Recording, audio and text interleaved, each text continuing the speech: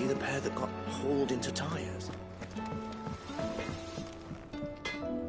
Trouble with your gear, or fretting about us guys? Unless that is... Not saying Fordian, do you?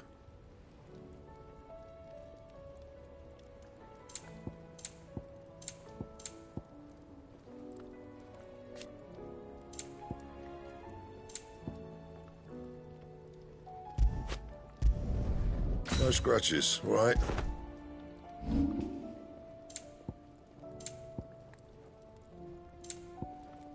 That it?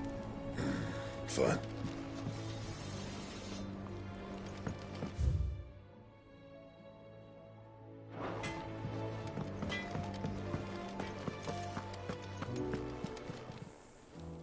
Clive. The whole realm's in chaos. But as the old saying goes... Coin purse weighing you down?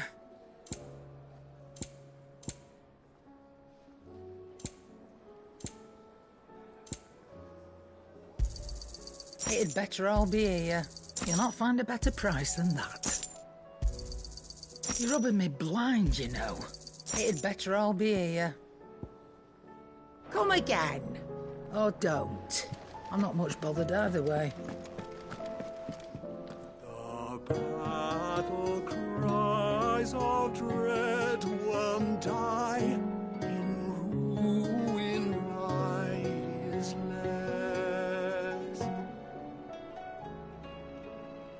As shrinks the glim, so spirits dim. Unanswered call or prayers.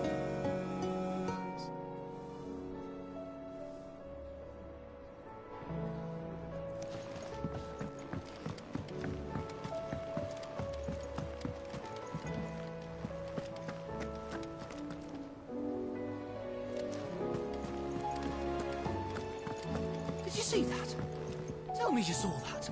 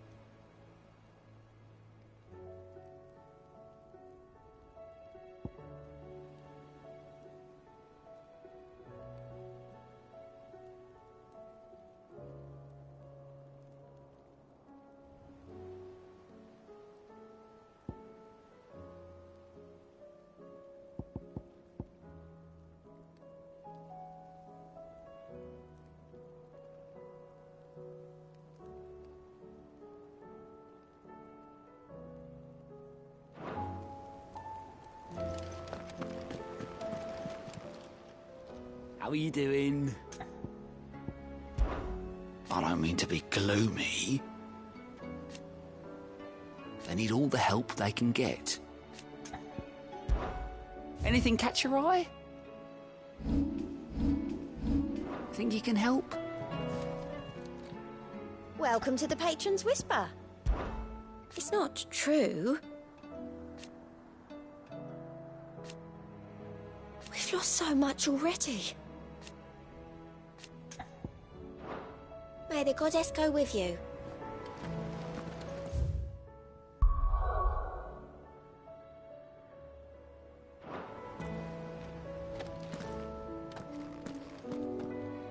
Otto, how fares the realm?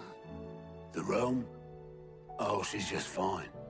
As long as you look past the fat storms out mother crystals and her skies are a roiling cesspit. And Gav?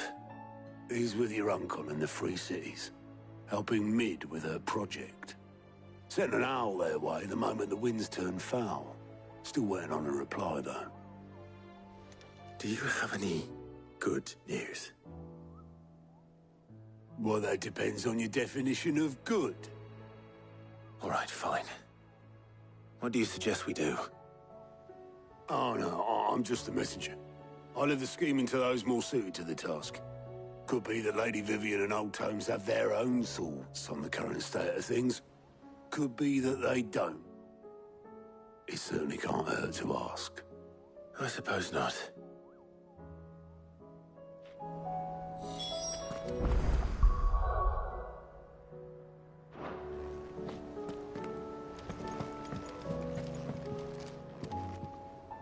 How is it that every one of your little excursions presages some inexplicable catastrophe?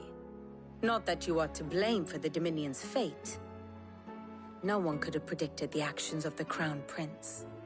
I'm sorry I couldn't save your home. My countrymen are stronger than you think. A few toppled clock towers won't break their spirits. They'll be back on their feet in no time. I hope so. Look at us. Bluer than a pair of bog crabs. Tempting though it may be, sulking will not help us find a solution to this mess. You believe there's one to be found? I don't know. But I am certain we're more likely to find it if we first examine the facts.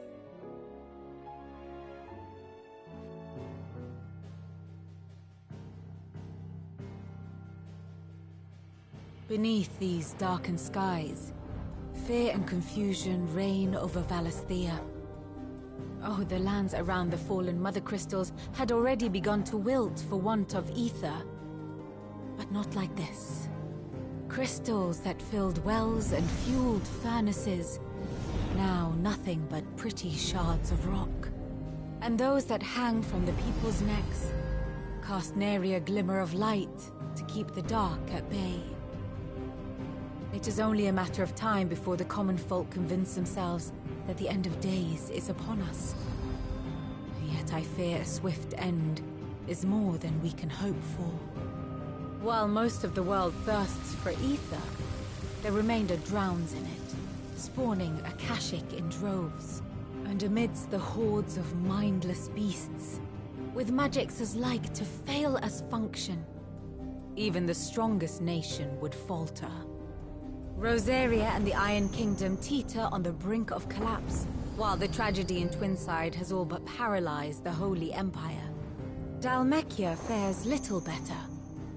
Rumor has it the ministers fled the capital after the fall of Drake's Fang, leaving their beloved republic to crumble. Waloed, meanwhile, moves in earnest. The Einherjar has been sighted off Storm. The world, in short, is in chaos. It would seem our civilization was nothing but a castle of sand, to be washed away at the whim of the waves.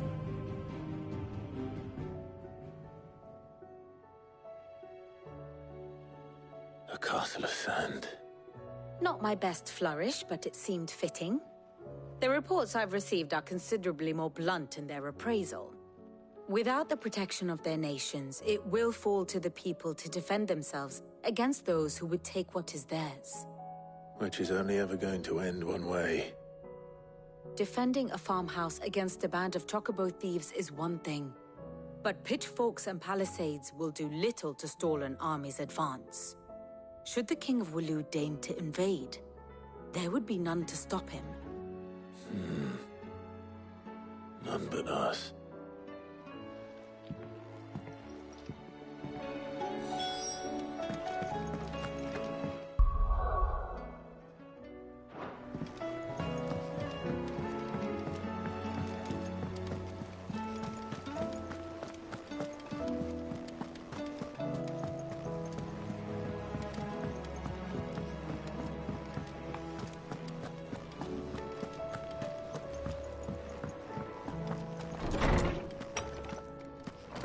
There's a storm coming soon.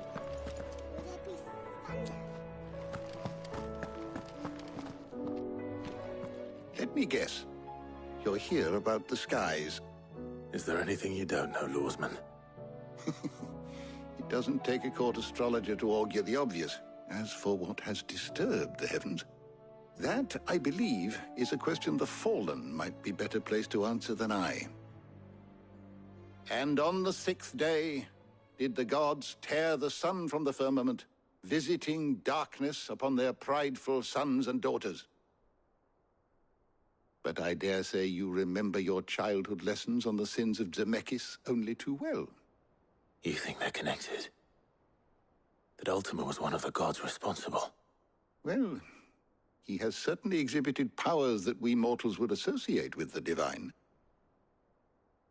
There is nothing divine about him. But he wouldn't be the first god of whom that could be said, now would he? Yet for all the fairy tales that tell of the sins, there is almost nothing in the way of actual historical accounts. Had I the Journal of Moss the Chronicler, I may have been able to tell you more, but alas, I fear all remaining copies have been lost to time. You will forgive me, I hope? Certainly not. Because there is nothing to forgive. Even without this journal, you've provided us ample wisdom. And we will always be grateful for it. Perhaps Otto will be more inclined to share his thoughts when he hears what the others had to say.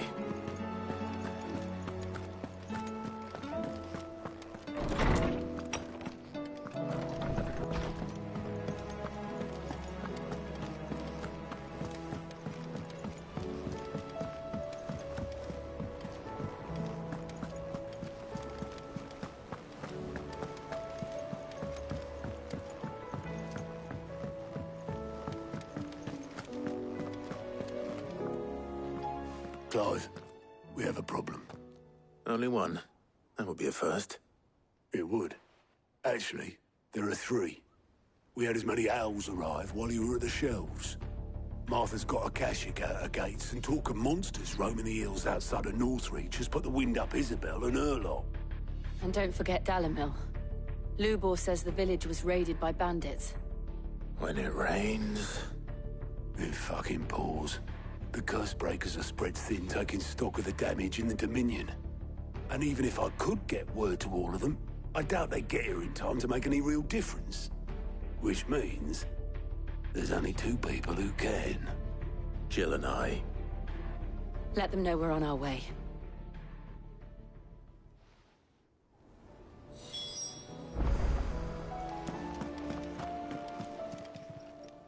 Fancy a look at the list, do you? Quick look.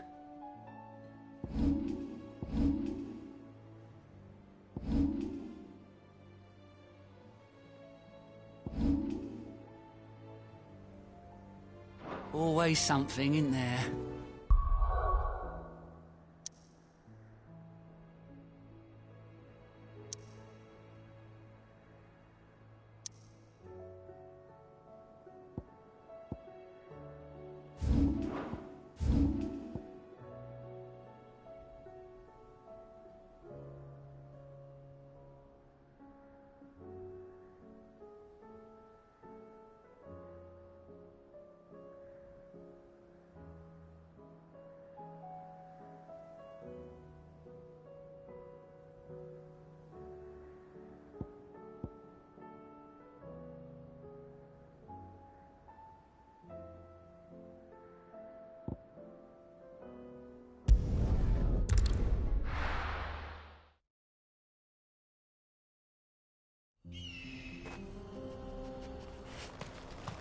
You lost, stranger. Wherever you're headed, it's back.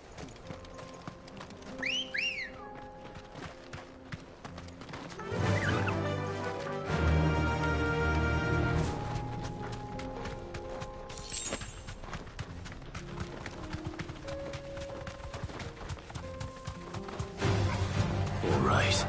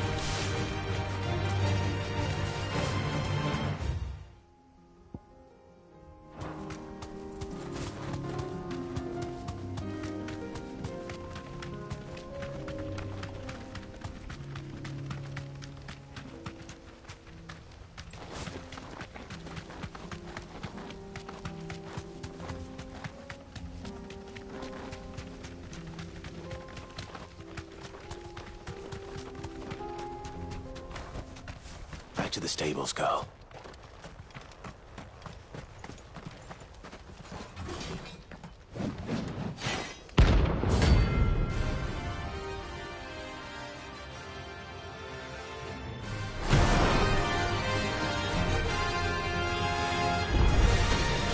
Another god's forsaken soul, eh? Only those who have nothing. So empty your pockets.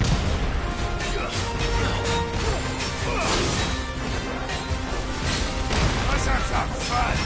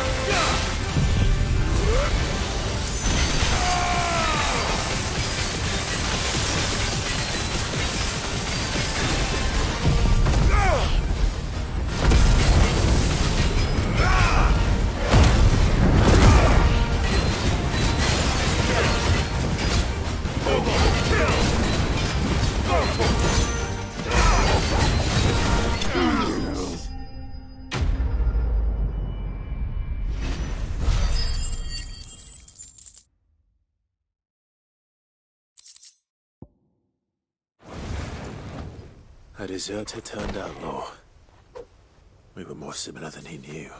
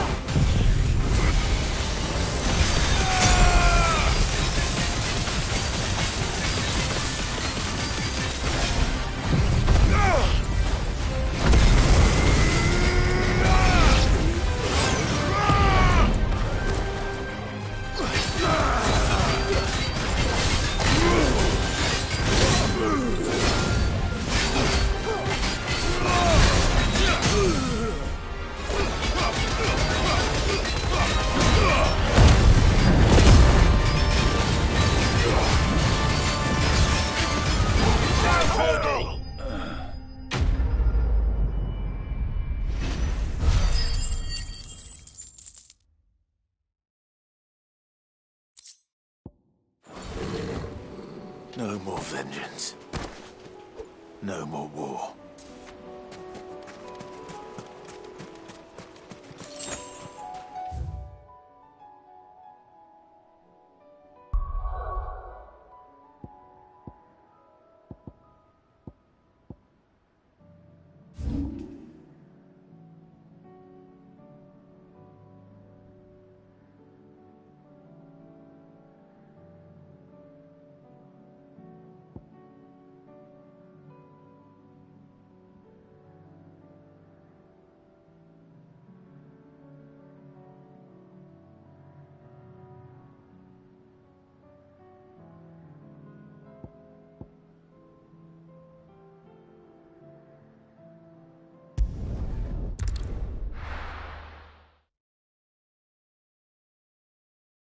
First we find Isabel. Do you see anything you like? I do like a customer who knows what he wants. You've a keen eye. An excellent choice. I do like a customer who knows what he wants. Come back again.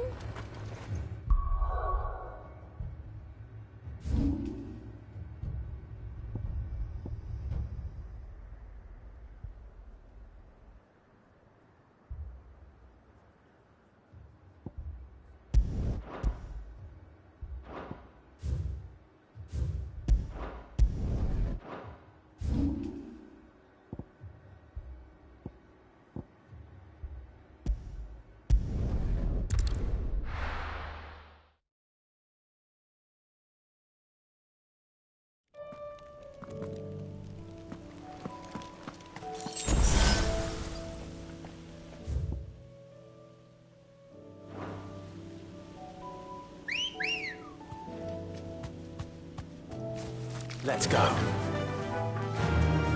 Yeah! We're not alone.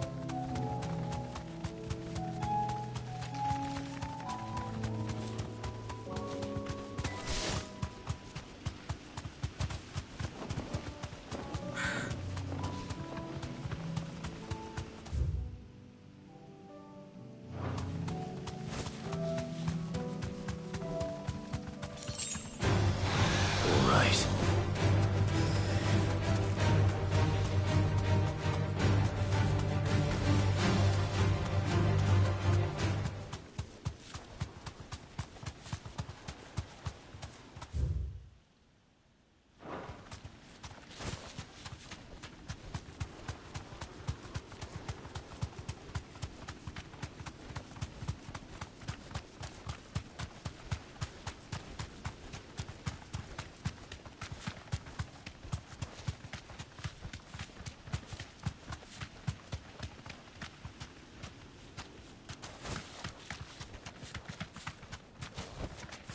Thanks, girl.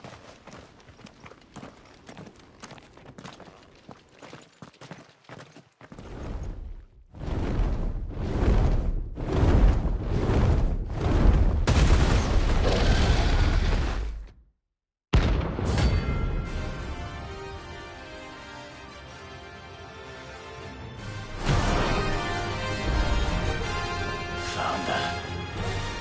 This beast isn't to be trifled with.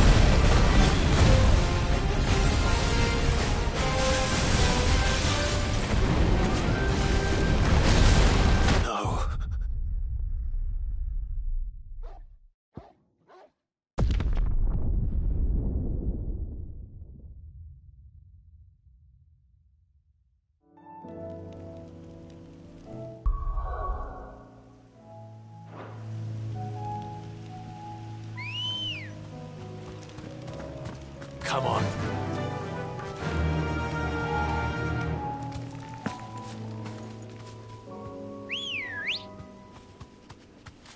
Good girl. Run like the wind.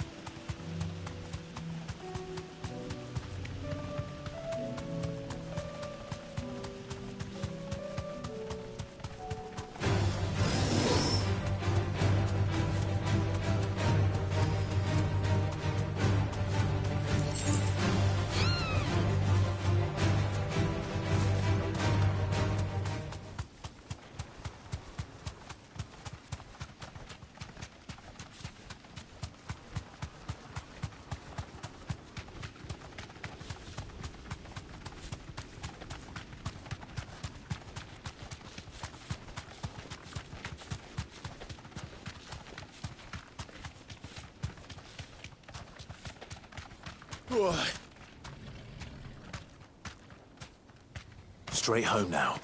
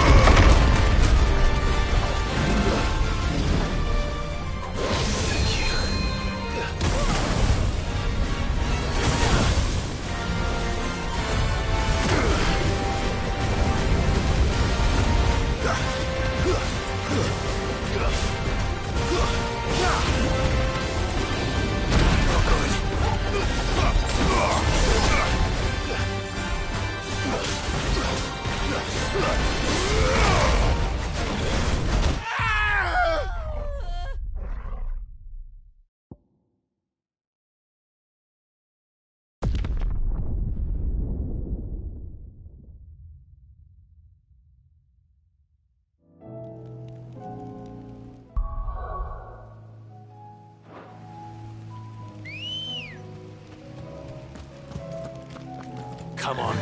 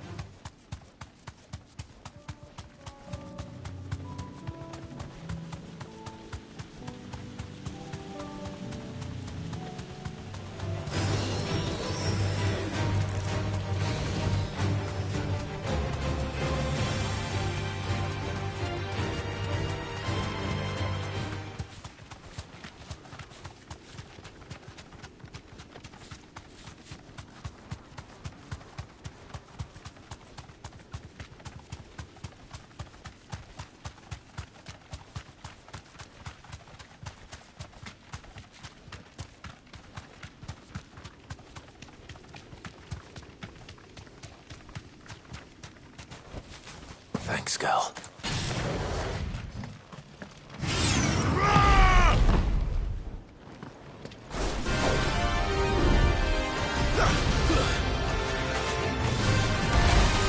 This one. Get him.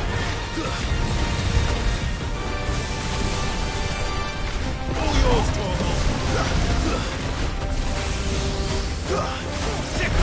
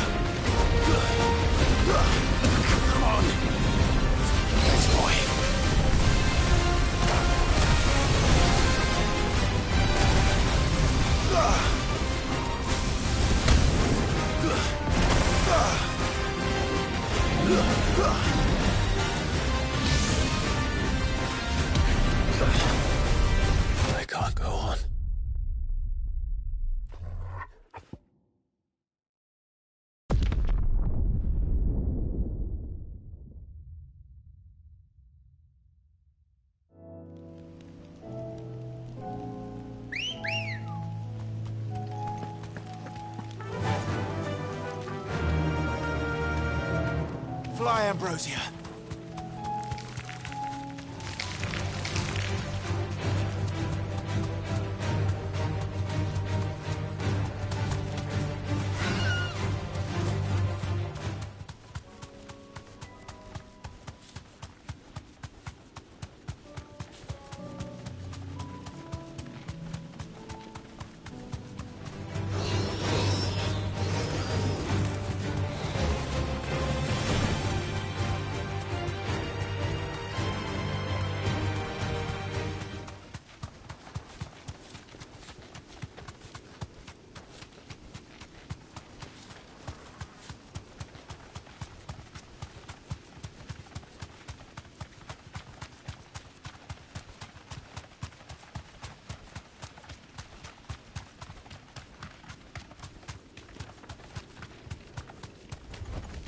Be safe.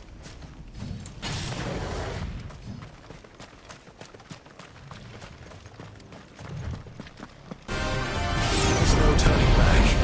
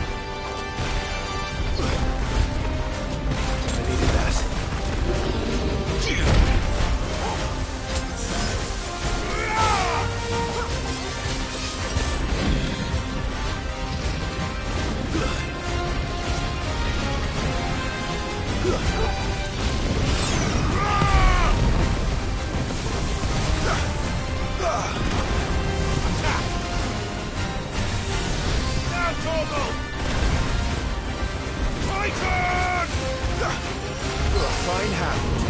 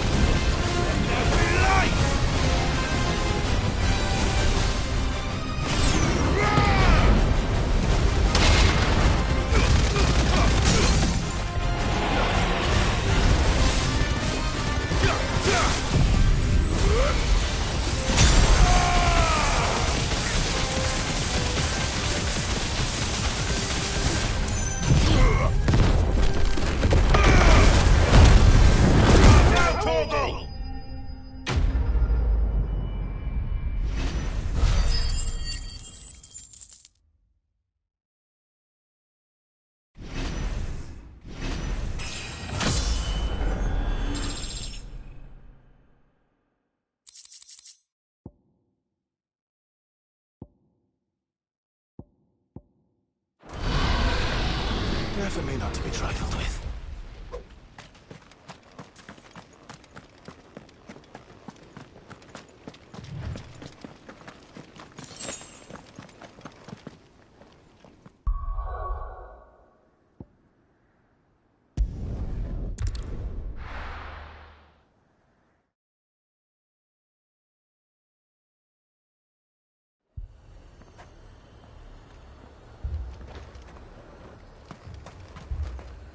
Do you see anything you like?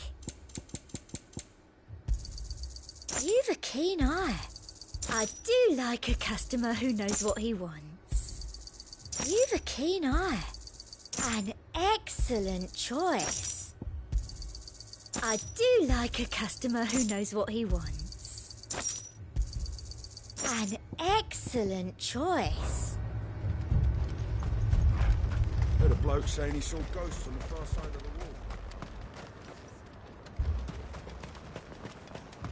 I saw it with my own eyes. If there are ghosts in the Royal Meadows, then why isn't the garrison dealing with them?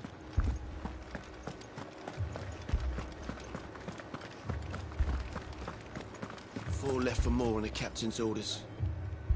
Only 2 came back. God has help us.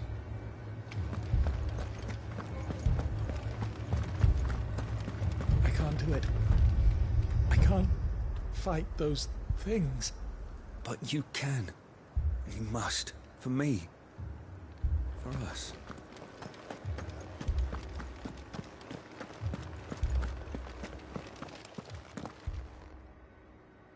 My lord. My lady. We received the dame's message.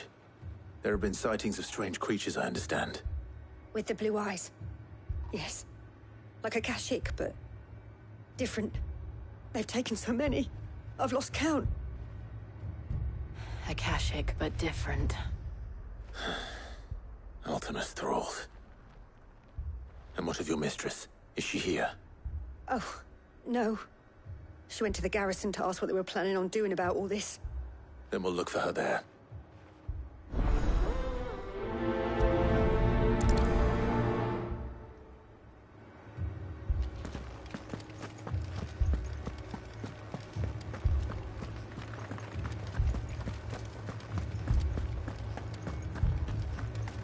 We could leave.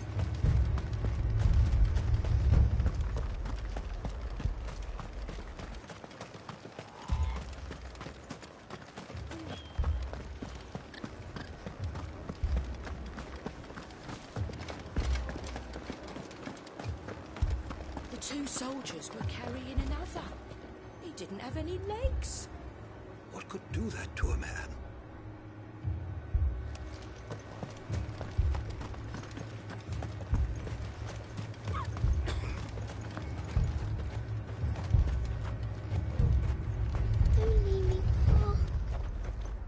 Madame, please! Half the garrison's been slaughtered by those things. We lost the captain this very morning. We've tried requesting reinforcements, but there's been no word from the capital or the Dominion in days! What more would you have us do? I would have you do your duty. Those at the Vale look to me for protection. And protect them I shall. Because they are my charges, and that is my duty. In case you have forgotten, the people of this town are your charges.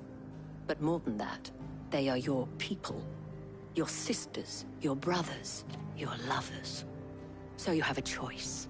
Lay down your sword and watch as they are slaughtered, or take it up and do what is right. She speaks the truth, you know. This here, it's all we have. It's all that's left. What we have left is our lives! Do you really want us to lose them as well? Not if we don't have to. Look, there's a cask under the captain's bunk. Let's talk about this over a drink, eh? I'm listening. I'll have a word with him.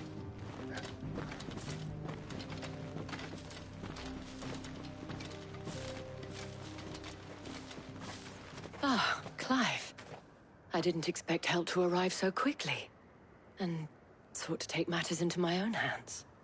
It was a noble effort. But I thought you might still need some support.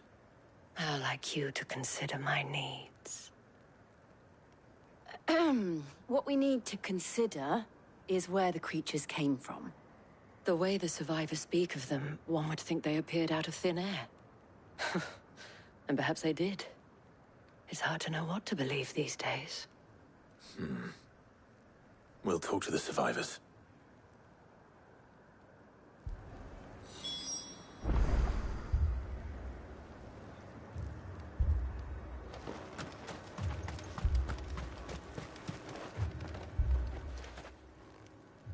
You're a pikeman, yes? What happened? I've got family in Moor. I heard the flood was spreading, so I went to see if they were all right. And a pack of them glowing things found me in the meadow. I ran for my life. I never did get to the village. Leave that to us. My family. They're still in the capital. I'm sorry, darling. I truly am. It's all right. Give me your arm.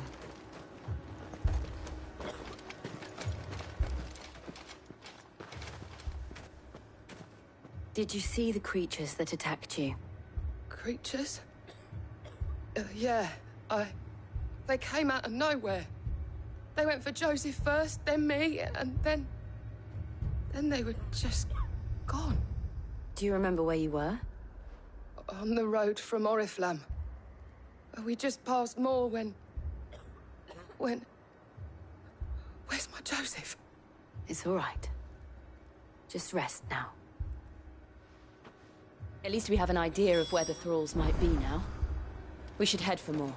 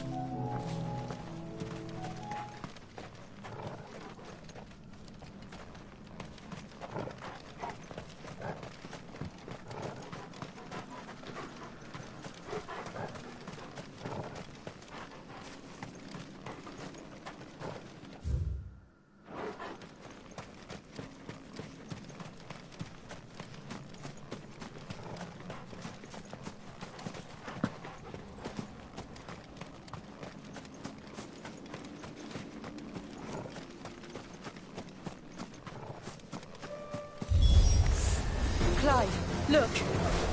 I see them. With me.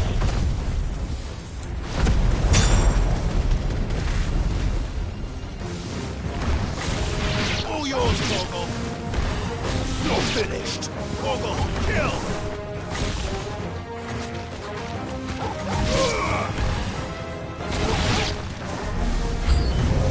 Should I prime? Save your strength.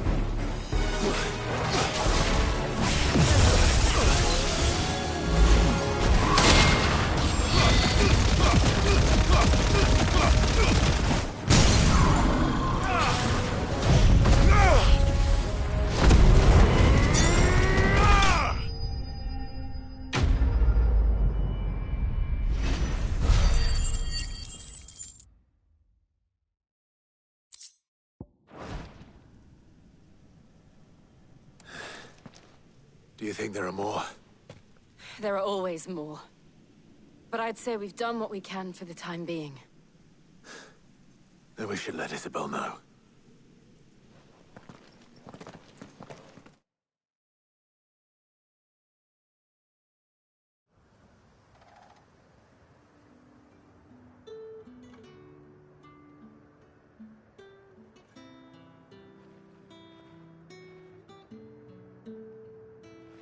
You have the town's thanks.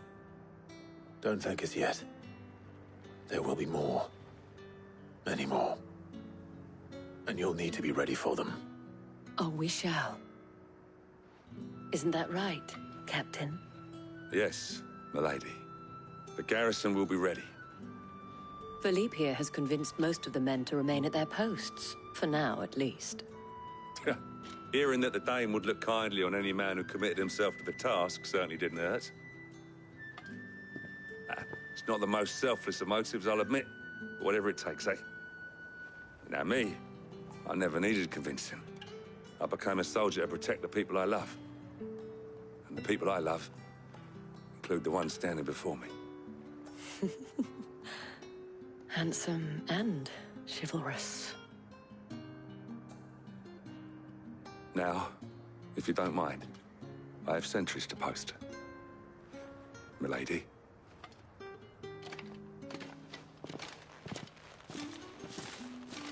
Lest you wonder, I'm not foolish enough to believe that this has solved all of my problems.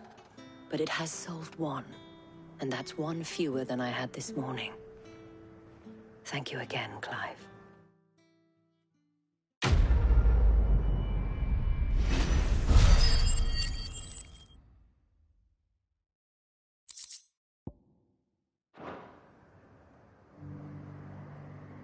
Philippe will make a good captain.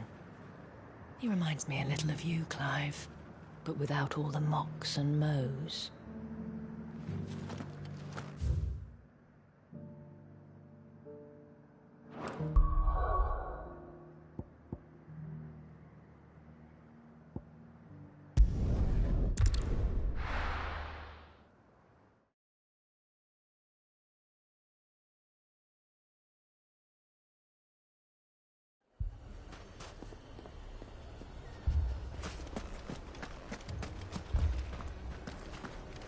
Poor bastard. Couldn't run because of the weight of his load. Still, better a branded than one of us.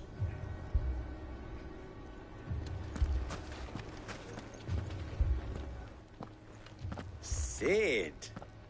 Your new companion appears much more formidable than your uncle. Should I be worried? You haven't been introduced. Jill. Clive has told me much about you. All lies, I'm sure. Your Stolas said that Dalimil has a bandit problem. Indeed. Although, you're a little late. They left with our food and guild days ago. Any idea where they went? The desert's a big place. Your guess is as good as mine. But the fact is, I have more immediate concerns. What did you say to me? What did you say? As if by magic. Let's just say we've yet to reach a consensus about how to solve Dalimil's little problem. And at this rate, it won't be the actions of the bandits which prove to be our undoing. It will be our own. Now, I've tried reasoning with the dissenting parties, but even the Desert Hare has limits. Perhaps we could talk to them. What makes you think they'll listen to us? What makes you think they won't? She makes a fair point, Sid. And you won't have wasted much of your precious time if you fail. They're just across the courtyard.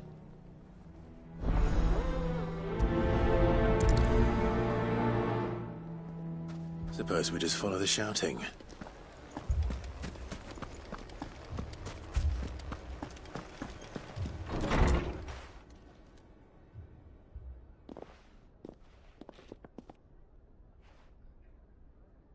You wouldn't talk like that if it had been your men whose throats were slit. Blood for blood, it's the only way. We hire mercenaries and have them mount the bandits' heads on our walls as a lesson to the rest. And what happens when those mercenaries are slaughtered like your men? Are you going to hire more? We're better off using that coin to buy food and supplies. If we hire mercenaries, the only thing we're buying is the bandits' ire. And you cannot fill empty bellies with that. Do you hear me? But what happens when they come back? Maybe it'll be your throat that's slit. That's enough. Both of you. Any more of this and I'll throw you out myself. Come back when you're ready to talk like adults.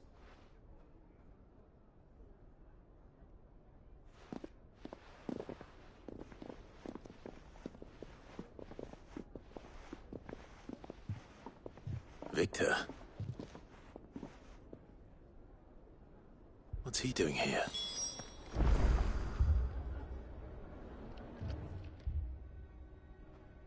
Sid.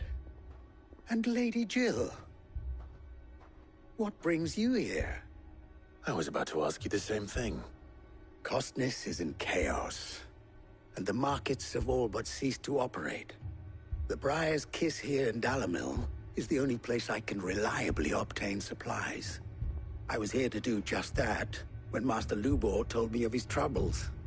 He thought I might be able to talk some sense into these fools. But if you're here, I suppose his patience must be waning. Who are those people? Those were the thorns in Lubor's side. And the reason this place might be headed the same way as Costness. It's these accursed skies. The darkness is enough to drive a man to madness. Or an entire city, for that matter. We're still working on the skies. But in the meantime, perhaps we can find a solution to Dalamil's problems. I hope so. For all our sakes.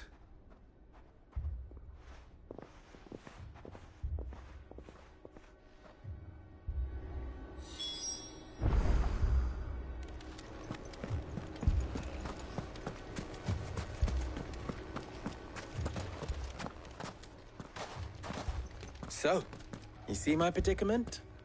What I saw was a room full of people who were angry and afraid. And with good reason by the sound of it. But if left to smolder, that anger and fear could set the entire town alight. My thoughts exactly. What to do? Both sides wish to protect their homes and livelihoods, if only they could agree on how. But as long as they are divided, we are vulnerable. And if there's one thing bandits like, it's an easy target. What would Sid the Outlaw suggest? Well, if it were my namesake, he'd let them choose for themselves and be on hand to pick up the pieces when it all went wrong. That sounds like a recipe for disaster. A recipe for disaster is precisely what it is. But perhaps that realization would be enough to make them question the ingredients. While it's plain neither Conrad nor Natalie will countenance the other's proposal, it may still be possible to make them doubt their own. Before presenting them with a third option. And that would be? To pool our resources and save the city ourselves. Why fight each other? When all that fear and anger can be directed at the bandits. It appears we have a plan of action. Victor, pay Conrad a visit. See if you can't convince him of his folly. I'll speak with Natalie.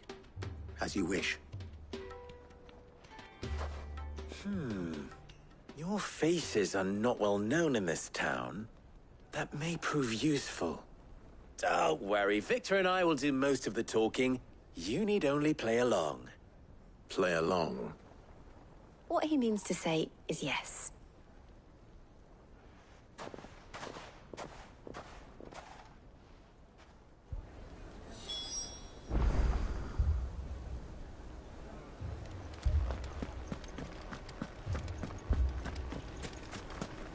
Picture it, Conrad. Your own city guard. With you as captain. Me? I don't know about that. Buying more supplies? We might as well scatter seeds near a rat's nest. They're the problem, and only steel will solve it. Next thing you know, Natalie'd be offering the bandits bed and board.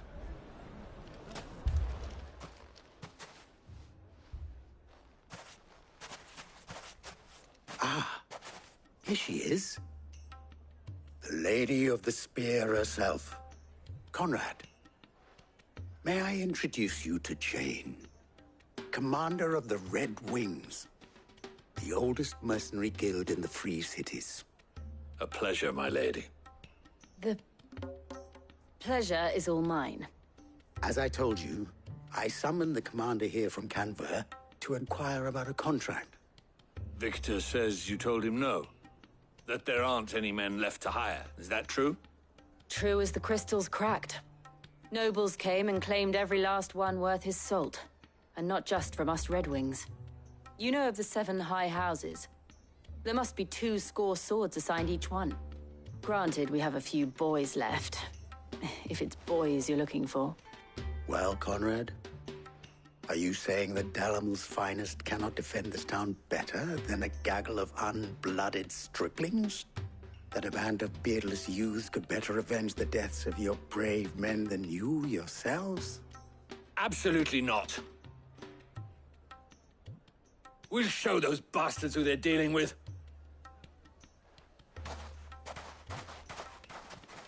I can't believe that actually worked. Conrad's not what you call the brightest candle in the crypt. And there's a reason why I had you do the talking and not Sid.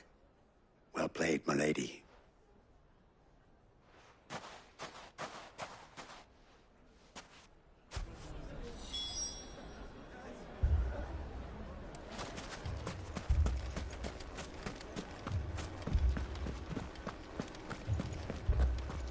If you're wondering why Dalamil's in such a sorry state, you can blame the bandits. Them and the mercenaries who are guarding the gates. Though I can hardly fault them for running. Fighting would have meant death. Did for more than a few. A shop? Why would anyone do such a thing?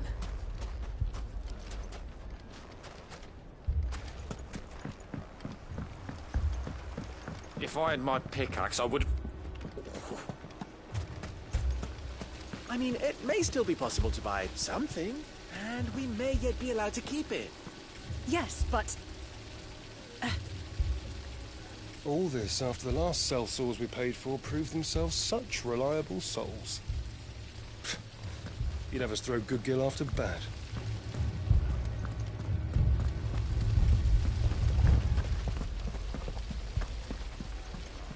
Never poke a hornet's nest, they say. Conrad's going to get us all killed. I agree with Natalie. Ah, here he is now. Natalie, allow me to introduce Lord Underhill of Randalar's prestigious League of Merchants. Lord Underhill. At your service. Underhill? I was just telling the good lady of our conversation, my lord, and how you were lamenting the state of the capital's stores. Lubor says that not only are the granaries almost empty, but that war and the Blight mean this season's harvest won't be enough to fill them for winter. Indeed, certainly that is the case. The nobles in the capital are buying up the city's stocks of barley and wine, driving the prices higher than most commoners can afford. It is only a matter of time before the peasants revolt. It is worse than I thought.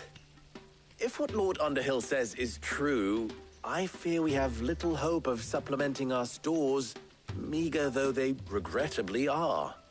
And while I applaud your endeavors to dissuade our more bellicose citizens from seeking vengeance, I sense Conrad is not wrong in his assessment of the bandits' likely return. Which means that now, more than ever, we will need to secure what little we still have. Food, weapons, herbs, everything. If our humble town is to endure not only this hardship, but those that are certain to follow, we must stand united. All right. If it will help to protect my home, I'll do it. But you needn't have gone through this charade.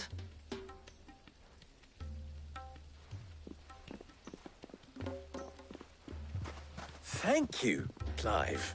Your performance was nothing if not workmanlike. She saw right through it.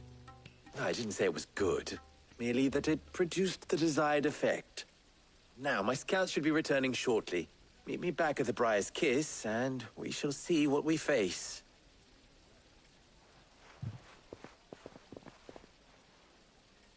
I'm not convinced our roles in this ruse were entirely necessary. I don't know. Conrad seemed quite taken with you. It appears I have no choice but to do what little I can to defend what little we have.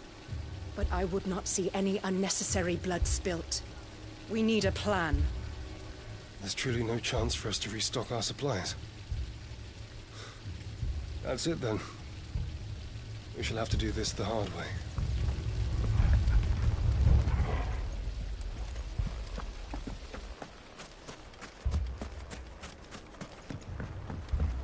Mummy, I'm scared. What if the bad men come back? Oh, I'm ruined. I wonder if Conrad has the right of it. We always called on sellswords and the men of the rock to guard our gates before. We don't have enough blades to arm everyone, nor enough physicers to heal the injured. I don't know if we can do this alone.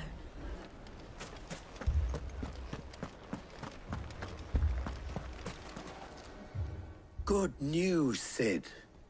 Both Conrad and Natalie have somewhat gracefully accepted their new roles. With time, they may even learn to. Time no longer appears to be the luxury it was before lunch. I take it your scouts found the bandits. Technically, it would be the bandits who found my scouts. It appears they march for Dalimil as we speak. All of them. You're not serious. They don't just want food, they want the whole damn town.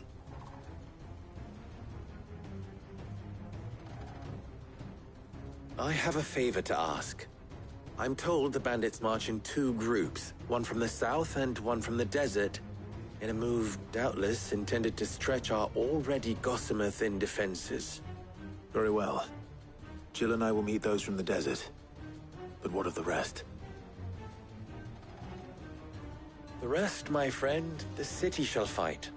Together. The stakes, I concede, are high. But if this does not unite Dalimil, nothing will. That is a lot of faith to put into those who had their hands around each other's throats but a moment ago. Then it will be for us to see that their hands are kept occupied. And I do mean us. I thought you might say that. We'll hold them off for as long as we can. And we will do the same.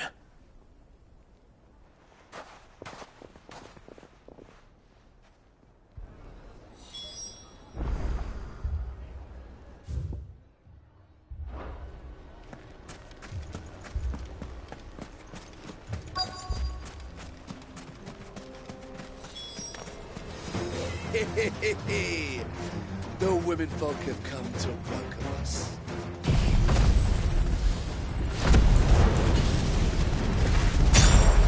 I'll take that one. He's all yours.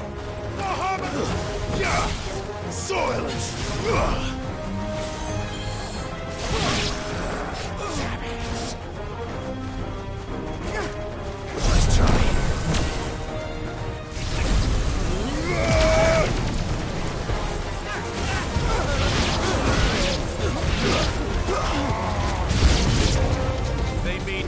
overwhelm us.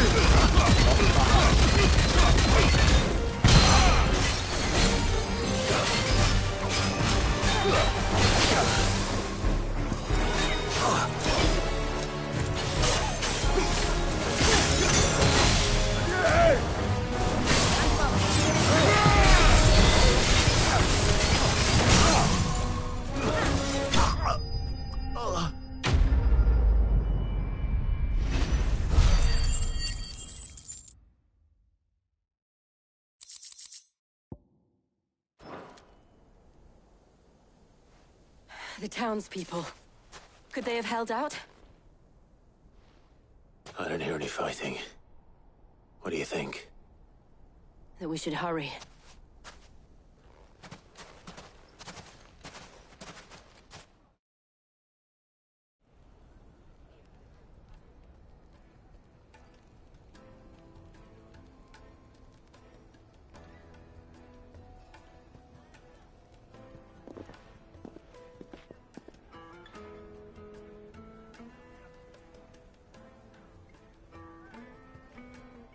Natalie, I owe you an apology. You did well out there. The inn would have been lost had you not held the line. Without you, there would have been no line to hold. You saved us, Conrad. You saved Dalimil. We all saved Dalimil.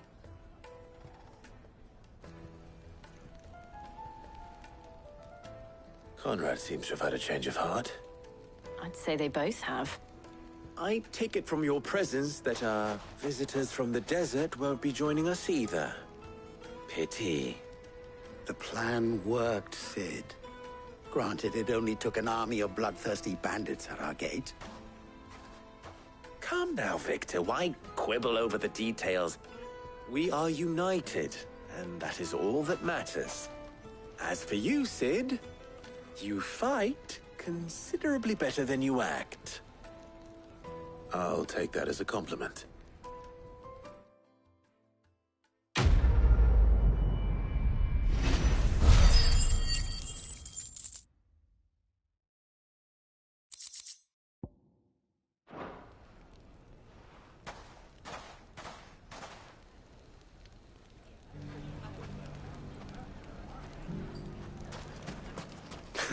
Now, if I could only convince the people of Costness to work together. Dalimil will forever be in your debt. But don't go trying to take advantage of that. So, where did you learn to swing a sword like that? In a desert full of ne'er-do-wells, a woman has to learn to look after herself.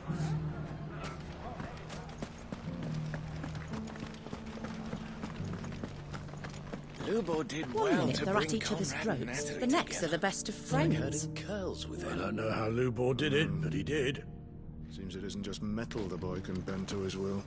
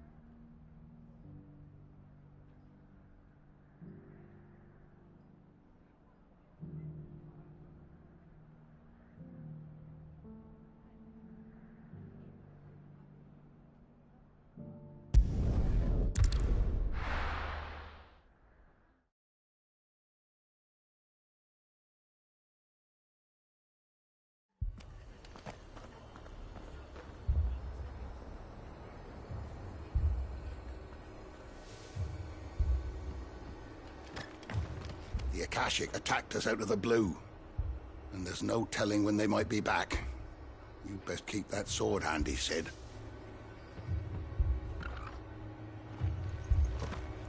This man's gonna die if we don't get him to a healer. But all our beds are taken.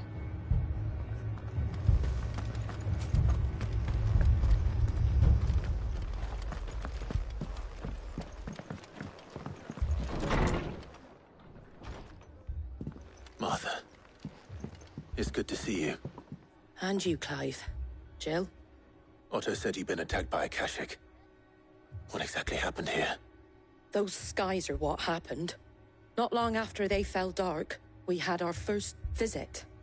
There were hundreds of them. Tried to storm the hill. Only a handful made it up here, but that was more than enough. The rest are still down there now. And while we have a few willing fighters holding them back, they're sorely outnumbered.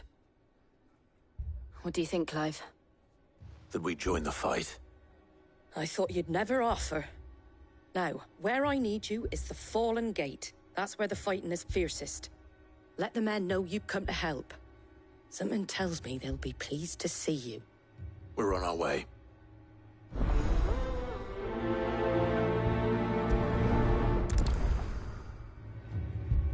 Do you think there are as many as Martha says?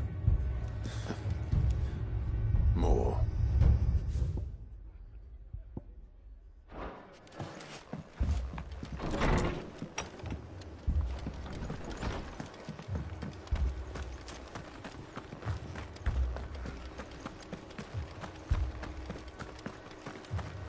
You don't think they've abandoned us, do you?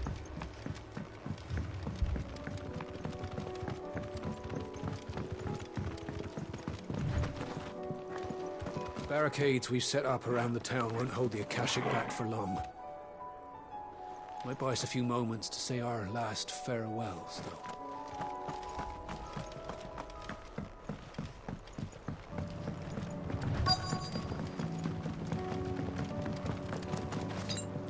I needed that.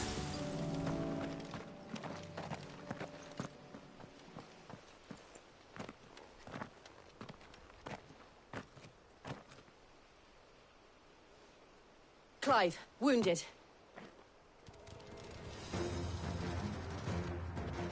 We deal with the Akashic first.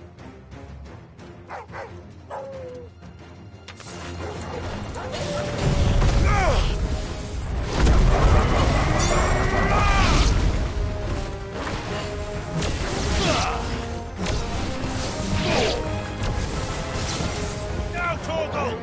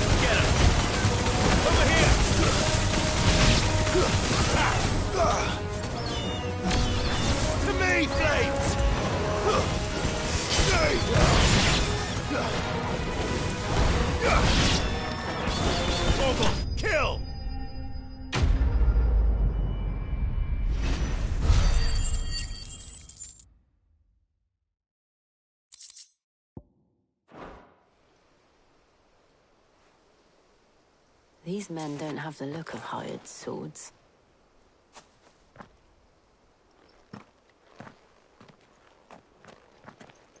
If you've come to rob this place... You are mistaken, my Lord Rosfield. We're here by Madame Martha's leave. How do you know my name? Forgive me, my lord. There wasn't time for introductions. We're with the Guardians of the Flame. Wade's men? But how did you come to be here? Where is your commander? Sir Wade left earlier with a scouting party to find out where the Akashic were coming from. Did he? Take your wounded back to the inn. Martha will see you're looked after. We'll join you anon.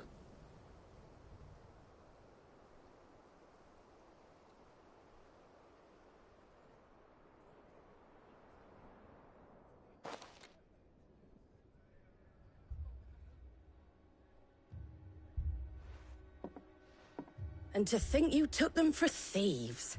A fine reward for holding off the horde, that is. When did Wade and his men arrive? Not long after Rosalith fell. The Guardians asked me to shelter some of them that had lost their homes. They were making ready to leave just as the skies turned, and we agreed it was best we stuck together. Martha! Trouble! The scouting party's almost at the lift, but they got a pack of Akashic snapping at their heels! And they got wounded with them! They're not gonna make it! Damn it all. We'll worry about them, Martha. You look after everyone here. If any can still fight, send them to the lift. I will. You two be safe now.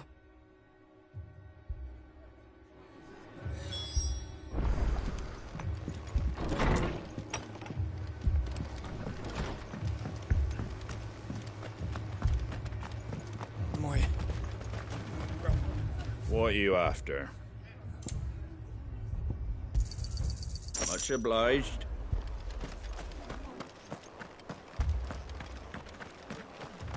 Mad dogs. Alone.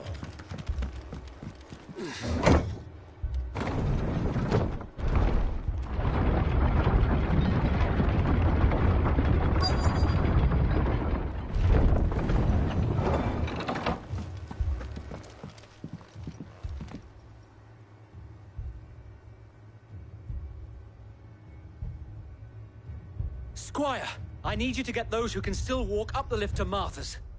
But what about... I didn't ask, Oscar. Sir. Sir Wade. Lord Rosfield. If you aren't a sight for sore eyes. Martha seemed to think you might need some help. And by the looks of it... We thought we could sneak by them. But we didn't know there would be so many. How could we have? Behind you!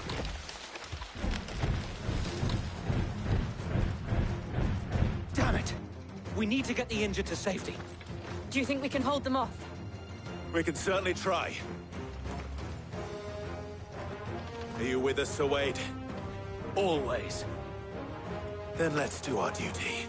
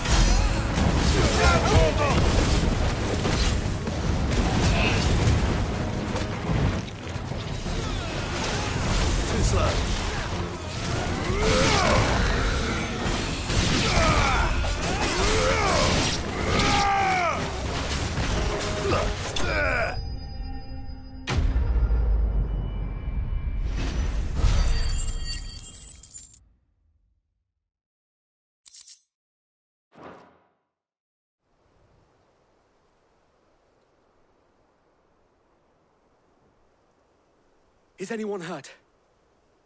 I don't think so. And yet again, you've pulled me from the flames. It's just a pity I keep walking into them. You've never been one to shy away from danger, Sir Wade. Like any shield worthy of the name. I see you're all in one piece. Martha! Is something wrong? The lookout saw smoke coming from down Eastpool way. Too thick to be a hearth. A second horde. Feel like finishing the job. Always. Jill and I will make for Eastpool. You'll need to move the injured without us. Don't you worry about them. The moment my men are safe, I'll follow. Good luck.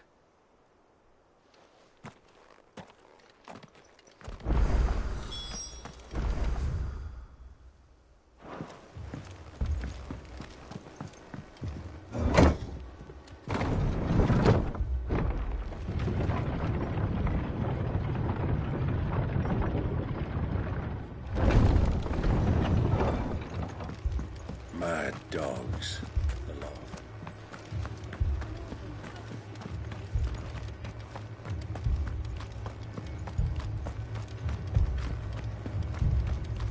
Thanks to the Akashic, all of the men are either on watch, readying for the next attack, or confined to their sickbeds.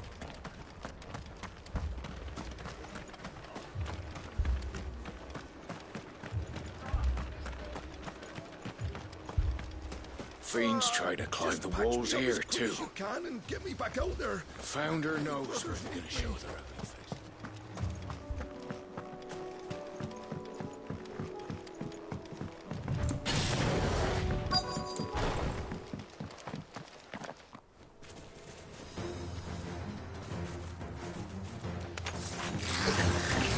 They're headed for the rest. We'll have to slow them down.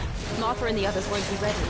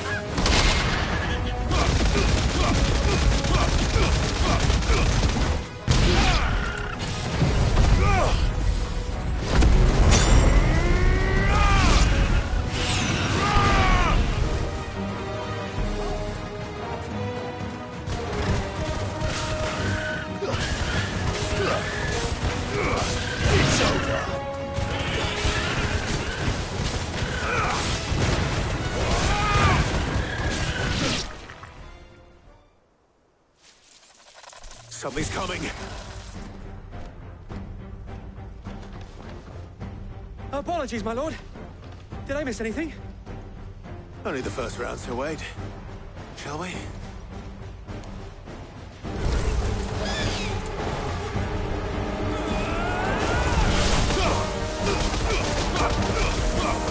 Nice try.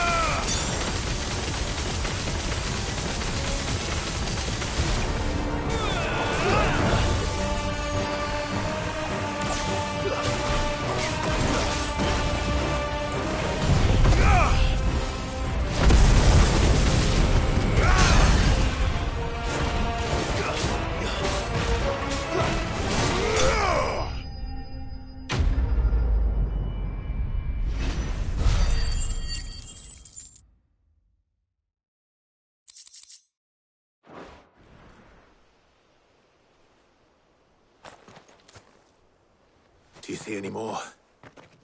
No. I think that was the last of them. But it won't be long before the next lot arrive. Then we make for Martha's while we can.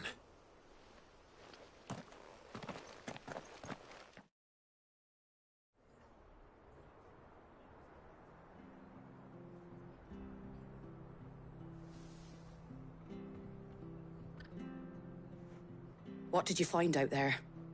The same as Sir Wade. Scores of Akashic. Well, wherever they came from, they're gone now. Our lookouts say the lowlands are clear. Hopefully we'll have enough time to lick our wounds. How many of your men were injured?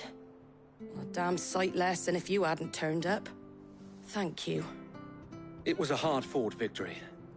But as long as the skies remain dark, I fear the Akashic's numbers are only going to rise. It's not a matter of if the Horde will be back, but when. And whether that's sooner or later, we'll need to be ready. The inn here affords a good view of the land, and is easily defendable. I'd like to make this one of our outposts. What do you say, Martha? You'd have more men to guard the rest. Well, when you put it like that, of course they can stay.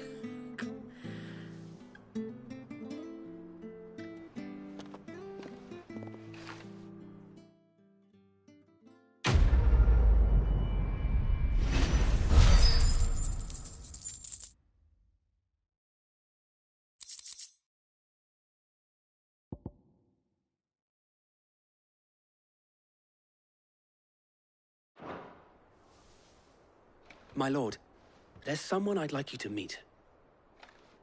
Oscar, over here.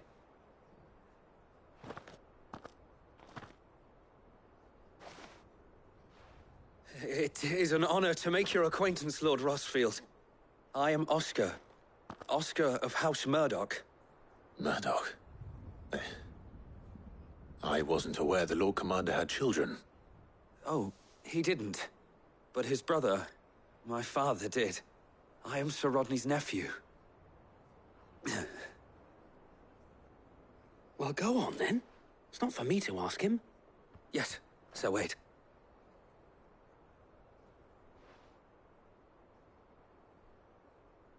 If it please you, my Lord Marquis, might you take me as your squire? I would learn the duties of a shield from the finest. I'm sorry to disappoint you, Oscar, but I am a shield no longer. Nor was I ever the finest. And spending time in the company of an outlaw hardly seems a fitting education for one aspiring to take his oaths. My Aunt Hannah once told me that a man is not defined by his title, but what he does in its name. You have accomplished much since taking on the mantle of Cid, winning no little honor in so doing. And I would sooner serve under an honorable outlaw than an unworthy shield. Not that Sir Wade and the other Guardians are... I mean to say that, they're... It's all right. We know what you mean. There is only so much the boy can learn from me, my lord. But a squire...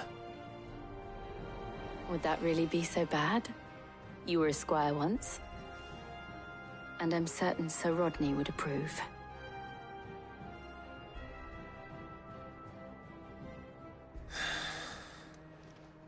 Know that I'll show you as much leniency as your uncle showed me.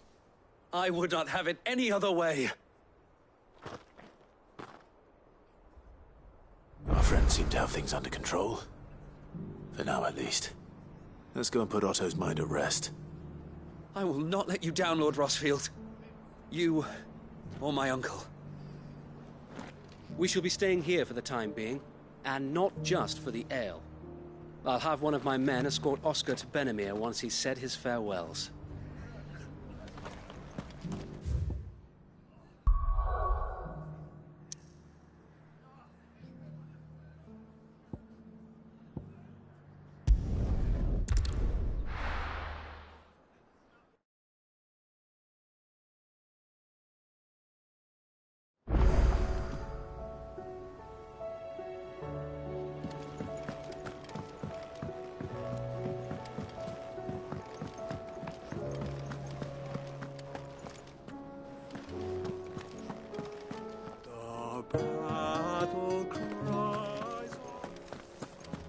Thanks for not leaving me in the Dominion. If you hadn't come back, I might still be stuck there. I told Nan we flew back on the Phoenix, but she walloped me for telling fibs. Can you tell her it was the truth, Clive? What do I owe the honor? So, what'll it be? Anything else? Did you see the pair that got hauled into Tyre? Welcome back, my lord.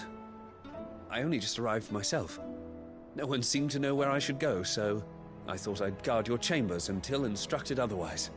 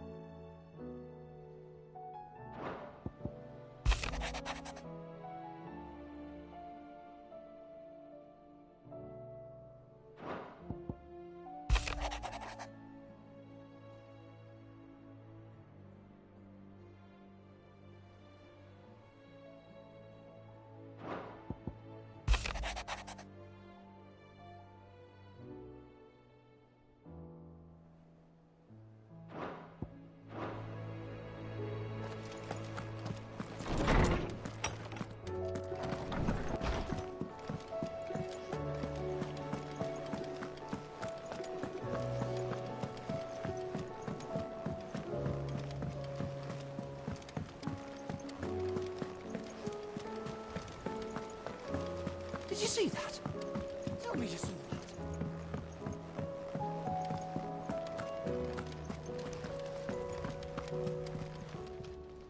Welcome to the Patron's Whisper.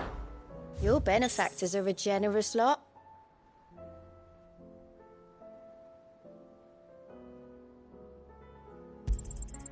Here you are.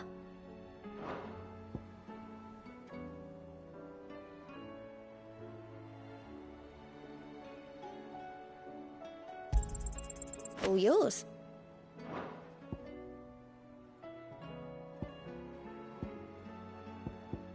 Best of luck out there, Sid. Was wondering when you turn up. Had owls from all our friends thanking you for your timely intervention. How is it you always manage to arrive at just the right moment? Luck, I suppose. Any word on the rest of the realm? Let's see. Storm's still crying out for Mother Crystals. The nations are still in chaos. And the skies are still the colour of a kick in the kidneys 2 days on. So... Right. Clive, we knew this was going to happen. Well, not the bleeding skies part, but you take my point. Now's not the time to second-guess yourself. Now's the time to visit the infirmary. Tyre says your brother's awake. Thank you, Otto.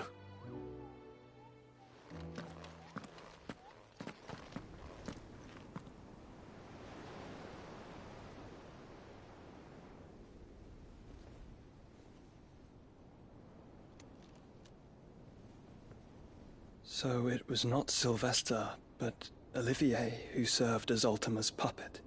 And when Dion learned of this, he sought to slay the fiend.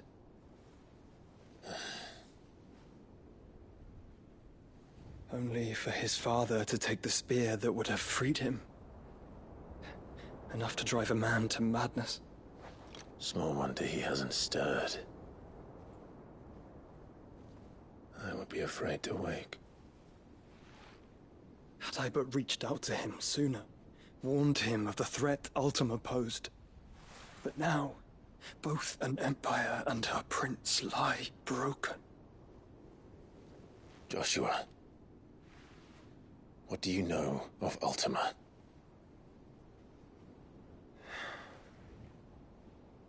Very little, I'm afraid. Despite my best efforts. 18 years ago, as I lay buried beneath the rubble of Phoenix Gate, 'twas not death who came for me, but another. And it was while in my rescuer's care I first heard of Ultima. I've been chasing his shadow ever since. Ultima is driven by some deep, dark purpose, and for whatever reason, it would seem you are crucial to his designs. He will stop at nothing to have you, even if that means toppling an empire. But why me? What possible use could I be to such a creature? That is one of many answers that have eluded me. Yet, I am certain of this. It is not mere chance. You were chosen for a reason. All dominants carry within them the might of an icon. Nigh limitless power that is at once acutely limited. I wield fire, and only fire. And I only ice. 8 wardens for 8 elements. But you, Clive. You are different. You're special. Your abilities begin with the flames of Ifrit. But they do not end there. The fact Ifrit can even exist goes against everything we thought we knew of dominance. Perhaps Ultima has been waiting for one such as you, whose potential is truly limitless. I've encountered that thing several times now.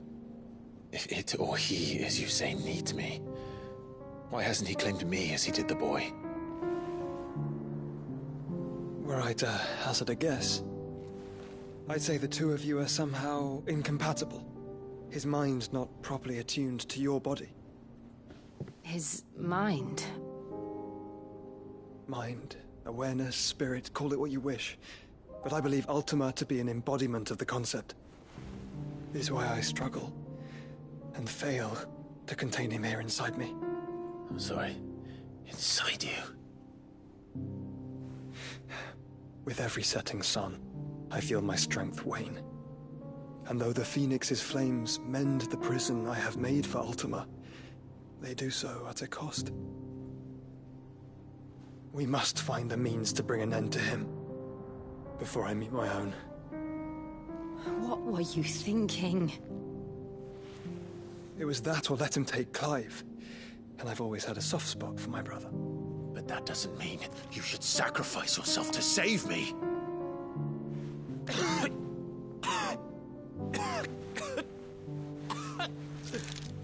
Joshua. Clive, it's Gav. There's an army of Akashic at the gates of Canver.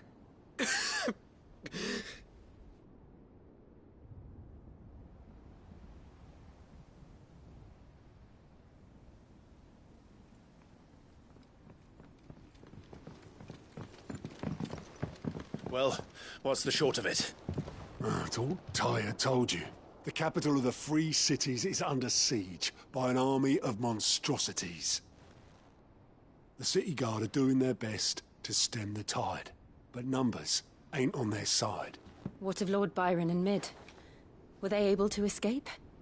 No, but they're all right for now. They're hiding with Gav at midship.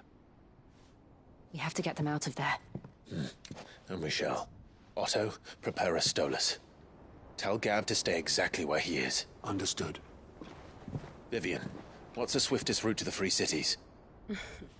That sounds like a question for the map. Look here. This road, through Tabor, should provide the least trouble. Good. What a coincidence. Tabor is exactly where I'm bound. Joshua, bed is where you should be bound. You don't think I told him the exact same thing? Were Tyre not such a talented healer, I would surely have been inclined to agree. But, thanks to her ministrations, I feel I may safely rejoin my attendant, who was to wait for me in Tabor if we became separated. All right, we travel together. Clive! If he stays close to me, he'll be fine. Thank you, brother. I'll look after him.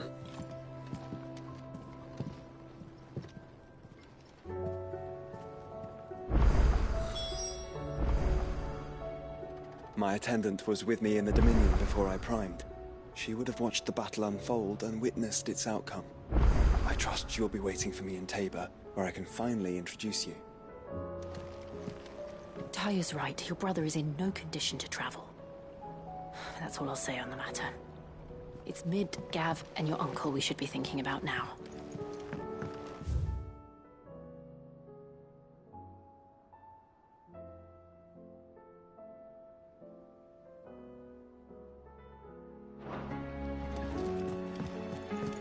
You know how I feel about this, but your brother's stubbornness knows no bounds.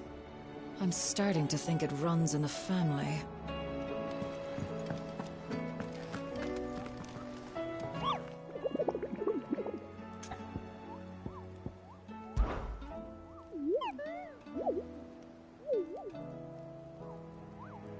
What did you find down there?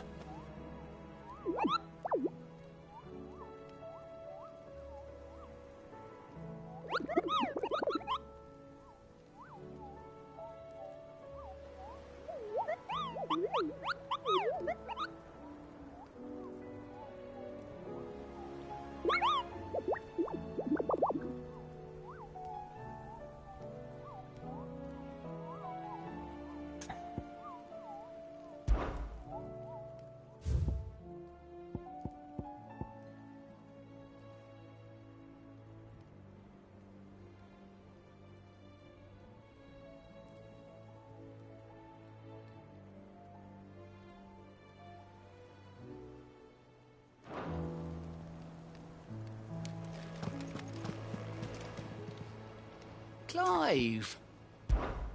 Quick look. Think you can help? Are we even safe here?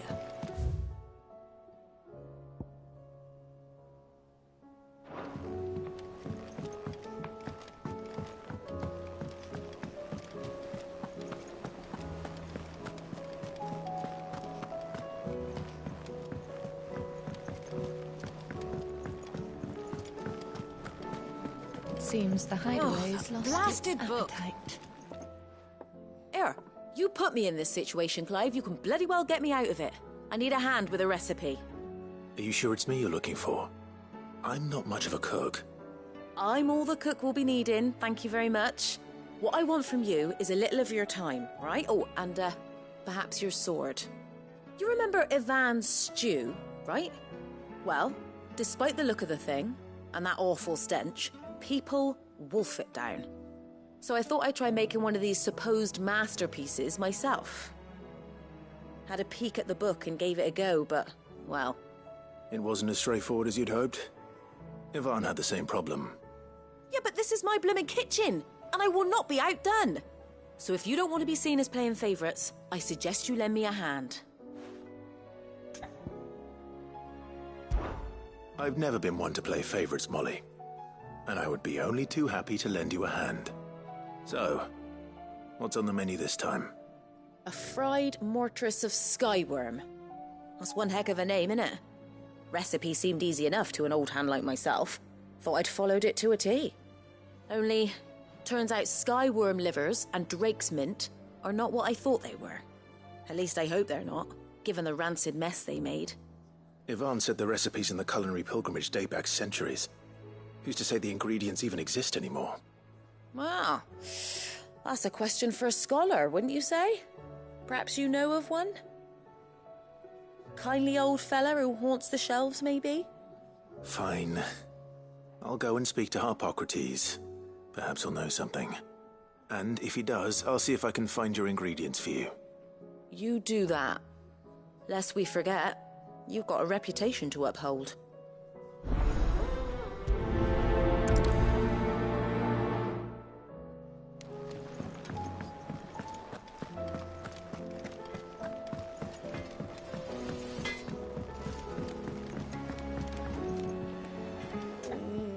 What am I gonna do? Oh.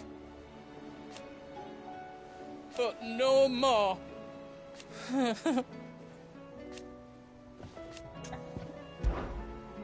Is everything all right, Goots? You seem more discomposed than usual. Oh, I don't know what that means, but I'm in a bit of a muddle. Oh, I think Nan might be in trouble, and she's... It's all right. You can tell me. There was a trader came by. One of our usuals, like. Said he'd heard some rotten rumours about her down Dallimil Way. Folk are saying she's been selling to bandits and cutthroats and that. I mean, she's fond of a chance to make a coin or two, aye, but she'd never do business with baddies. Especially not the kind who go hurting people who haven't done out. I wanted to ask her about it myself, but I'm scared she'll give us a tongue lashing. She'd never give your tongue a lashing, though, would she? Don't worry. I'll speak to her. Oh, thanks, Clive. You'll let me know what she says, won't you? Of course.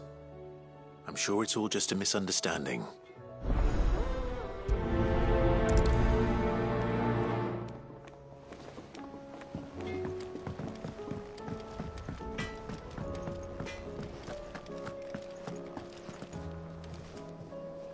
Lady Karen.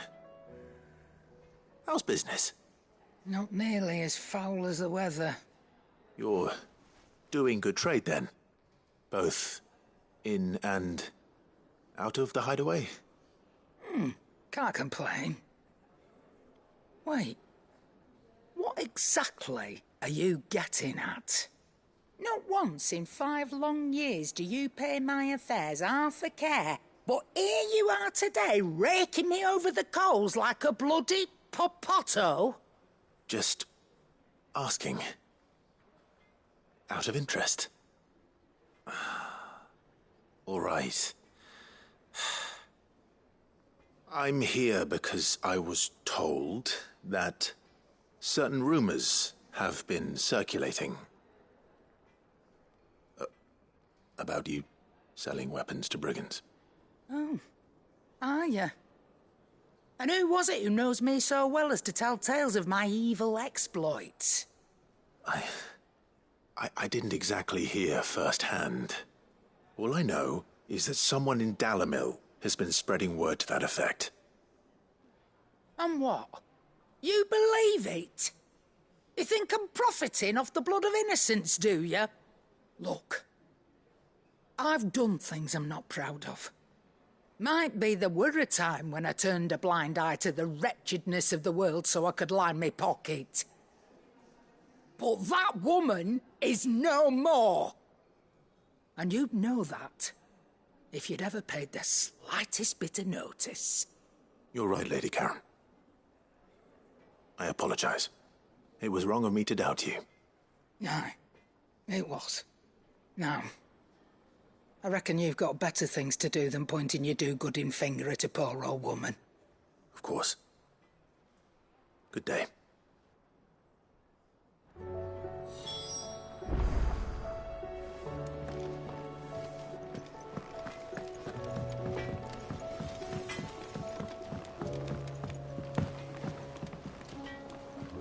I spoke with Lady Karen. What did she say? That the rumors were unfounded, and that I was a fool for thinking they might hold any truth, along with some other things that made her feelings clear. And while it sounds like she may have done things she regretted in her past, she says those days are behind her. Oh, well, that's good. I knew Nan wasn't caught up in out bad. But why would people say she was? What did she ever do to them? It's not right. No, it's not. But people do things for all sorts of reasons. Perhaps we'll never know. Well, I'm going to find out. That trader, he said they were all talking about her in Dallimil. So that's where I'm going. I'll find someone who'll tell me, you'll see. Are you sure that's wise? Whoever's spreading these rumors means Karen ill. Oh, right. But that's why you'll be coming with me, isn't it, Clive? I suppose it is.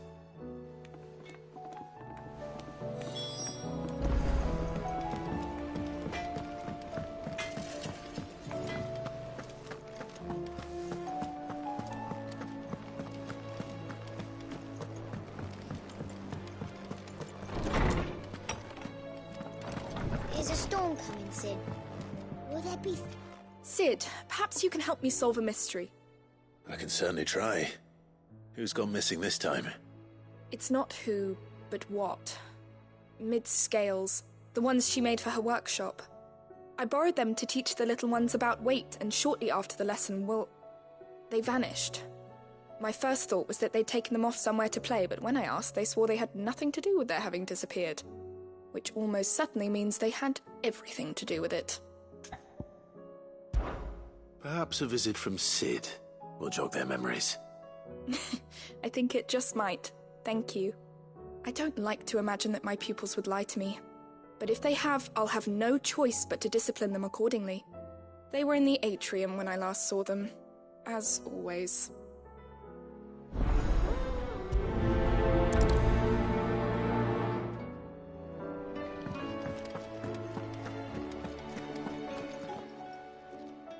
Lawsman Harpocrates. I've come to pick your brain if you don't mind. It's about the book you lent Ivan.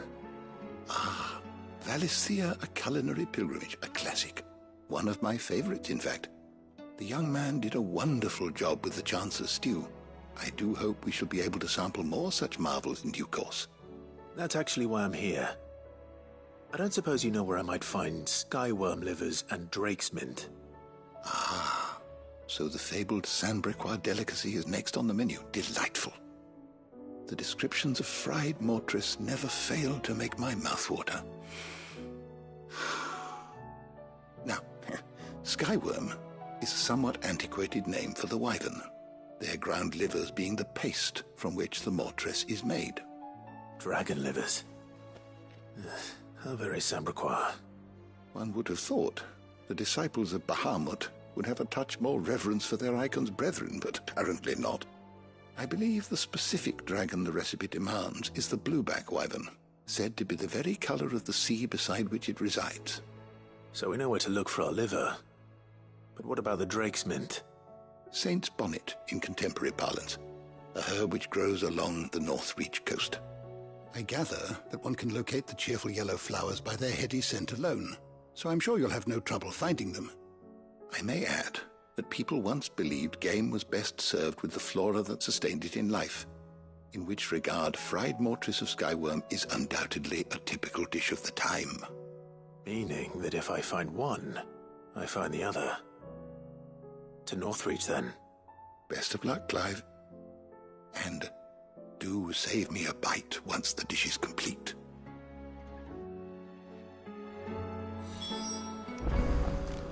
Sid, did you know that chocobos are far more resilient to the effects of ether than most other beasts? Some say that's one of the reasons...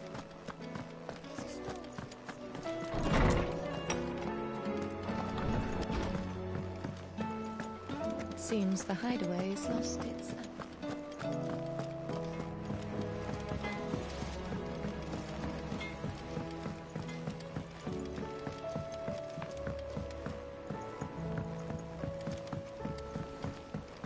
I heard the Emperor was impaled on his...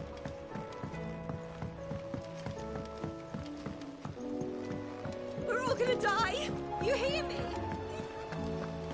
What do you reckon we should do? I say we should just tell Miss Shirley.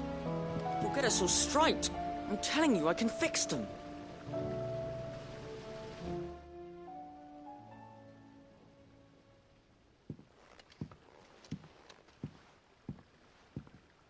Sid! Hard at your studies, I see. And what is that? It's not a set of scales, is it? No. Of course it isn't. Well, not anymore, it's not. Oh! And just how long hasn't it been one? We're sorry. But we didn't break them. We dismembered them. Just like Miss Mididol showed us. Miss Mididol? Why would she have you dismembering her creations? Because that's the only way to become a ninja-near. Miss Mididol said, the best way to see how something works is to take it apart and put it back together again. Well, then your work is already half done. Carry on. About that. The taking apart was easy enough, but it's the putting back we can't work out. Speak for yourself. the heavy thing goes at the bottom. Then...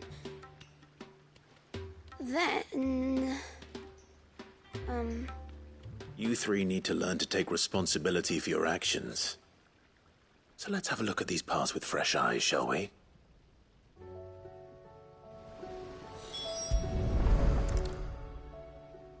All right. Everything here was once part of Miss Midadol's scales. Every piece has its own role to play, and each is just as important as the others. If even one of them is missing, the scales won't work. So let's think about what those roles might be. You already know one of the pieces, the body. Its role is to support everything else. But what of the others?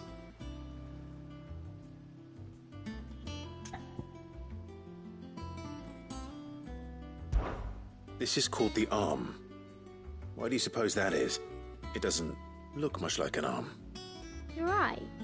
It looks more like a wing. Like a chocobo wing! You've ridden a chocobo before, haven't you, Sid? Will you teach me to ride one day? I'll think about it. Now, what do arms do? Hold things. So wait, maybe this arm holds things too? Good thinking. You're on the right track.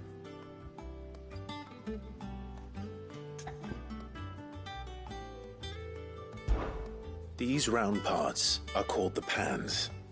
You all know what a pan is, don't you? I do. Molly uses them in the kitchens to fry bangers. But these aren't for frying bangers, you idiot.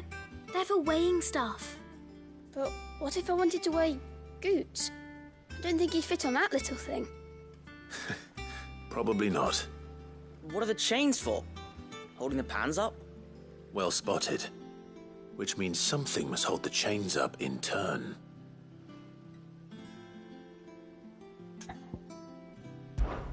This tiny piece is what's called a cogwheel, or gear. Have you ever seen one before? I have. Miss Midadol's dungeon is full of them. Most are on the floor. She puts them in all her inventions. They spin round and round and round and round and... That's right. They're very useful when you want to make things move. Do you remember if there was anything on the scales that moved? I remember the arm moved when I tried weighing an apple. And then somebody ate it. Not my fault. You shouldn't have tried weighing it before lunch. You know what part's supposed to move and how it's supposed to move. So, let's put the pieces together first, see what doesn't move, and then stick the cogwheel to that. Not a bad idea. You see? It's not so difficult. So, now that we've taken stock of the parts and learned what they do, what do you think? I think we've got it. Then here's what we'll do. You tell me what goes where, and I'll put the scales together. Well, obviously you need to start with the body. All the other pieces fit onto it, don't they? And the arms go on the body, just like real arms. Or wings, if you're a chocobo. And then the arms hold the pans by the chains. Very good. Let's see if that works. There. All finished.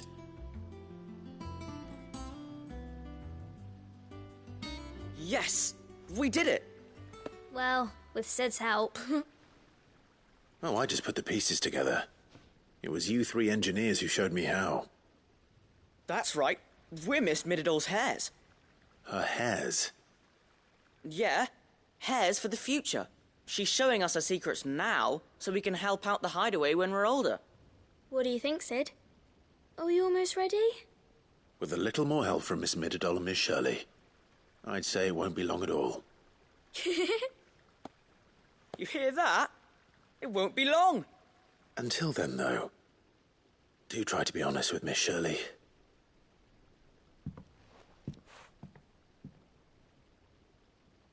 Hey, look! We never used the cogwheel. You don't think Sid forgot about it, do you?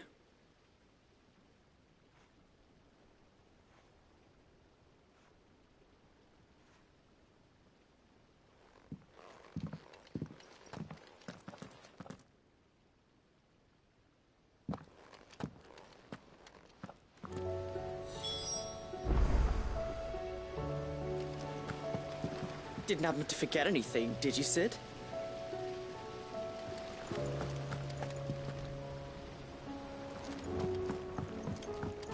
We're all gonna die! You hear me?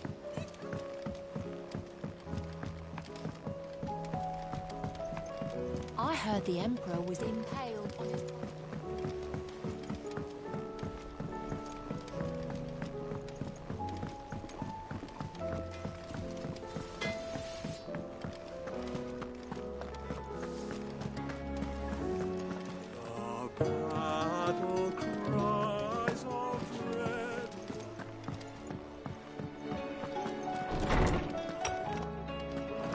Is a storm coming, Sid? Will there be... Well, did you solve the mystery? It was as you thought. The children had the scales, or the parts of them at least. They dismantled them to see how they worked. Oh, no, Mid will have my head. Thankfully she won't. This might even have been her idea. Although I was the one who ended up teaching the lesson. I'm so sorry, Sid. I know how busy you are. I shall see that the children are properly punished. Please, there's no need. Mid seems to have taken the three of them under her wing. She's even calling them her heirs. She'd have them follow in her footsteps. And her father's. I see. Sid, do you know why Mid has been spending so much time at the hideaway of late? She told me it was because her studies have been interrupted by events in Canva. Is that not true? No, it isn't. The university offered her a commission. In exchange for full tuition, room and board, they asked her to oversee the design of several new war engines. To anyone else it would be an opportunity, but to Mid, who lost both her parents to war, it was a bitter pill. One she was none too keen to swallow. But that should come as no surprise. She's only ever cared about bringing people hope. The very last thing war can be said to do. Which explains her heirs. She's working to give them a better life.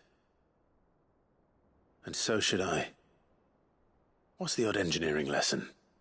Ah, you've given them far more than that. And I'm sure they're very grateful.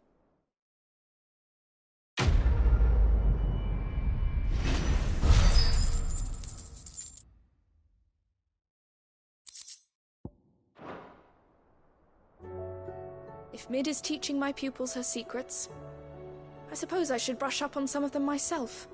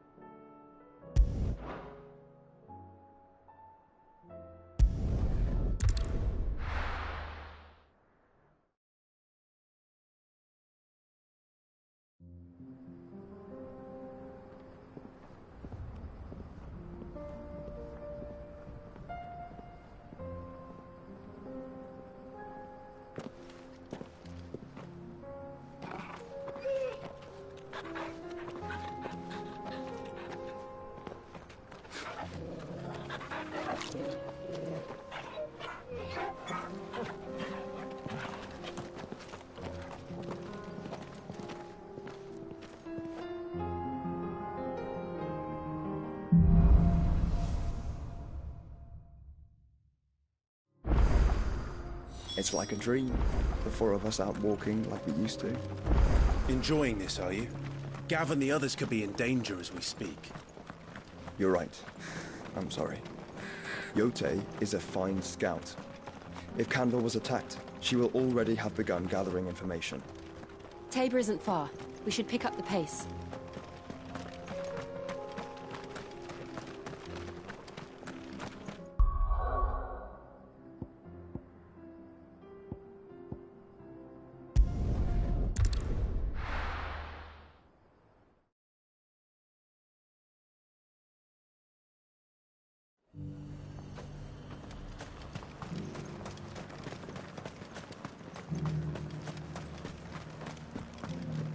There were ghosts at the gates not days ago. needn't fret. The creatures have been... The Legion wings lay limp and lorn. Both heads and swords hung low. But at her touch they did rise up to meet their blue-eyed foe.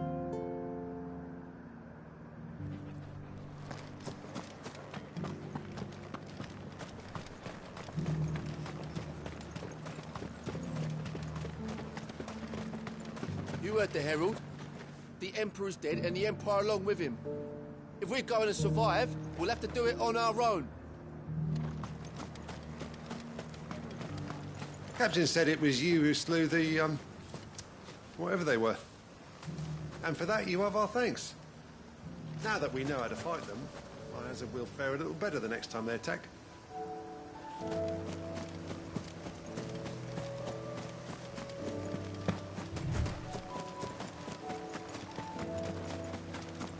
Hippocrates said I should be able to find what I'm looking for somewhere nearby.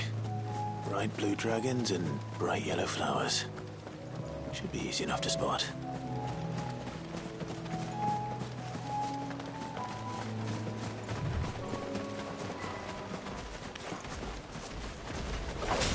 This must be our wyvern. Right. Let's get this over with.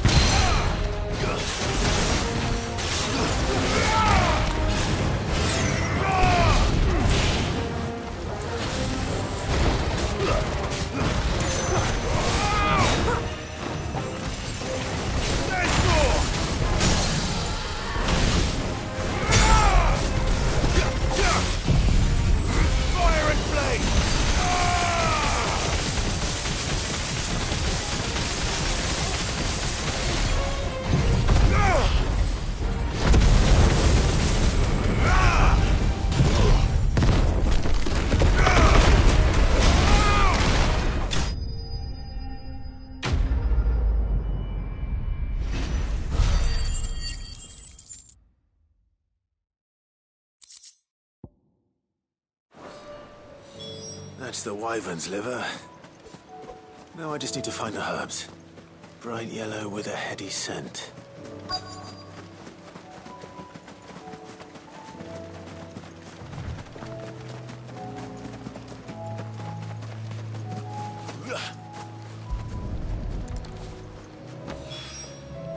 I think that's everything Molly needs to resurrect her recipe. Better head back.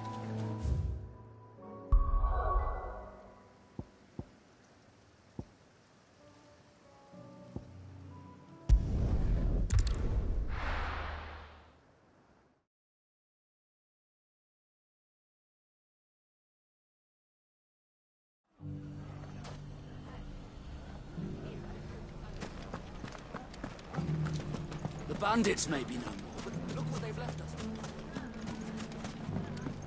It shouldn't be too hard to find goods. The gentleman of the town guard. You wouldn't happen to know if the pieces that were stolen from my stall were recovered, would you? They were...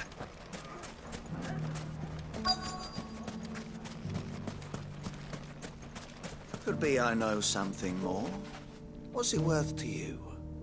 I've got 100 gil and a chocobo feather.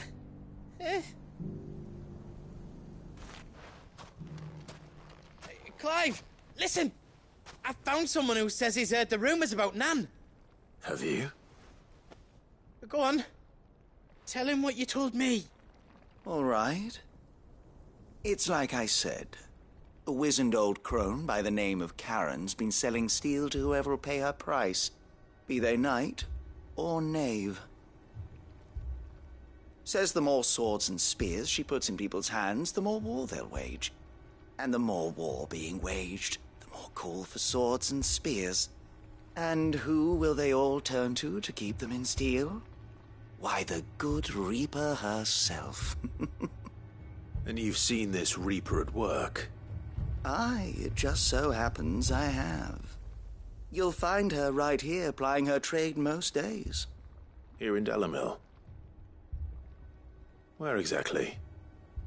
She has a stall here in the market, but if you're not the patient type, you can probably find her at her storehouse on the edge of town. But it'd be a bolder man than me that braved that particular nest of vipers. Feeling bold, traveler? I hope so, for your sake. Now, if that's all, I have places to be. Sorry to have kept you. You don't think Nan's the Reaper, do you? Not unless she's discovered the secret of how to be in two places at once. Eh? What do you mean? Lady Karen hasn't left the hideaway in weeks. So who has been running this stall he spoke of? Good question. I'll go and have a look. And I'll visit this storehouse on the edge of town. All right, but be careful, Clive. You too, Goots.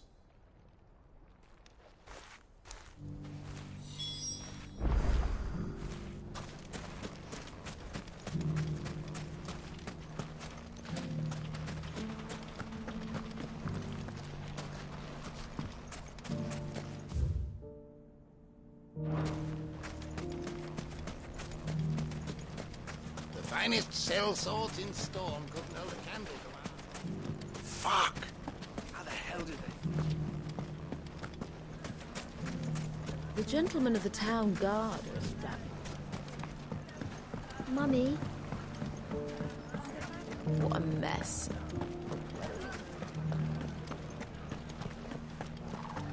Dalamil's saved. And with our steel. Welcome. My comrades and I...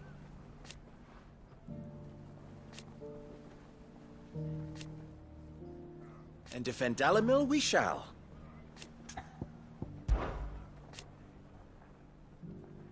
I always knew. Meanwhile...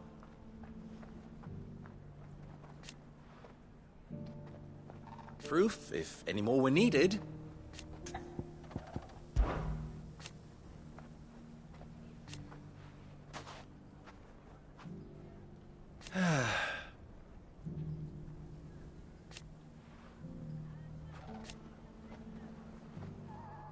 But something tells me we are ever in your debt, Sid. It has long been my habit to keep a watchful eye on the comings and goings around Dalamil. I shall continue to do so, that our people might be warned of any further attacks. I pray that you continue to play your part too, not of outlaw, but of hero to the hopeless. You fought very bravely. The safety of the town is in our hands.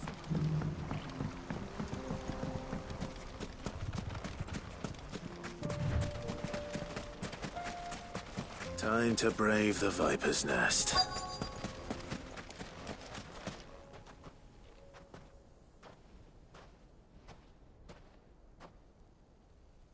Just you, is it? Thought I might have laid it on a bit thick. It was a fairly unconvincing tale. So, what now? That's up to you. Die a slow death, or a quick one. Boys, he's all yours. But that sword is mine.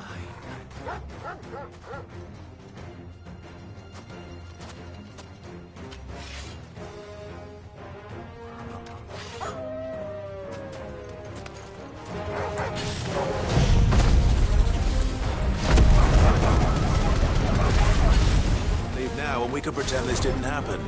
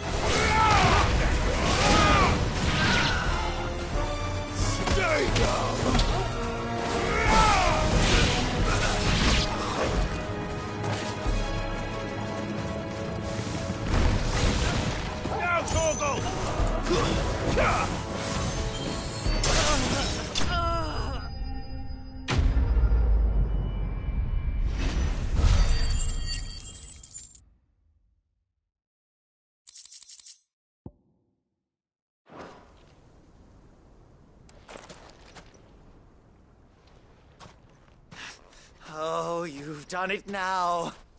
Go on. Tell me what I've done. When the Borgwyn finds out you've killed his men, he'll have your head. He only wanted that bull of a manservant, the dim one always clinging to Karen's skirts. You weren't even supposed to be here. Who the hell are you, anyway? What were you going to do to him? The Borgwyn wanted him to get to Karen. I was only supposed to point the lamp in the right direction once he arrived in Dalamil. But then you turned up. Well, go on then. If you're going to end me, end me. You're not worth the effort. Now be gone, before I change my mind. Fucking coward! I need to find Goots. Right now.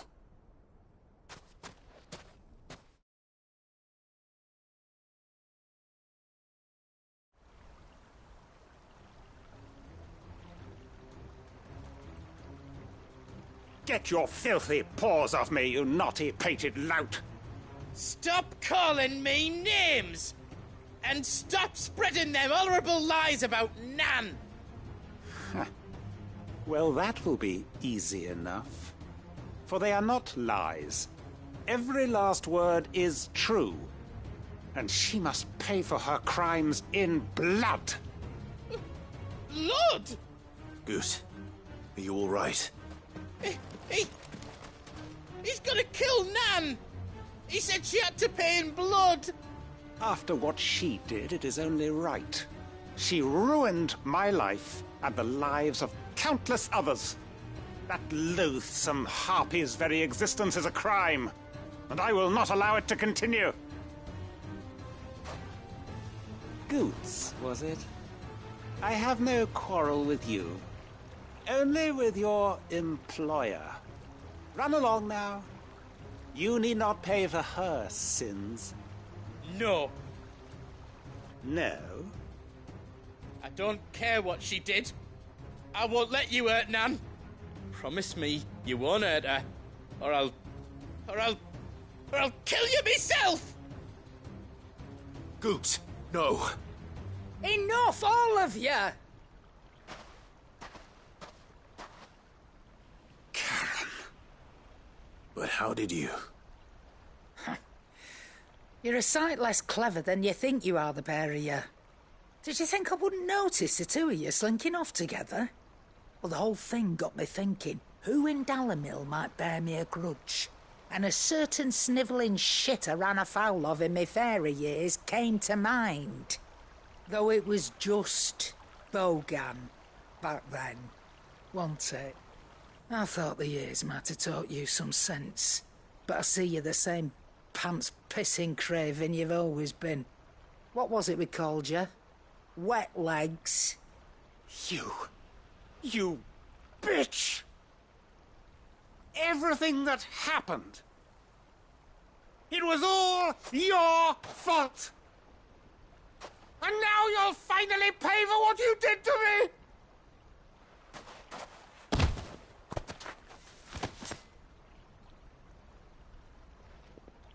Goots, you... If you want a piece of Nan, you'll have to go through me. Fuck! You great galoot. Out of the way, I can handle this myself. So, wet legs, you remember what you told me when we last met? An eye for an eye. Wise words, Sam. Wise words. And now, it's time to collect.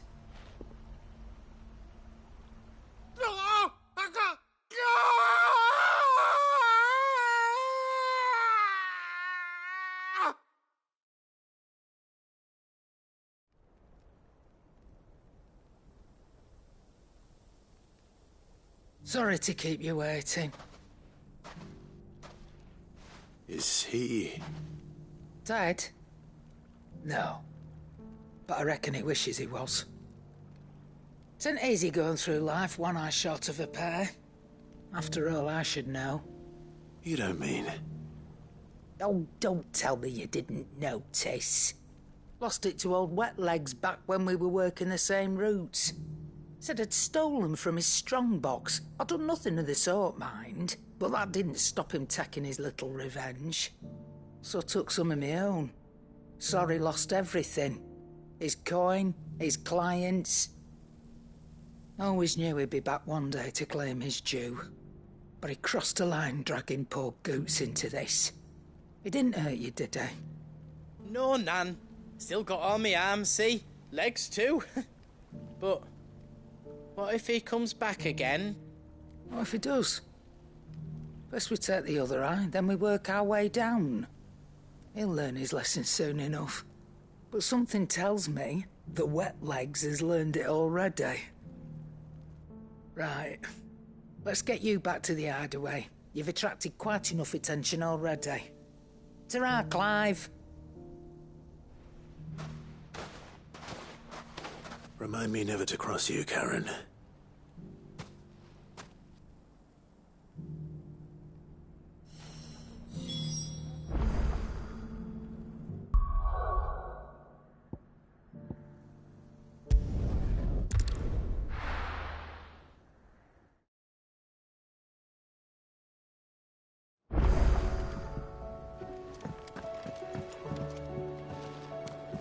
Mindless though they are, an Akashic horde large enough to besiege the free cities is not to be trifled with. We must proceed with caution.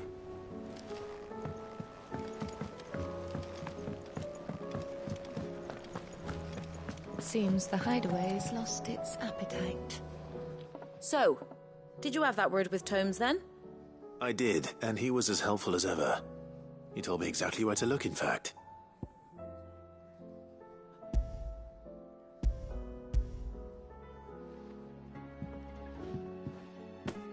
And what precisely will I be cooking up? Or is it better not to know? Blueback wyvern liver. And, a herb known as Saint's Bonnet. Ah, wyvern livers, was it? Well, at least it weren't actual worms, I suppose. Now then, you stay right where you are. I've got some cooking to do. Let's hope these grand old chefs of yore knew what they were on about.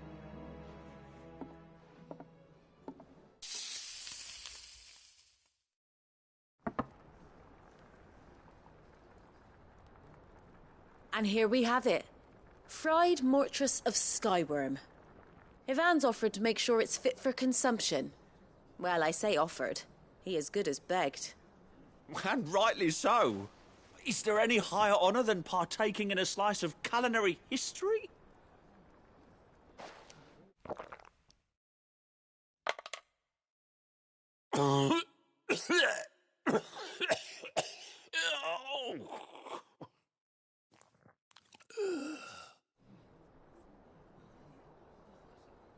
So, not fit for consumption then?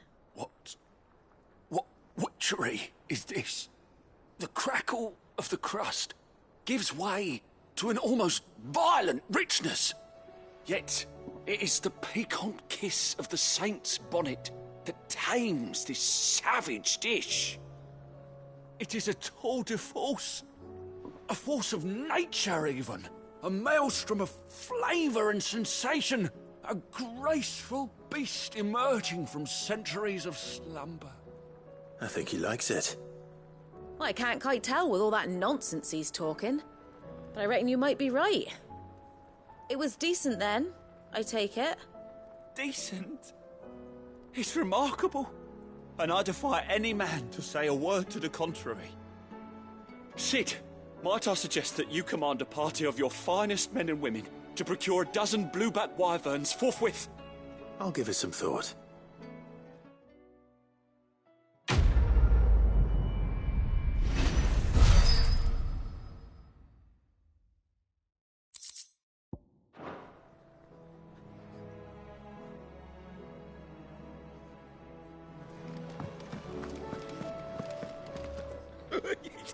Ivan's newest dish is a masterpiece.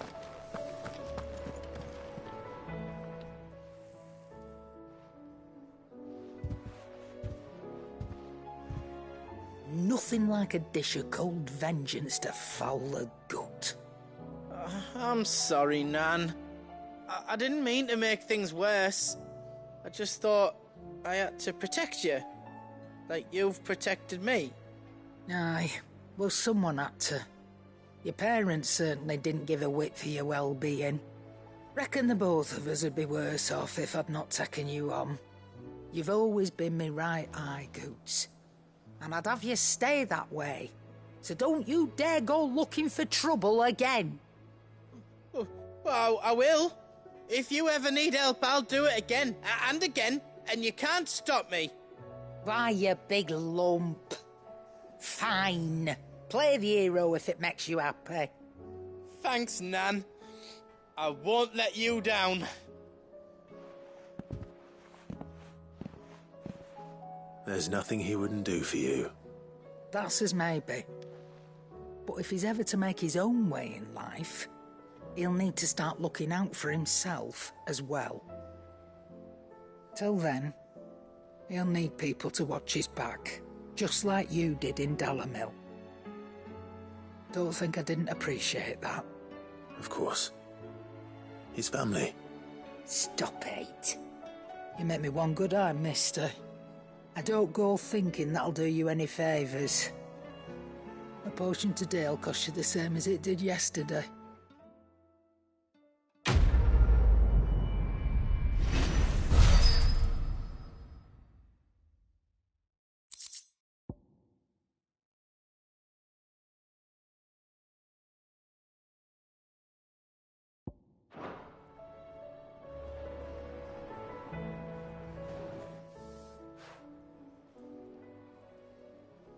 Let me tell you a story, Clive. All right. Them rumours wet legs were spreading. Might be they weren't just tales plucked out of thin air.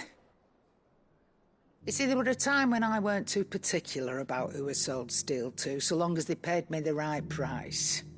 Some women lust after blood, others after flesh, but me, I were always one for gold. And to satisfy that lust, I sold to opposing armies, stabbed my every client in the back, made myself the most hated woman in the twins. But then one day I met a man who made me a different kind of offer.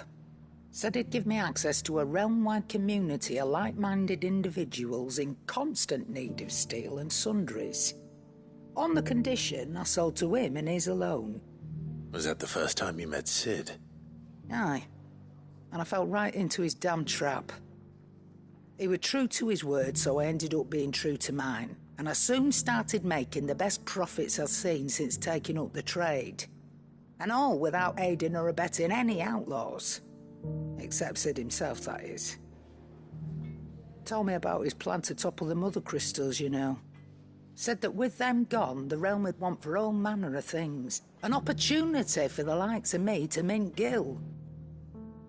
Why, I reckon an enterprising individual could find himself the richest dam in the twins. And that's when he had me. I emptied my stores that day and moved into the hideaway proper. And the rest, as they say, is ancient bloody history.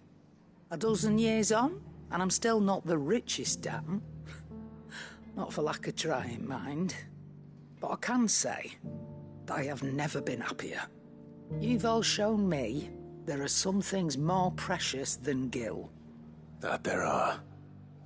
So don't you go messing it all up, or you'll have me to answer to.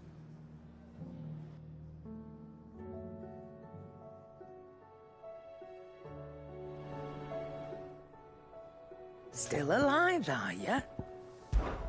That great lump.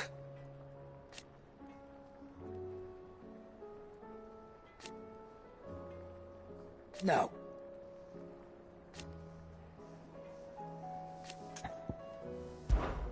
Coin purse weighing you down?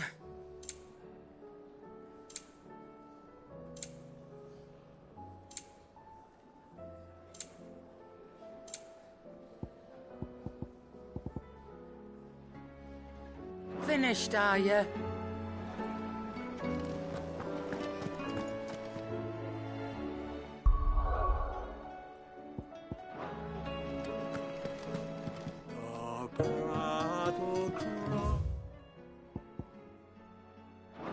eyes of dread.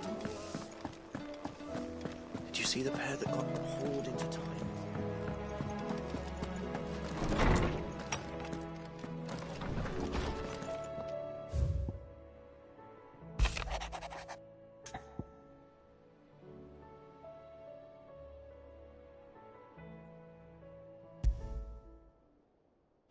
Rutherford. Wasn't that the name of my uncle's manservant? Why would he be at Martha's Rest?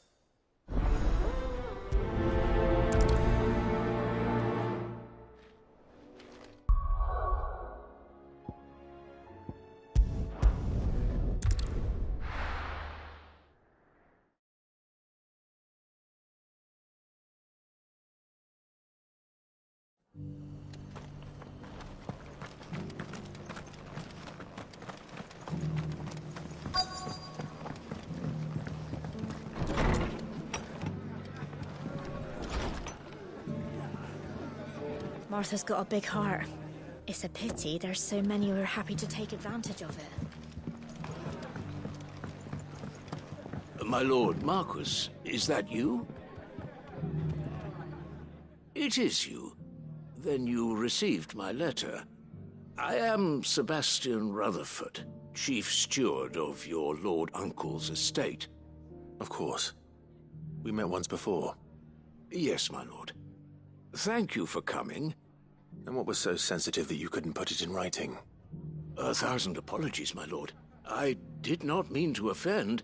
I merely... It's all right. Continue. I am here at Martha's Rest, at the behest of your Lord Uncle, tasked with learning what I am able of the realm's current state of affairs.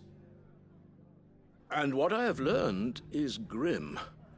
The fall of the Mother Crystals has left Storm in a state of utter disarray. The subsequent darkening of the heavens has only made things worse. Akashic attacks, once unthinkable, are now commonplace. The gears of governance have ground to a halt, and without a steady hand on the tiller, the realm threatens to drift into utter chaos. Your Lord Uncle, however, believes there is a way to avoid this fate, and is determined to see it set in motion. That sounds like quite the undertaking. It is. Hence my having enlisted the aid of several colleagues serving the 7 high houses. Alas... Alas? I have lost contact with 2 of those colleagues already. They are both able-bodied and trained in the sword, yet in these dark times even that may not prove sufficient to keep a man safe on the road. So you want me to find them? I'll need to know where they went. One I sent to investigate the Republic, the other the old Imperial capital of Oriflamme.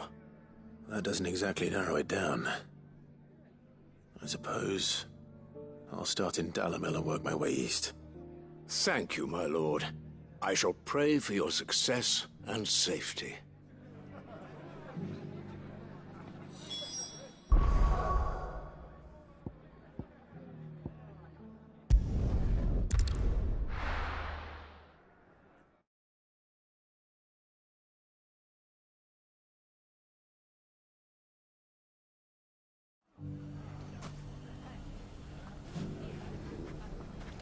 It's not going to be easy finding one man in an entire republic. Let's hope someone here's seen something. Mummy? The gentleman of the town guard.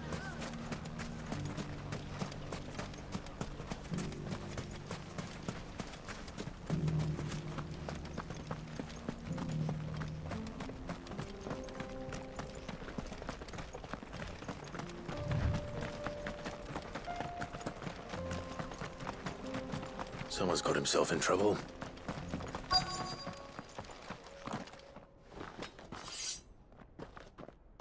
I don't see your master here, so you can start by giving us all the coppers in your purse. I already told you, I have nothing. Then maybe we'll take that pretty outfit and the steel you're wearing. Please! These men are trying to rob me! I'll deal with this. Thank you. You that one's master, then? If you'd kindly pay the coin he owes us, we can pretend you didn't draw your blade on Republican soldiers. Or you can go back to your garrison and I won't report you to your captain. Oh, you're more than welcome to. He hasn't had many visitors since we slit his throat.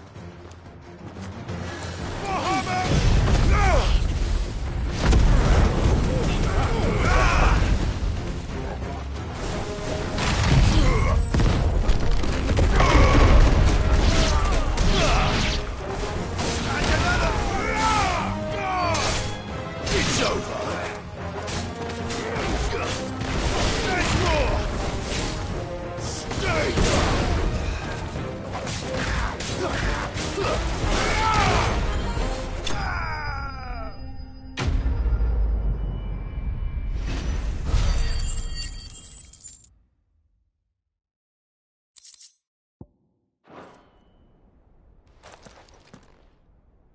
I'd expect as much from Hugo's faithful, but these were men of the fist. Much has changed in the Republican army since they lost their rock. You've seen this kind of thing before, then? Many times. I was sent here to observe the situation. You're one of Rutherford's men. He sent me to look for you. Well, then you have my thanks. I fancy I could defend myself against one, perhaps two, but a whole regiment. I arrived in Dalimil several days ago, but when I called upon the captain of the local garrison to make inquiries, his men confiscated my effects and locked me in a cell. The captain is no more, and his men make the rules now. Fortunately, I was able to bribe my way free, only to be stopped again by those soldiers you so kindly dispatched. What of the Fist's Central Command? Surely they wouldn't allow such lawlessness amongst their ranks. I would imagine they are unaware of it. Most of the army has fallen back to the capital and hunkered down behind her walls. Those who weren't recalled now rule the fringes unchecked, answering to no one but themselves. Then it's worse than we imagined. You should return to Rosaria. It's not safe here. I'll find a caravan heading north. You won't mind if I borrow one of these soldiers' coin purses?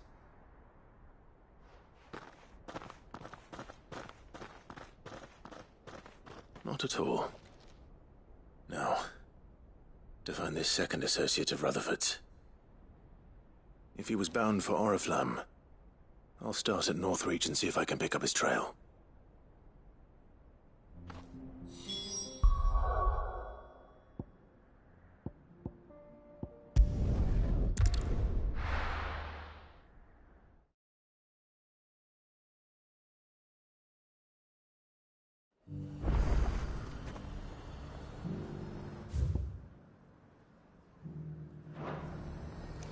There's a lot of road between here and the capital. Rutherford's man could be anywhere.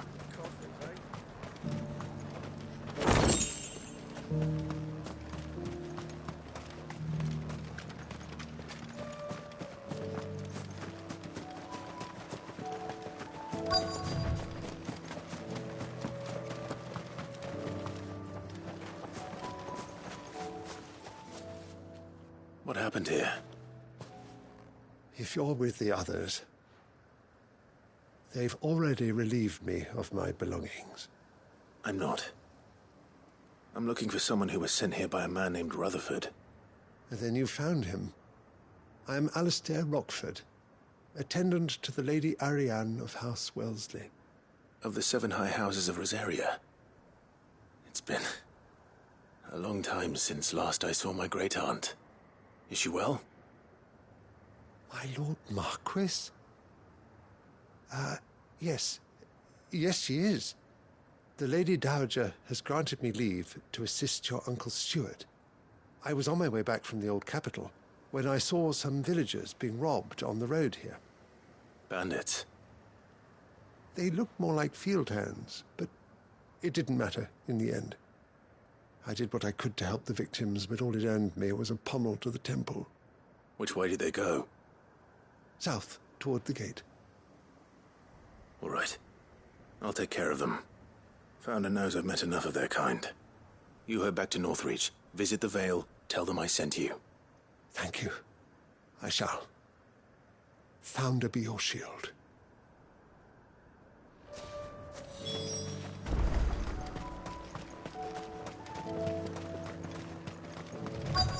They just couldn't resist, could they?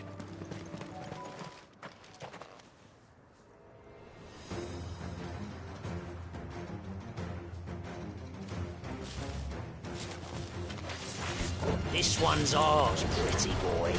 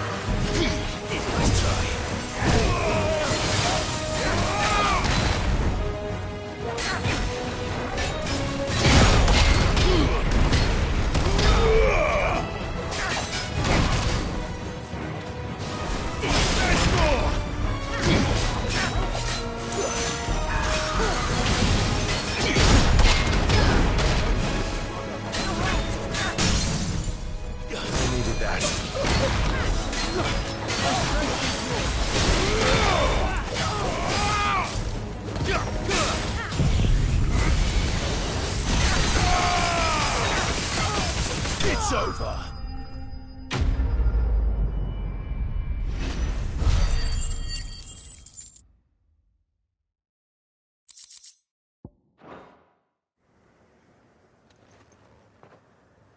Make for the town while you can.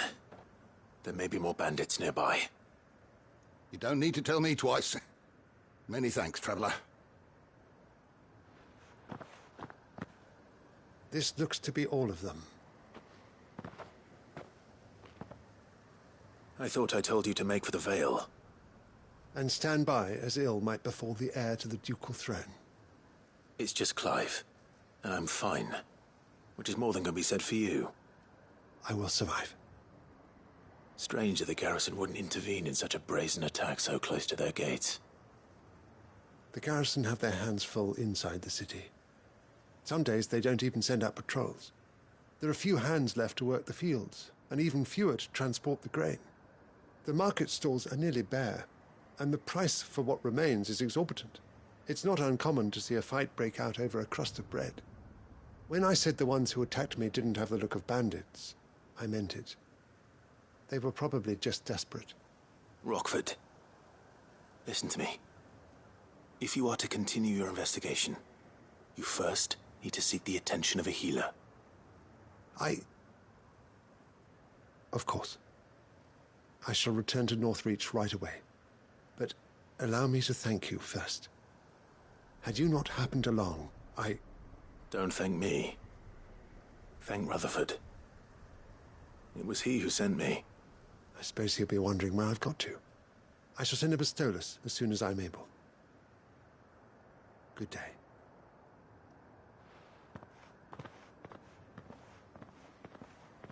My uncle certainly has his work cut out for him.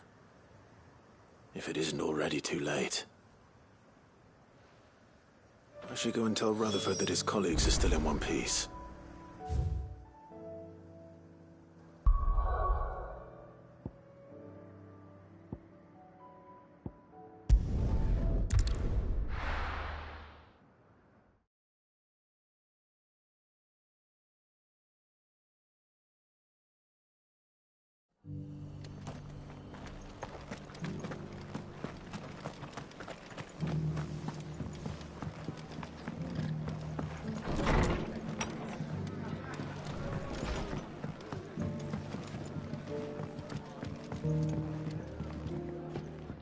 see you're still here.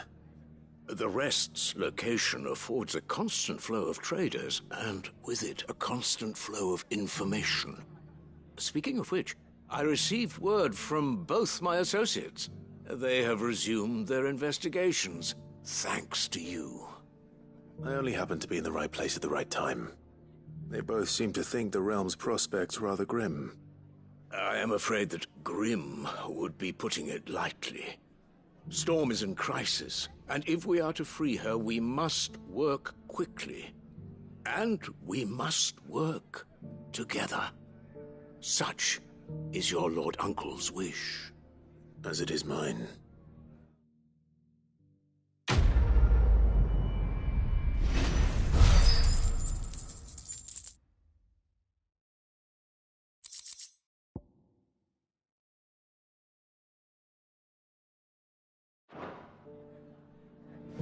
I will see that your Lord Uncle is made aware of the situation in both Dalmekia and Sanbrek.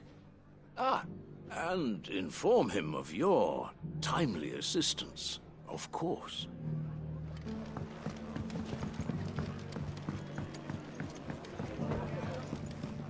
The fates seem bent on driving me from my inn. But if they want me out, they're gonna have to try harder.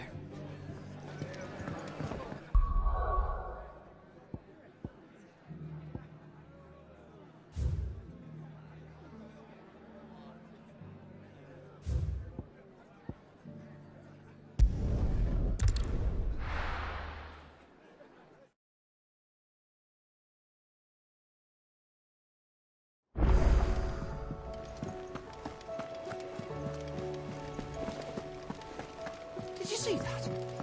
Tell me you saw that.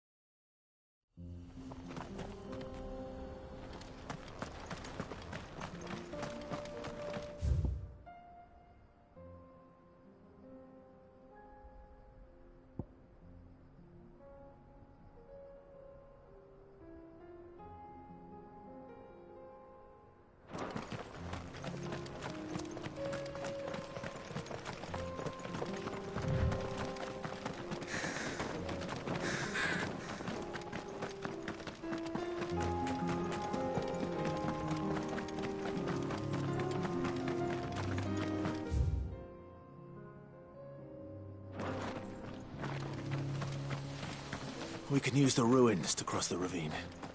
Assuming they will allow it. The Echoes have a will of their own.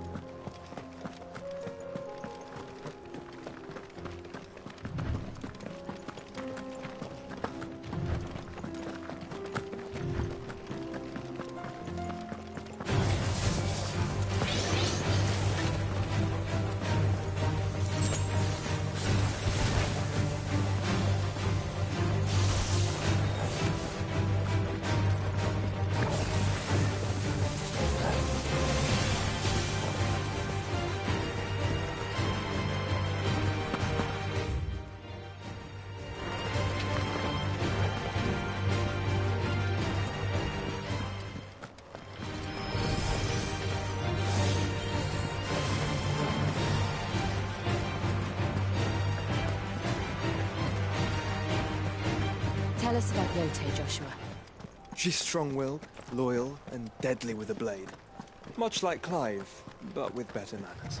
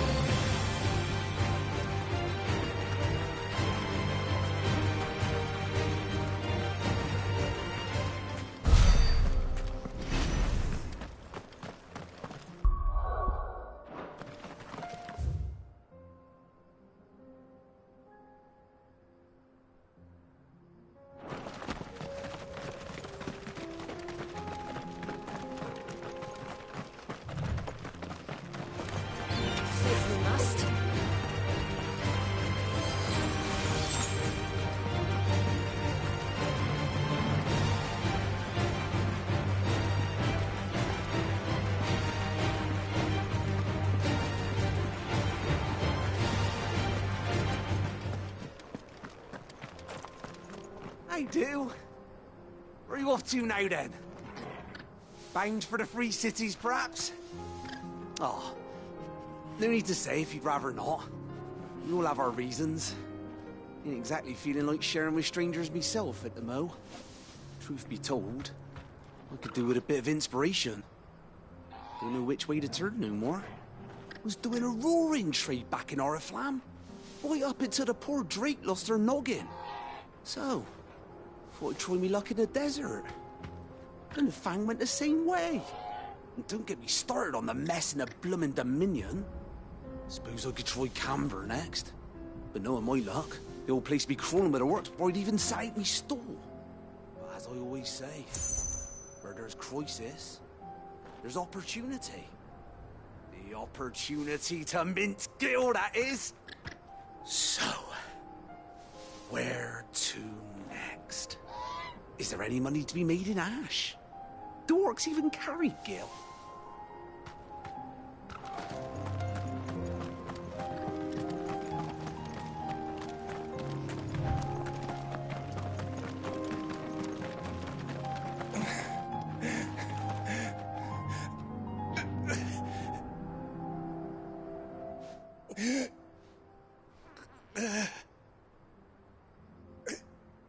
You're injured.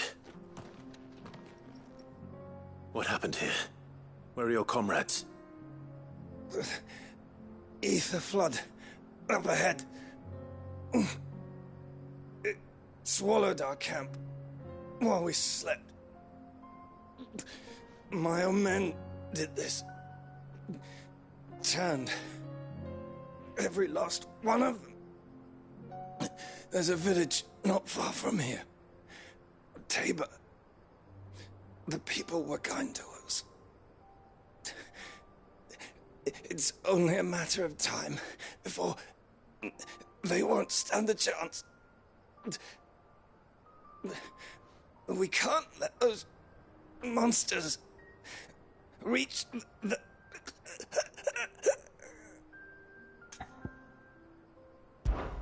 I'll go. You catch your breath. Thank you. Our encampment is up ahead. Just off the track. They must not reach Tabor. Forgive me, Lord Kupka. Rest well, soldier.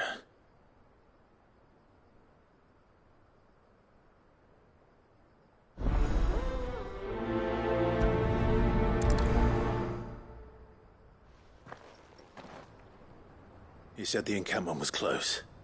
Let's hope the Akashic are still there.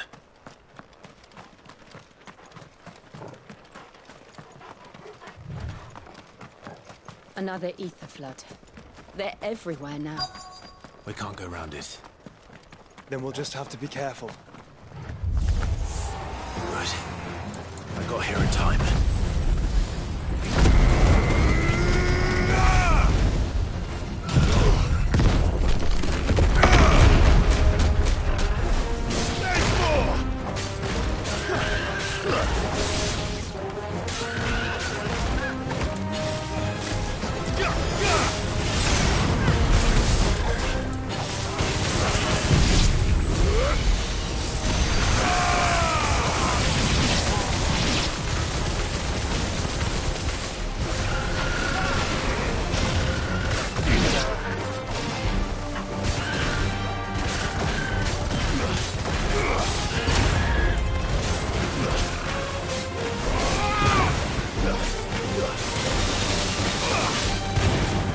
It's over.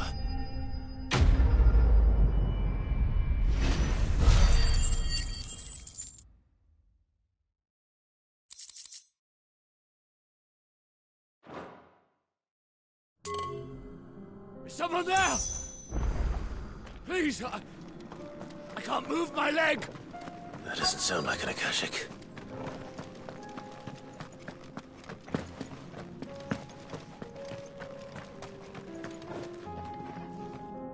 You're with the battalion? I am. I heard the fighting. Are the others? Taken care of. One of your brothers in arms told me what happened and asked for help. Another survivor? Where is he? Tell me. His wounds were too deep.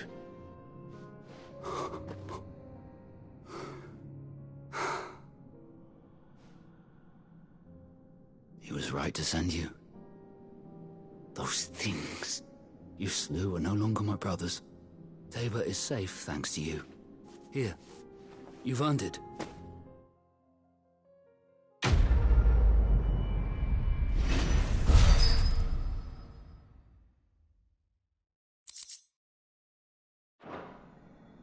You seem familiar. Have we met? You must have me confused with someone else. Wait. That scar. Son of a whore. You're Sid. I was there, in Cosnes when you killed my brothers. I was there in Rosalith when you killed my commander. My war with Hugo Kupka is over. I bear no ill will toward those who followed him. And what of my ill will? Coward! Draw your steel. Lord Kupka shall be avenged!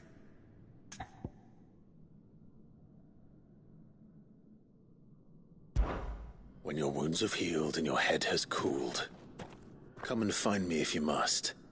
Though I hazard your life would be better spent in service of those who need it. Or have you forgotten your oath to the Republic? My oath? What would you know of oaths? I know how hard they are to keep. Which is why I'm giving you the chance to keep yours. No. I won't be deceived. Lord Kupka told us of your crimes. You are an outlaw. A murderer, not some man. Like you or anyone else. I am nothing like you. But if you're not gonna kill me, then go. Leave! Just know that I will find you, Sid. Someday.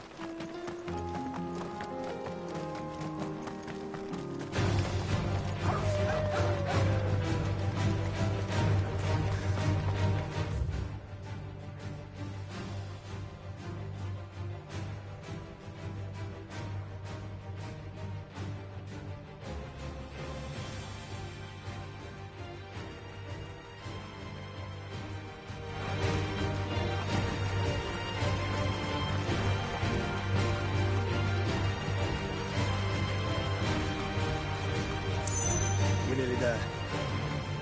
Have you been to Tabor before? There are a few places I haven't.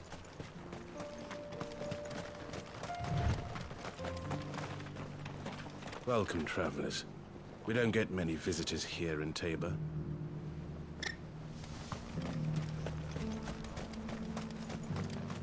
Where now, Joshua?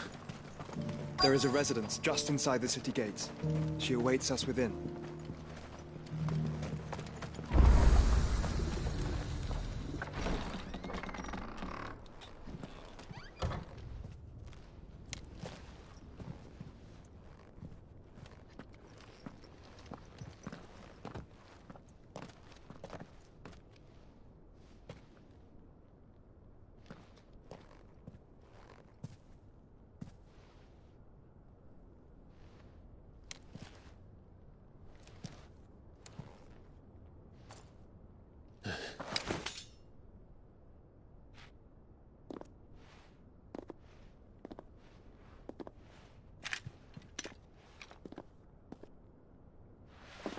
My Lord Marquis, it is an honor. I am Yote, Knight of the Undying, charged with the protection of His Grace Joshua Rosfield, Keeper of the Flame of the Phoenix. Of course. It all makes sense now. Would you care to elaborate? The Undying are loyal servants to the ducal throne. Or more specifically, to its heir. They have served our family for generations, albeit from the shadows. Since their inception, they have been tasked with the preservation and enactment of the rites of ancestral communion. After the events at Phoenix Gate, it was the Undying who delivered me to safety. And since the day I left Rosaria, Yote has been my constant companion and protector. Without her sword, I would not have survived my journey across the realm. Rise, Lady Yote.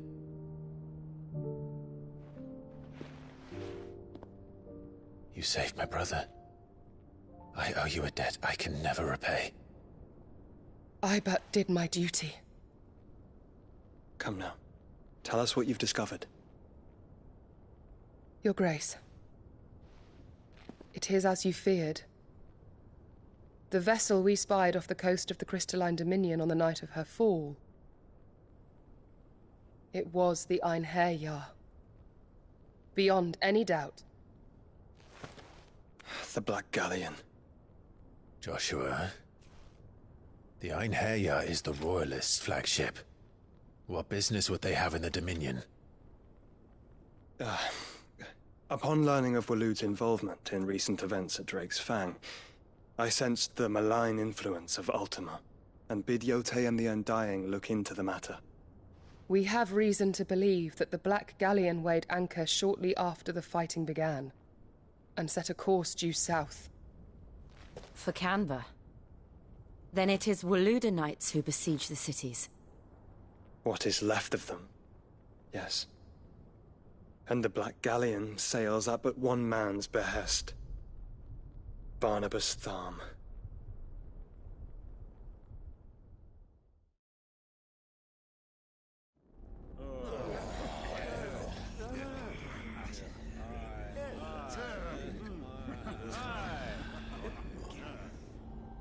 But are we truly safe here in the Agora?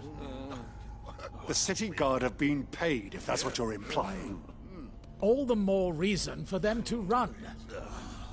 Well, you are free to leave, Lord Minister. Markets abandoned, warehouses aflame, blackened hulls choking every port in the capital. Canva is ruined. The realm teeters on the brink of chaos, and all you can think about is commerce! Forgive us. We were not aware Dhalmekia now subsisted on charity. Quite. How dare you?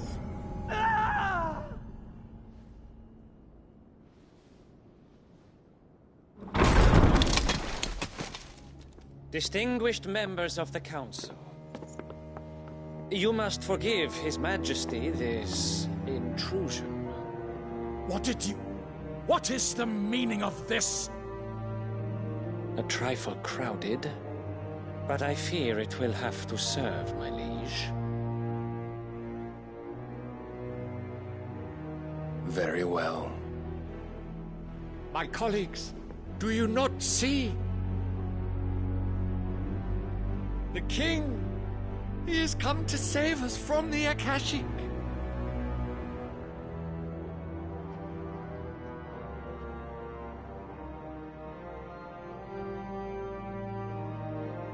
He is a gift from the heavens, divine intervention, our very salvation.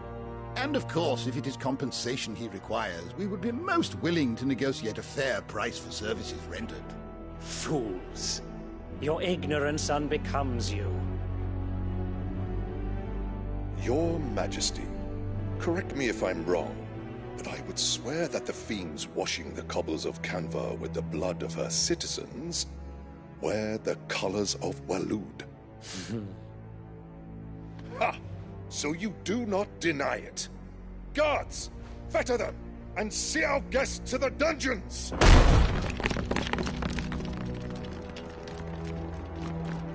Enough.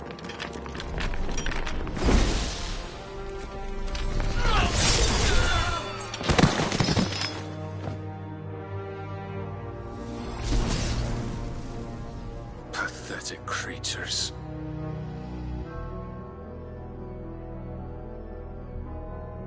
That you should imagine yourselves worthy of salvation.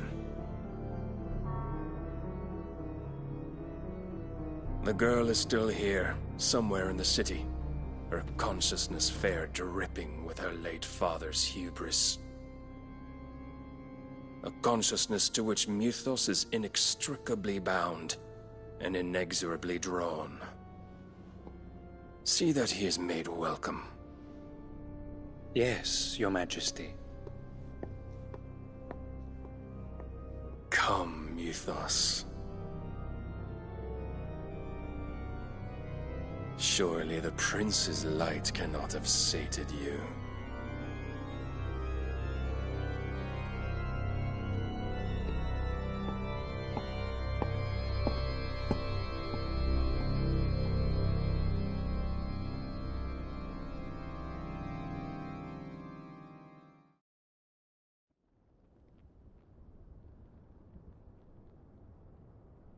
So then, how long has Waloed been under Ultima's control?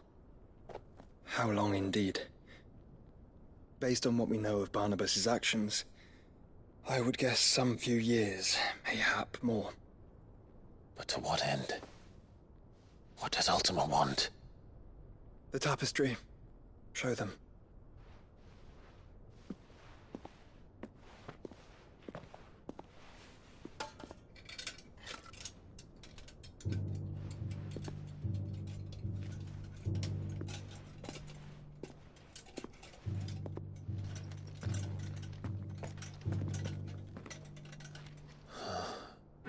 By the flames.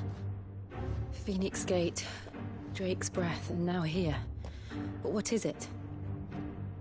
It is old, ancient, even. Naught remains of the faith it represents, save what can be gleaned from the image itself. None could tell me what the one in the apothecary meant, even the Undying. But I believe it may be the key to discerning Ultima's purpose. That figure in the center, the one beneath whom the icons congregate, that I believe to be Ultima.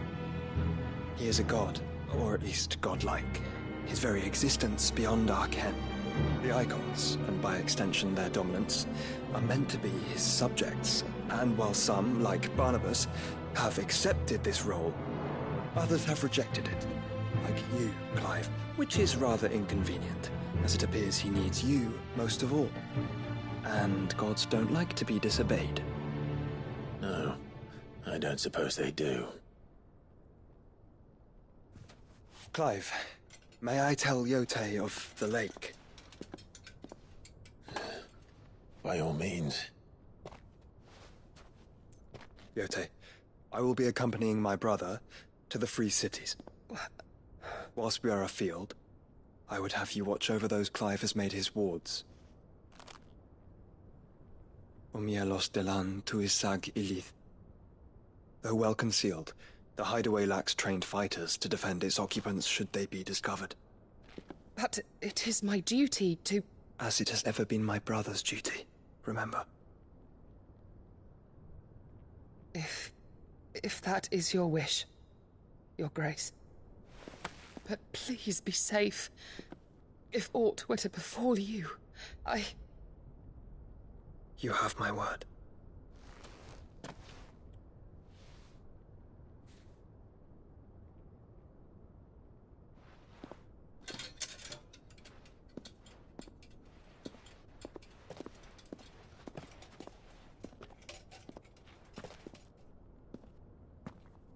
Farewell, my lord, my lady. We are in your debt, Yote.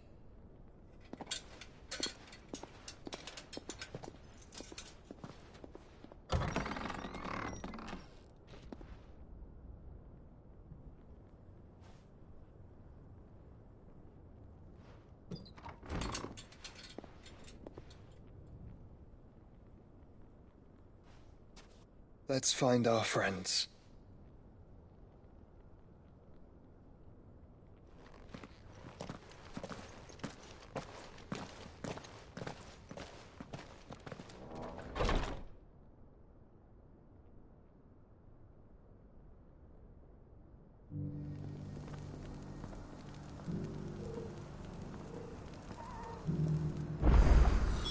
It's plain she cares for you very deeply.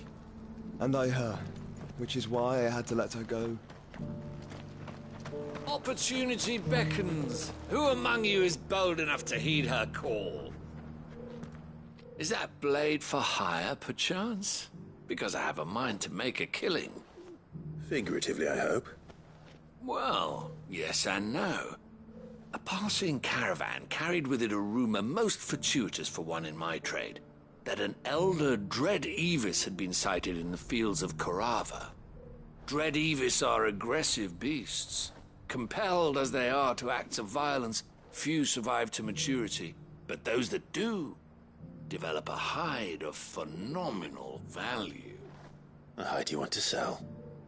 Eventually, yes. Though I would have it tanned first that it might be crafted into marvels the likes of which the world has never seen.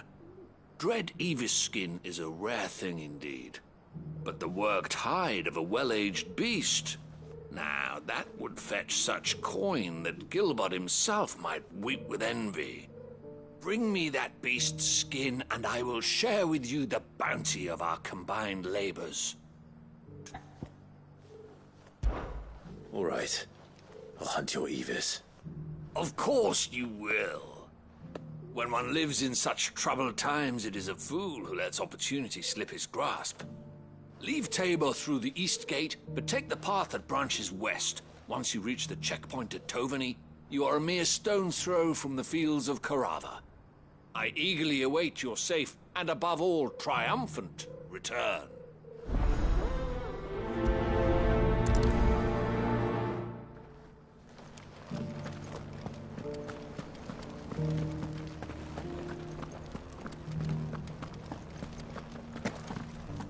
Here's the scraps you were after. Thanks. Can't do that. Have you noticed the Elder has been coughing less of late? Yes. Not a scratch on them. You wouldn't happen to have a decent whetstone there, would you, madam? So it's these stones to Canva, and the rest of the boxes to Dalamil.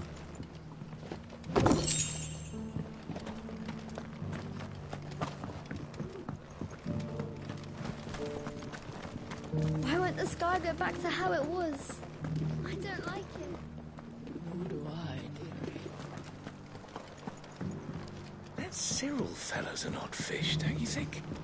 Well, scholarly sorts like him always are, aren't they?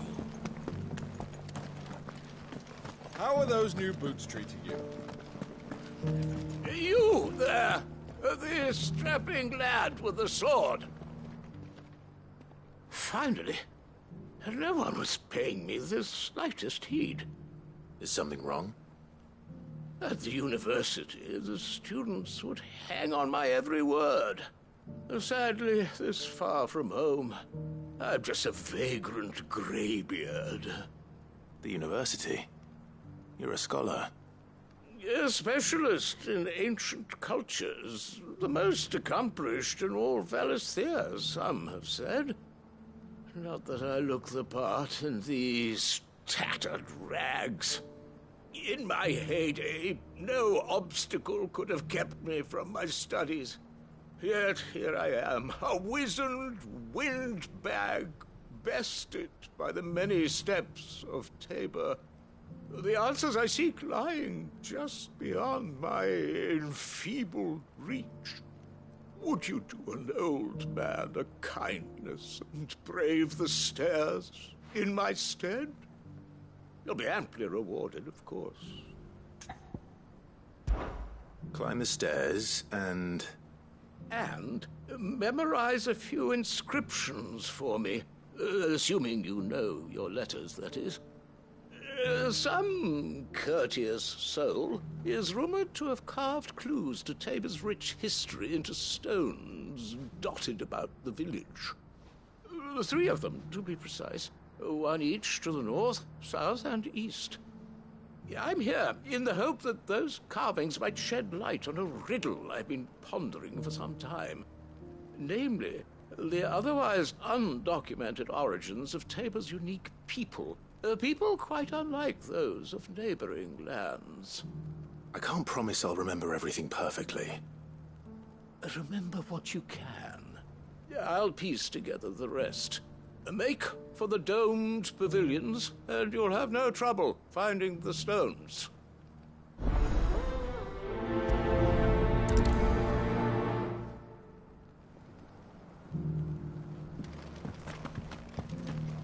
How are those new boots treating you?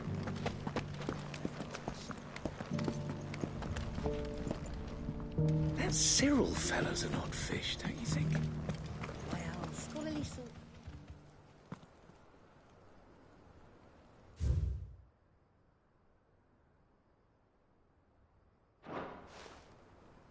No history would be complete without mention of the mother crystals.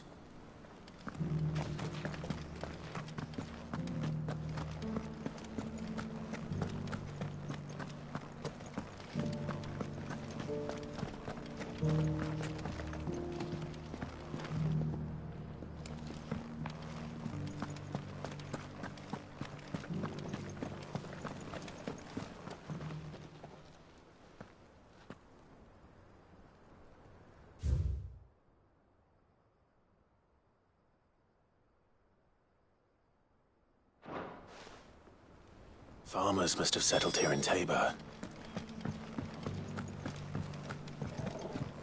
Decent quarry's been hard to find since the sky's turned. It has indeed. Thank you for the deal egg, mister. Mummy made a pottage from it. Sounds delicious. Perhaps you'll invite me round to try it next time.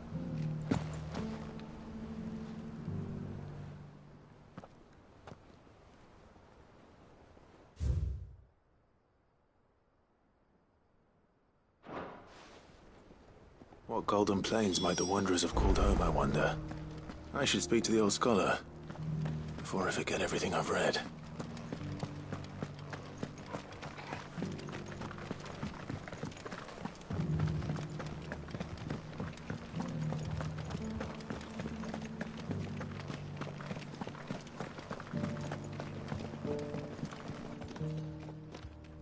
The engravings were in good repair considering their age. Oh, would that I could have seen them for myself. Come, don't tease me now. What did you learn of this place and its people? Let's start with the engraving to the south, shall we? What did it say? Guardians of the Crystal, the first stones of Tabor, sacred hold thy noble blood, till ends the mother's labor. I'm pretty sure that was it. Fascinating. It would seem the founders of this city were descendants of those fallen charged with protecting the mother crystals. But whatever could have driven the Guardians so far from their sacred charges, I wonder? The engraving to the north is next, I think.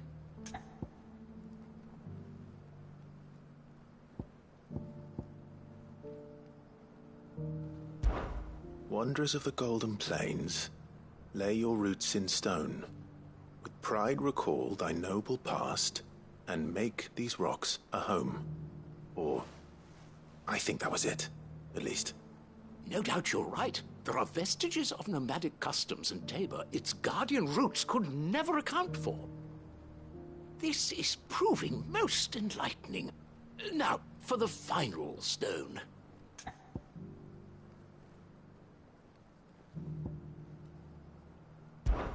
Children of the hunters, now tillers of the land, reap her promised blessing and give praise her gracious hand. That's all three. And so, we add primitive farmers to Tabor's founding peoples, the final piece of the puzzle. 3 engravings, one for each of the 3 peoples to have settled Tabor in ancient times. Guardians of the Mother Crystal, wanderers from across the plains, and last but certainly not least, hunters turned farmers. Little wonder it was so difficult to trace the roots of Tabor's culture. Those roots reach down through 3 distinct traditions. Nonetheless, one cannot help but wonder why this fact is not better known among scholars, given that the stones stand here for all to see. Too many stairs, perhaps. Ha! Too many by far. Here, and thank you.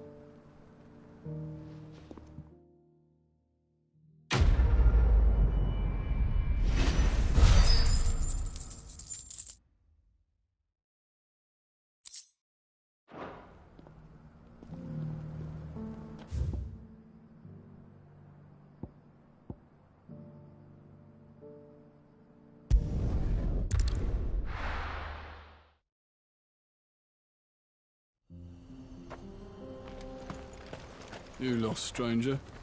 Wherever you're headed. Ready, go? Faster!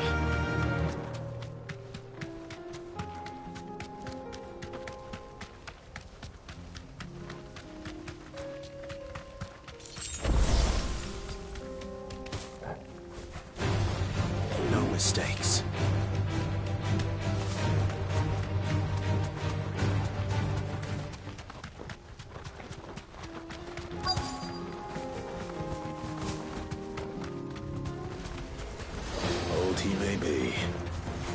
Looks like there's still plenty of fight in him yet.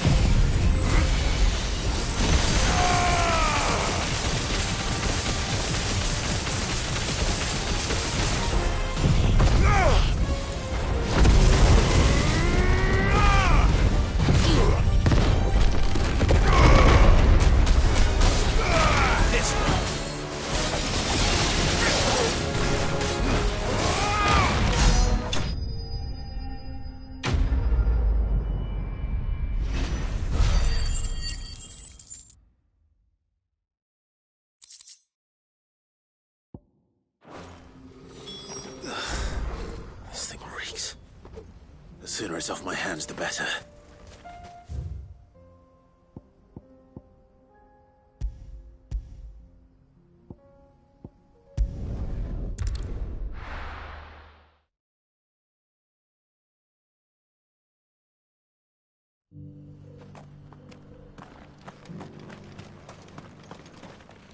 Here, take a look at my wares.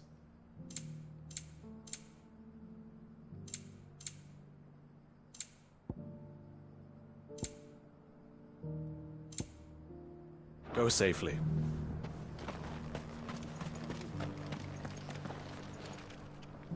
Here's your hide, as requested. I worried you might never return. Quickly, let me see it.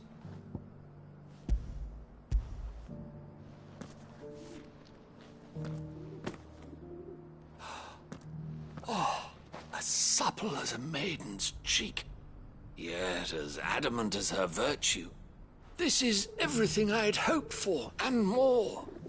Clearly, my trust in you was not misplaced. You must be a hunter of considerable talent to have bested the beast with nary a scratch. Join me as my honored partner. With my means and your might, we shall be as wealthy as the merchant kings of Zemeckis. I don't plan on making a habit of this. I'm busy enough as it is. Very well. Though I believe fate had a hand in our meeting, it would be unbecoming of me to beg. Do not allow me to keep you from being about your business. Here, for the hide.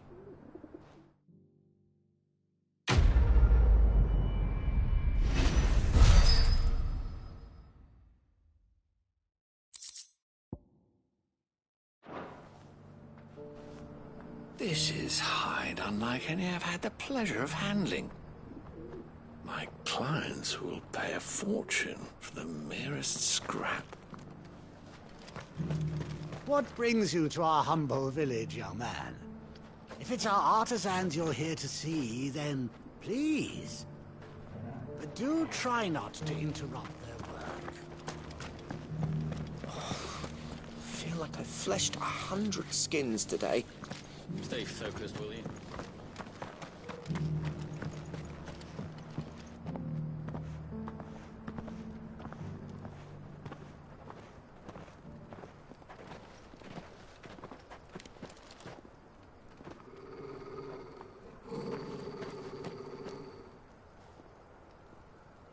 Cyril.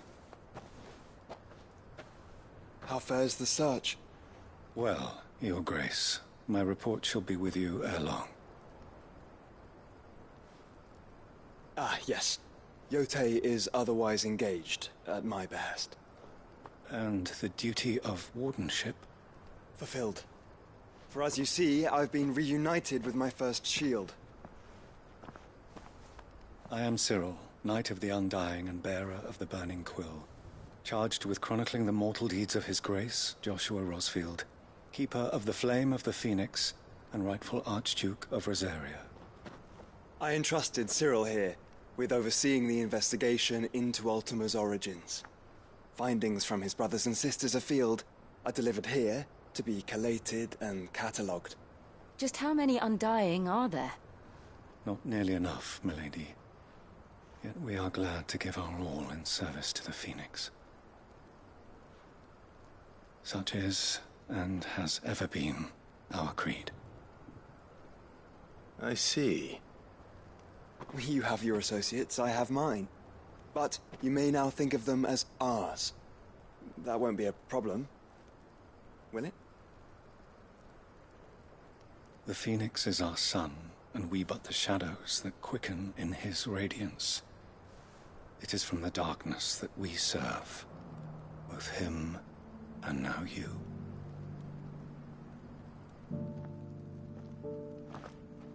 Pray accept this token.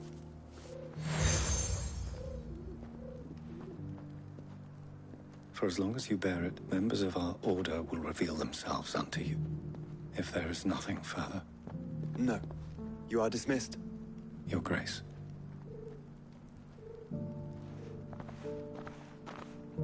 It's a Canva, then. We'll talk about this later. Cyril, see. Very, You certainly keep strange bedfellows, Joshua.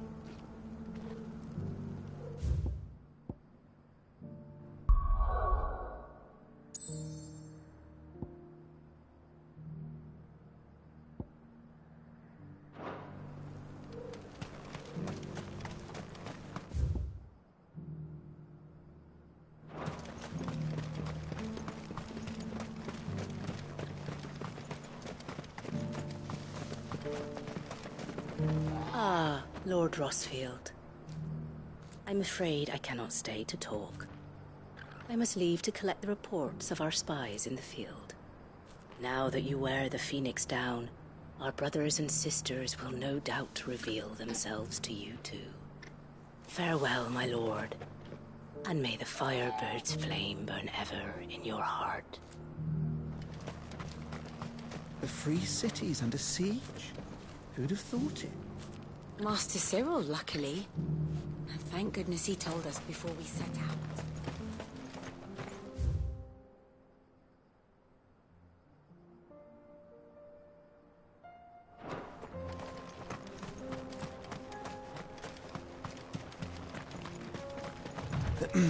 Are you sure this is the right way, brother?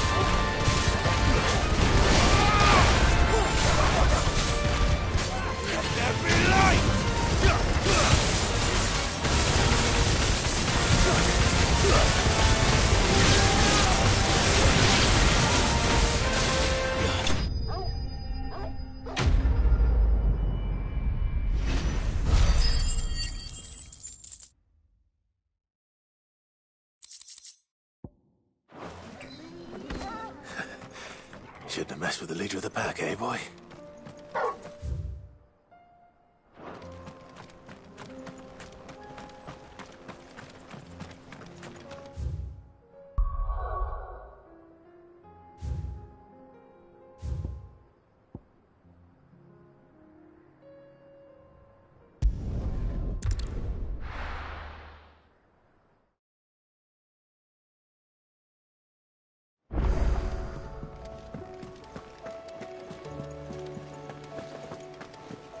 Did you see that?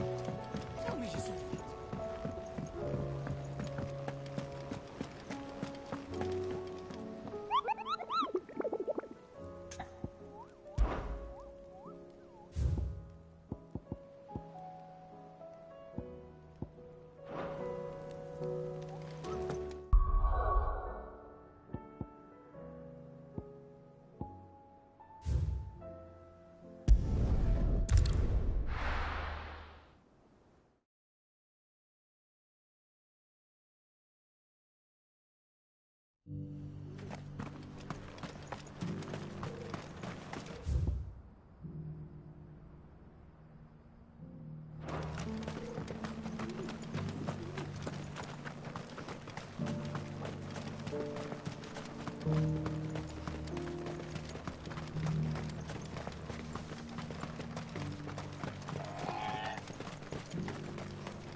The free cities under siege.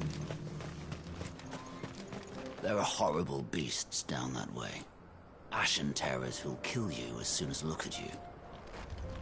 Would that I had the strength to kill them first. Good girl.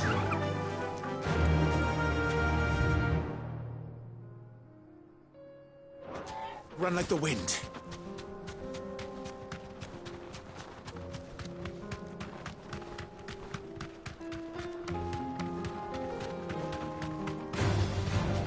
Orcs. Then let us be rid of them. Thanks, girl.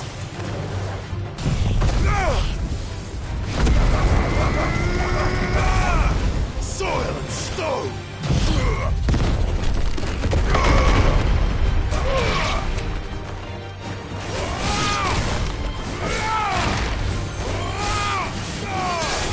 It's over!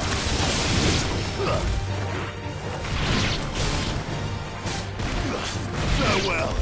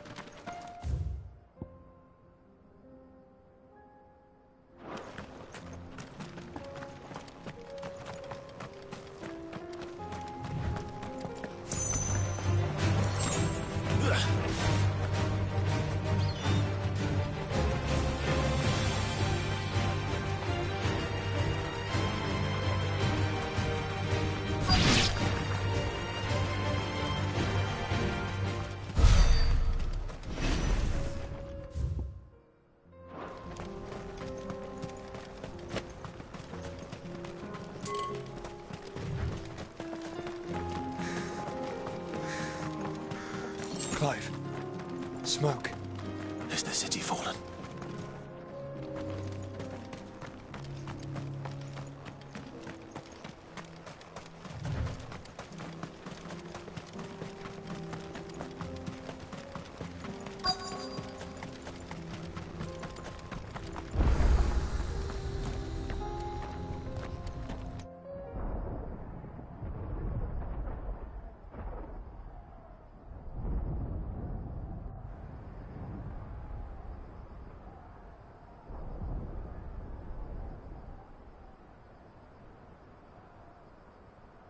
The free men are still holding their own, then. Do we have any idea where Gav and the others might be? There's a warehouse near the docks where we agreed to meet if there was any trouble. We should hurry.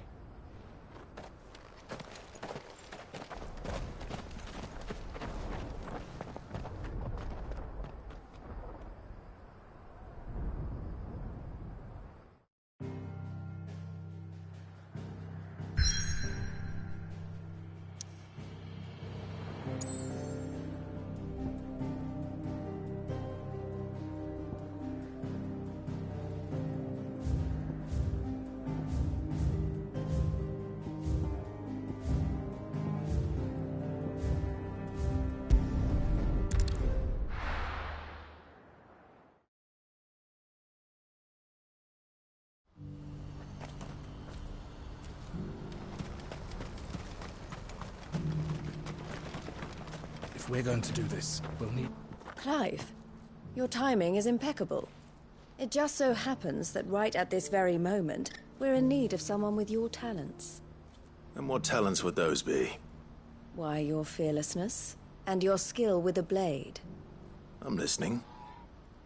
Well, as I'm sure you're aware, when these dark skies swept over the Republic, so too did a wave of chaos and confusion. Randalar has been particularly badly affected. Many of the capital's bearers have lost their masters, or taken the opportunity to flee them. None remain free for long, of course. Most find themselves under the protection of the Fist before they get far. But the army too is in disarray, and finds itself unable to provide for its new charges. Which means it has been looking to sell. And you've been looking to buy, to make sure these masterless bearers remain that way. Precisely. It's the perfect opportunity to free dozens more, and for an attractive price, no less. So where does my skill with a blade come in? Though we may have the funds to buy these bearers, we have nowhere to house them. So we've been searching for a place where they can be resettled. Somewhere far from the prying eyes of those who would see them enslaved once more. And we believe we have found one. Cashlock. A small hamlet hidden in a canyon. The place was abandoned a long time ago, but when the men moved out, the beasts moved in. And so we seek the aid of a fearless swordsman to encourage them to look elsewhere. You'll help, won't you? How could I refuse? Excellent. Theo, if you wouldn't mind making arrangements for the transportation of our guests, as we discussed. Of course. Leave everything with me. Sounds like you'll have your work cut out for you. I will. We have an entire village to stock and furnish. Residents and all. Even if I begin right now, I'll be working day and night. So I'd better get started. Try to clear the place out before the wagons roll in, won't you? I'll do my best. You will find the village in Chairdress Thread, past Lateney's Cleft. My man there will open the gate for you. All right. Wish me luck. I'm sure you won't need it.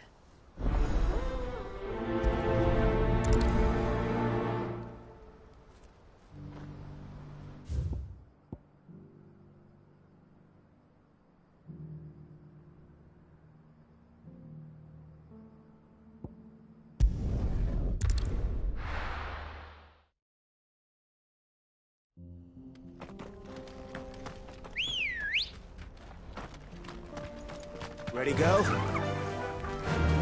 Yeah!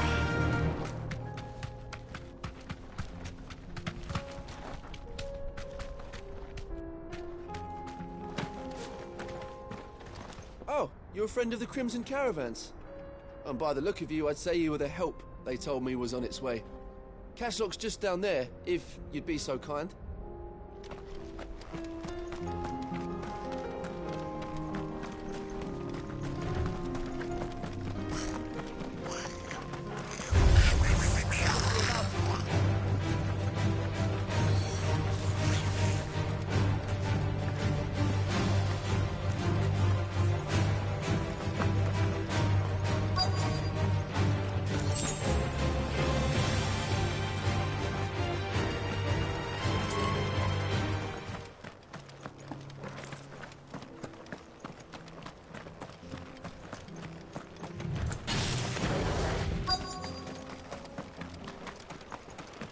Must have been a nice place once. But it will be again.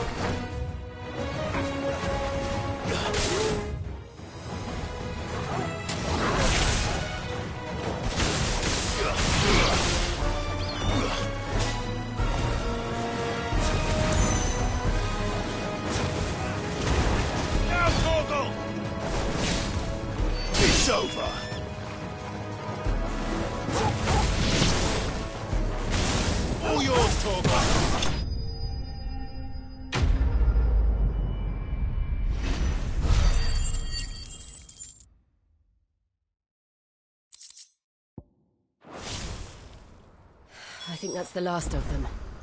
I think you're right. Let's head back to Boklad.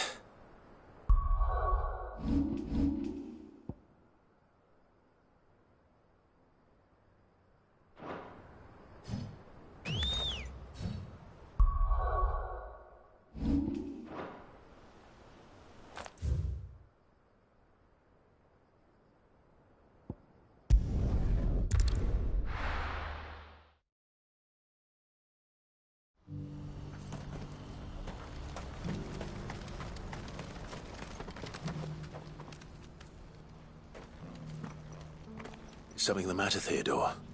Quiet. Those are our terms. I trust that you will give them your full consideration. I shall. Thank you.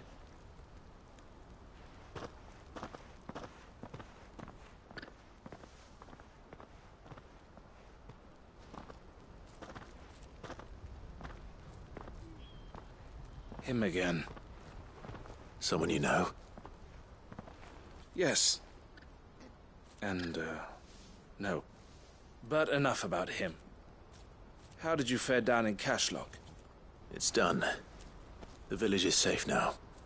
You made quick work of it, as always. I should go and let Eloise know. Don't let me keep you. But Clive, don't tell her I was watching her, will you? She'll only get upset.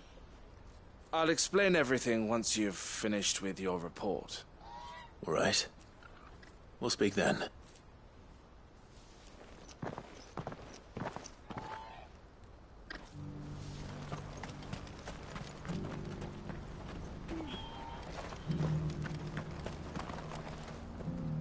Eloise, I just got back from Cashlock.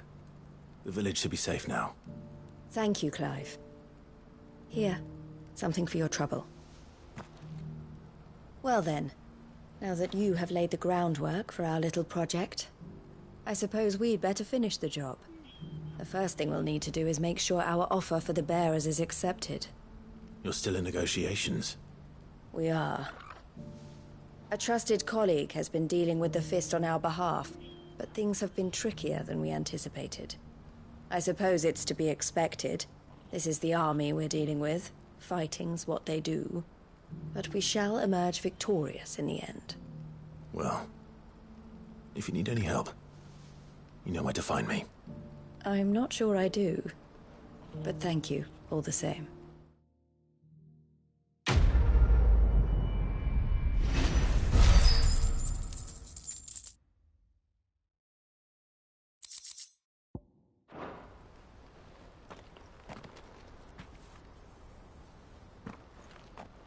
Ah, Clive. You wanted to talk? The man I was watching earlier, the one speaking to my sister. He represents the Silver Peak Consortium. It's one of the bigger trading houses. I don't think I've heard of them. Well, every trader in Dhalmekia has. They operate across the length and breadth of the Republic. And they're still expanding. They've been trying to get Eloise to join their ranks for some time now. And judging by her reaction earlier, I'd say she had half a mind to accept their latest offer. And you'd rather she didn't? I would rather she did what makes her happy. And I would never deny her such an opportunity. Eloise saved me from slavery. And we have striven to save others like me ever since. But this was not the life my sister wanted, nor the one she deserves. I won't let her give up on her dreams again for my sake. She freed me from my bonds, and she must be freed from hers in turn. You're a good man, Theo. I have always been grateful for what my sister did for me, and I want to repay the favor by letting her live her own life. But each time an opportunity to do just that arises, she turns it down. For my sake. She loves you. And I love her. Which is why I want this time to be different. To show her that I don't need to be watched over anymore. Though I'm sure I'll still need some help from time to time. I trust that I can count on you. Always. Thank you, Clive. Well then, I had better get back to work. These bearers aren't going to move themselves. That's a job for the Crimson Caravans.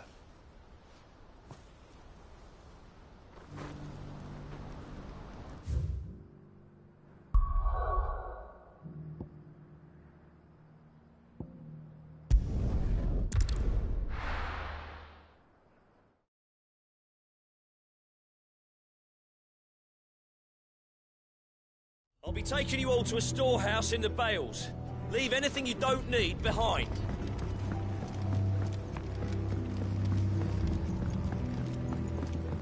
You know what you have to do. I won't let you down. Clive, I fear that I must bid you farewell. As you know, our time grows short. The Lord Chief Justice's vultures are circling. We must strike now. Before we part, I want you to know that, though I may not always have been your most vocal ally, I trust you, as I trusted your predecessor. Thank you.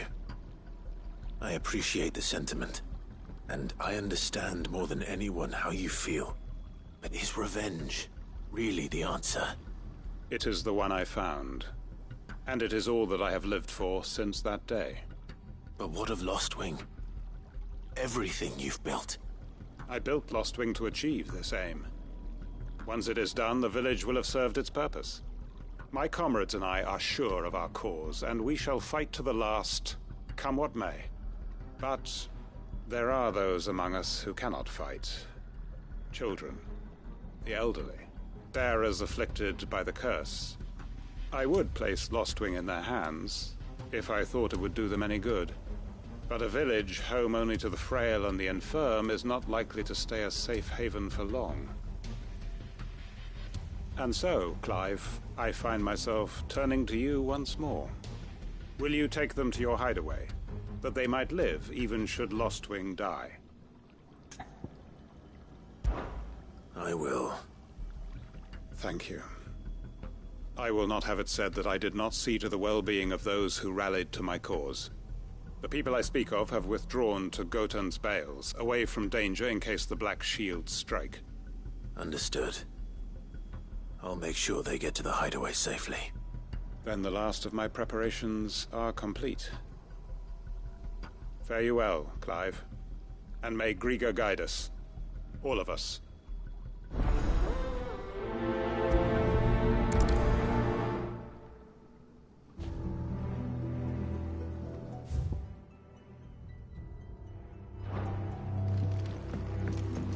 Come then, brother. We are awaited in Gotan's Bales.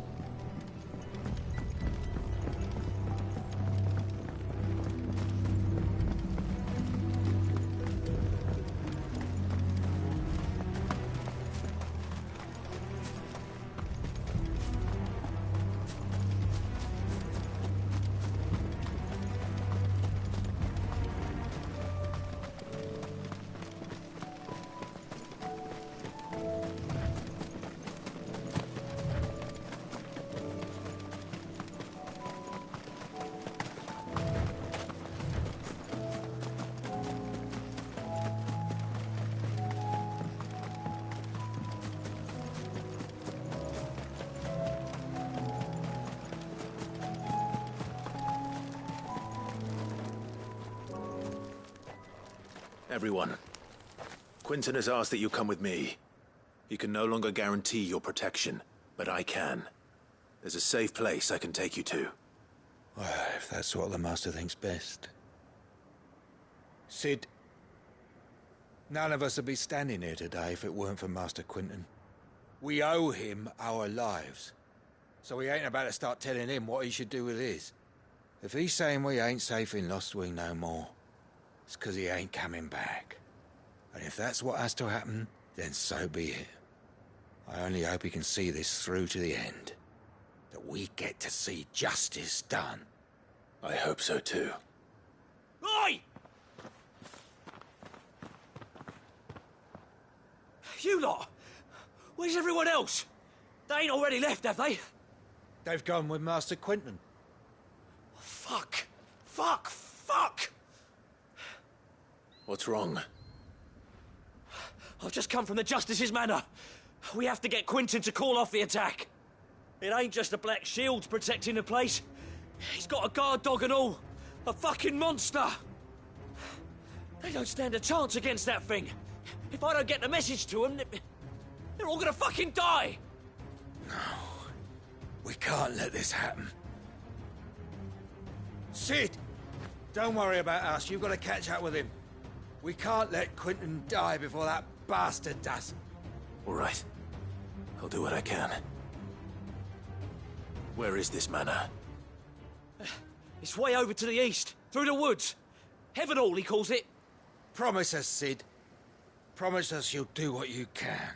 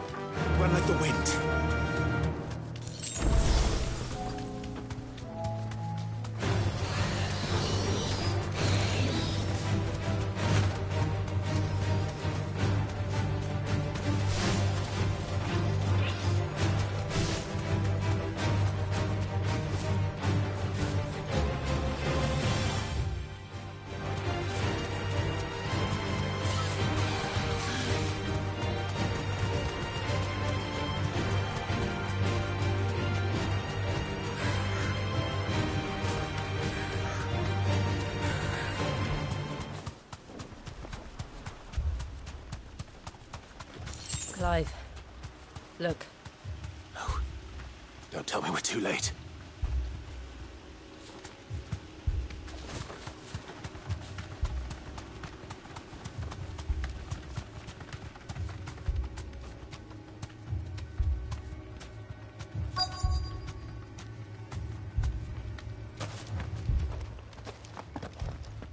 Quentin, are you all right? No. But I am alive. Which is more than I can say for my comrades. They followed me without question all the way here. And they died. For nothing.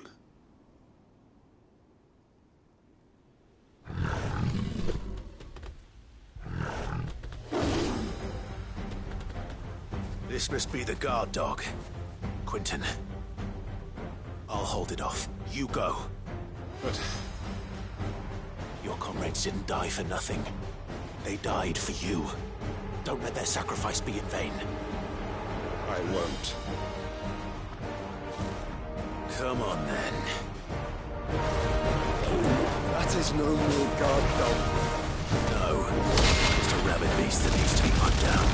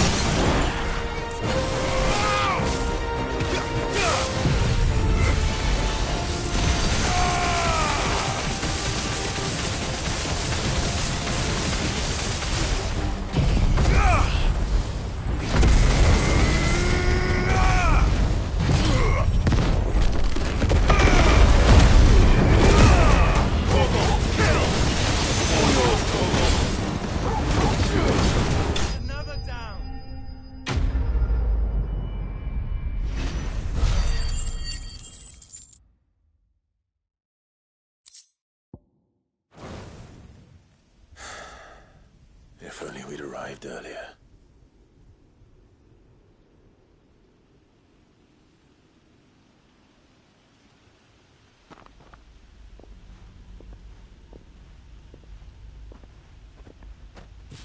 Is it over? It is. He wept and begged for mercy. And I cut him from ear to ear. Just as I dreamed of doing all these years. All my plans. Building a haven in Lostwing. Freeing bearers from their chains and recruiting them to my cause. It was all for this. But what is this? Justice? My faithful comrades. All those lives lost. So that I might take another. Quentin. Master Quentin! Oh, thank Grieger you're safe. You're alive. And so are you. I'm so sorry. I tried to warn you about that thing. And I hate to say it, but there's more bad news. It's Lostwing. It's been flooded. What?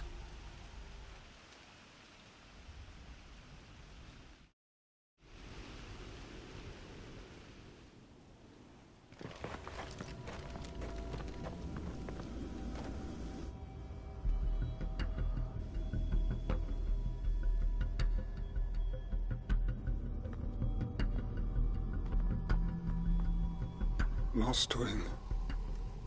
My Lostwing. And look who's here.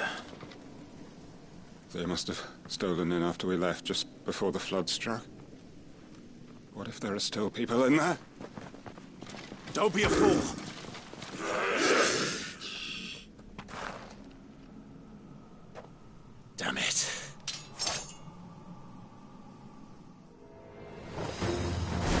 Quinton's not going to last long in there.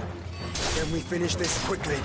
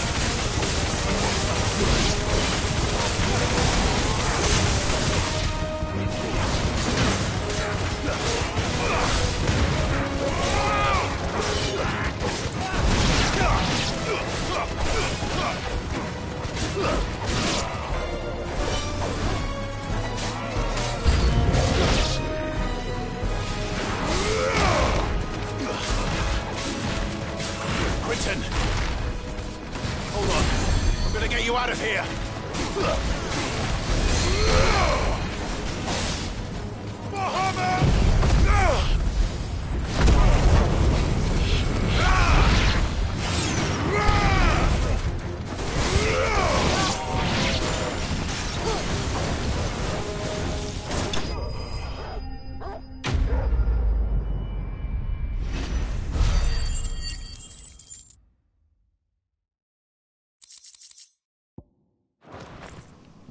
I need to get back to Quinton.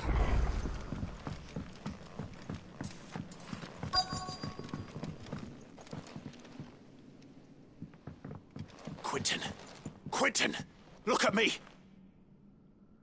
Thank the Founder. He hasn't turned. I'm going to get you out of here.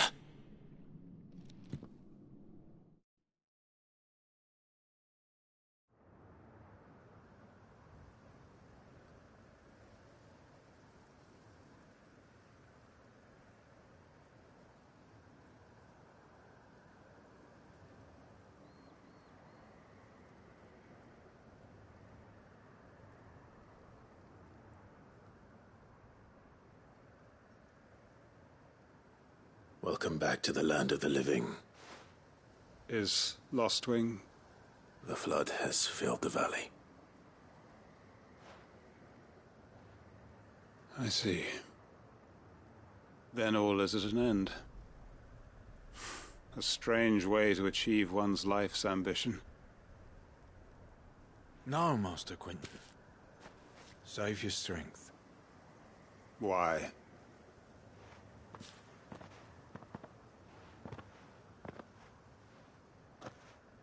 All that I strove for is gone.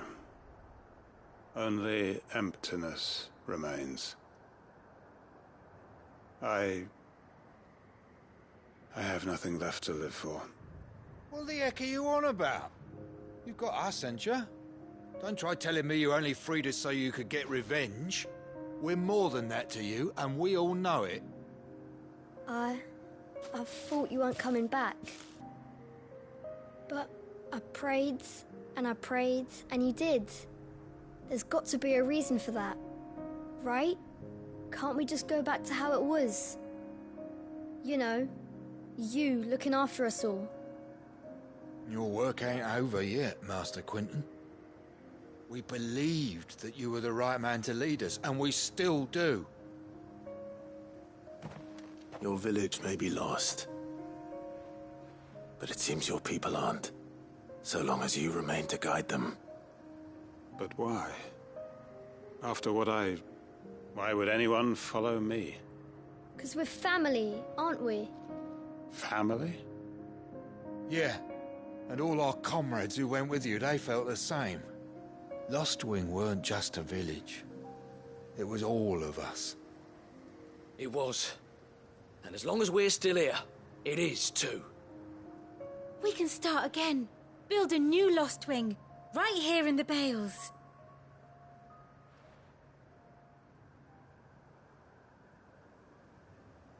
A fresh start. One life ends, and another begins. Why just a village? We could build towns. A nation, even. What's to stop us? That's the Master Quentin we know. Please. I am nobody's master. Quentin will suffice. After all, we are family.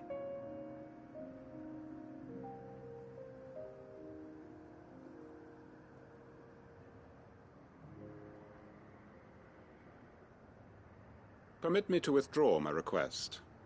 I will no longer be needing your help in looking after my people. I'll pretend you never asked. But you must be rewarded for your efforts on our behalf. You saved my life twice over. And more besides. A bottle or two of your finest red will suffice. Of course. Nothing but the best. And I have a feeling that this year's vintage will be the finest yet. If you don't mind waiting, that is. I look forward to it.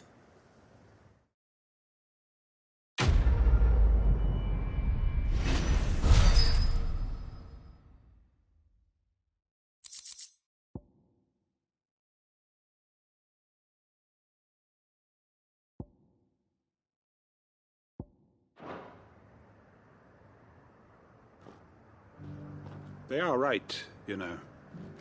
Lostwing can be rebuilt. It was more than a mere village. More than a staging ground.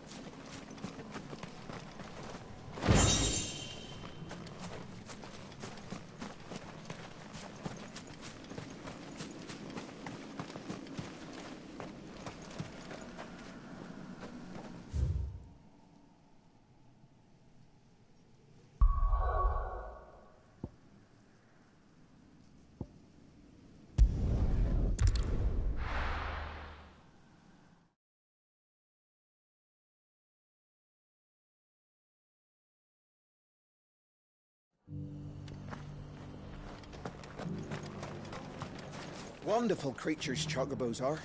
They're fast, strong.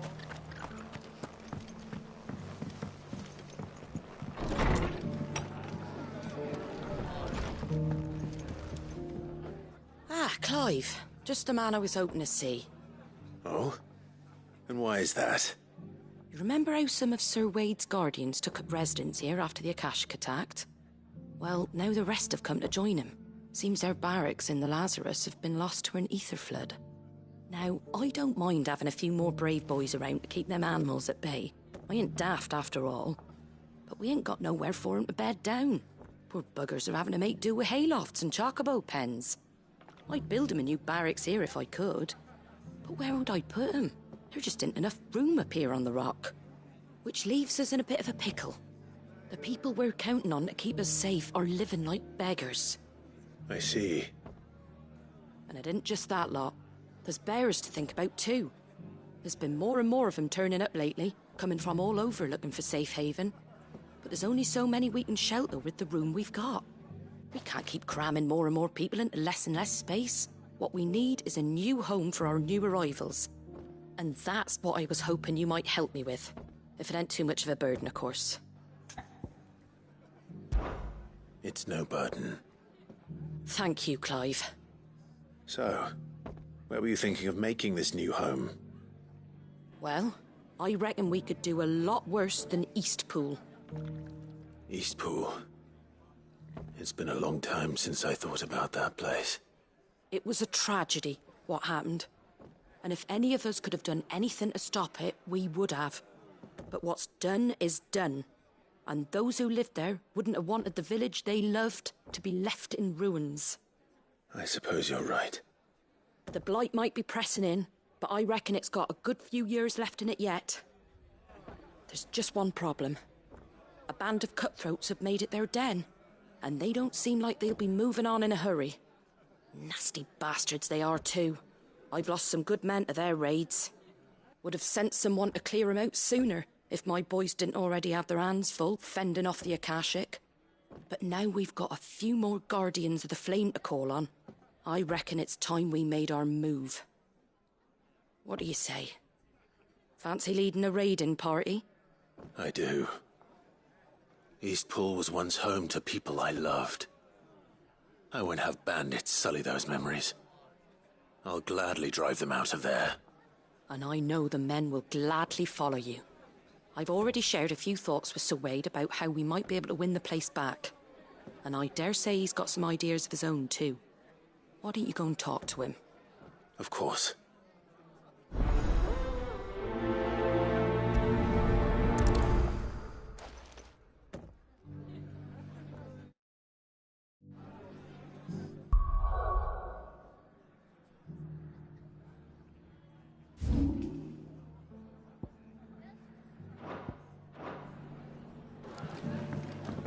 Back to Eastpool, then. Not just yet. Let's hear Wade's plan first.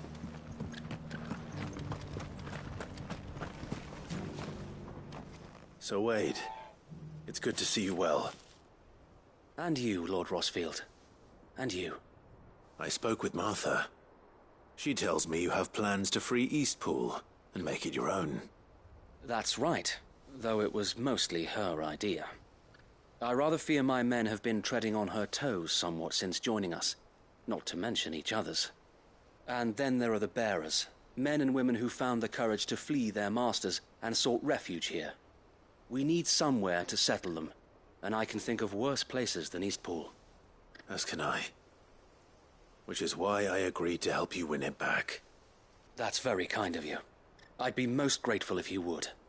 With you beside us, we shall soon send that rabble of rogues running for the hills.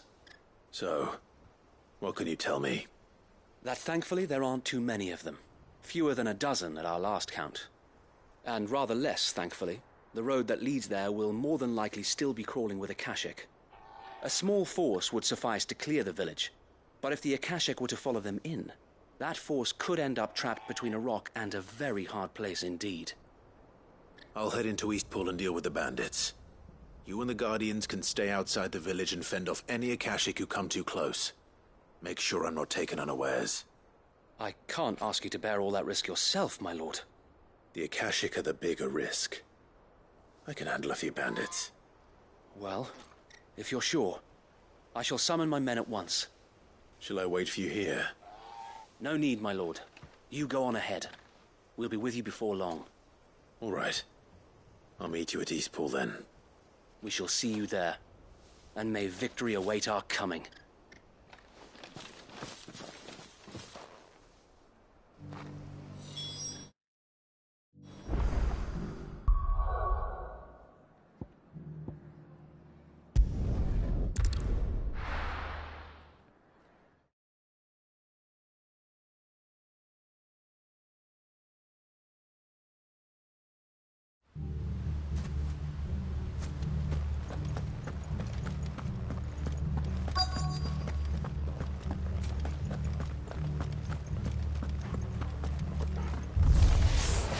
Who the hell are you?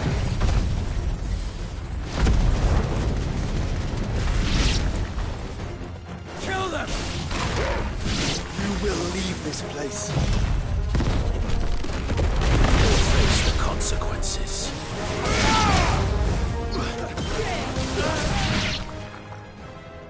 That's the end of that, then.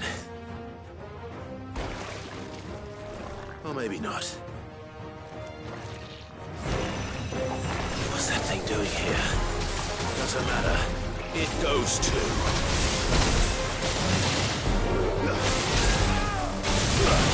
Fire and flame! Soil and stone!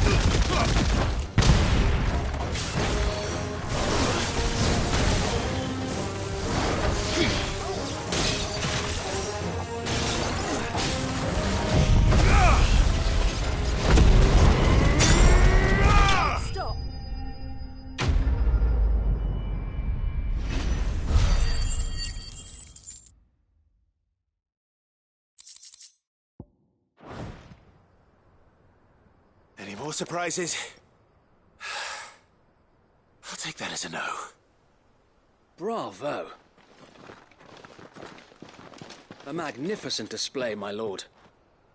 You were watching? I thought you were keeping an eye out for Akashic. We were.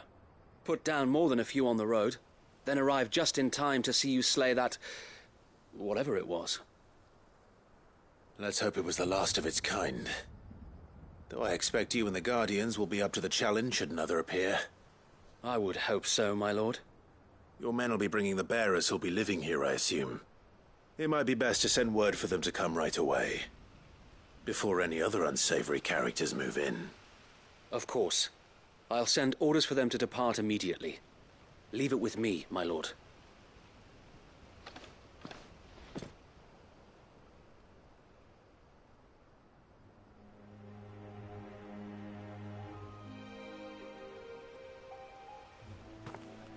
Home. Without masters. No. We're the masters now. Our lives are our own at last. That's all of them.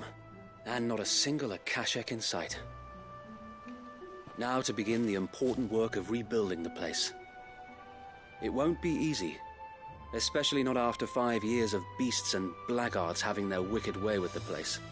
The masonry might still be sturdy enough, but half the beams are rotted. Those that weren't lost in the fire or burned by the bandits, that is. It'll take a bit of elbow grease, but we'll see Eastpool rise again. Just you wait. So wait. Lady Hannah is buried here. If you don't mind, I'd like Oscar to join the rebuilding efforts. He should be a part of this. Of course. I couldn't agree more. I'll let Martha know that everyone arrived safely. If you need anything more, you have only to send a Stolas. And we will, my lord. Safe travels. Eastpool lives again. Let's go and tell Martha the good news.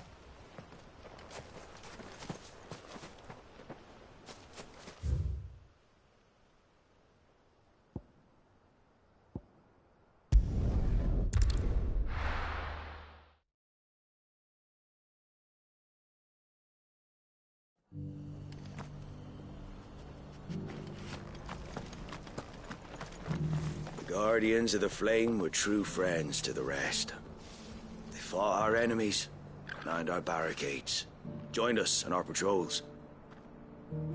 Now they're gone, I suppose it's back to double shifts.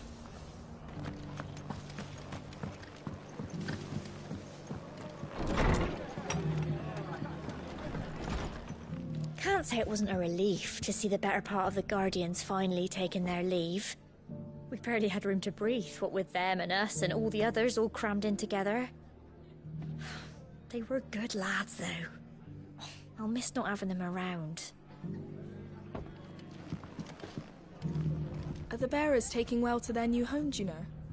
I sometimes worry how they'll manage without me to cook and clean for them. Ah, there you are. All went well then. Sir Wade told me you got rid of the bandits while his lot kept an eye out. Nicely done. And what's all this about some shape-shifting nightmare showing up? On second thoughts, don't tell me. It'll only give me nightmares of me own.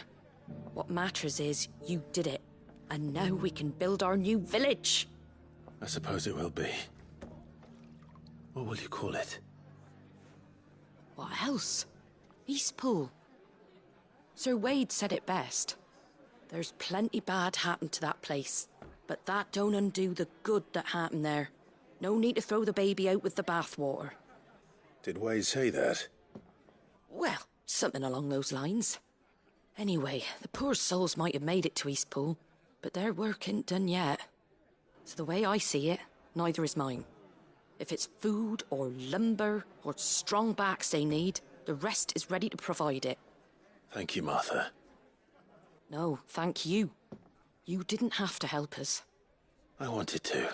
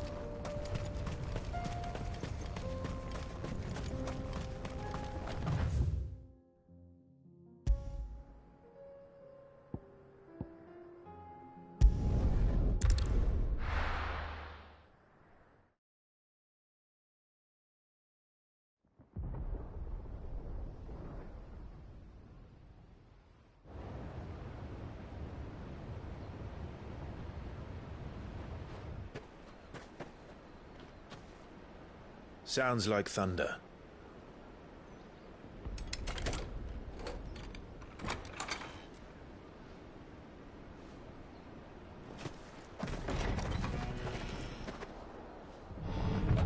You're late. We're starting to think you'd stumbled off a cliff. I seem to recall that was you, Gav. Good to see you. Any trouble on the road? Nothing we couldn't handle. I knew you'd come. Is that who I think it is? Yes. Allow me to introduce my brother, Joshua. Clive's told me all about you. Or even listening most of the time. Name's Midadol, but everyone calls me Mid. My lady. Hey?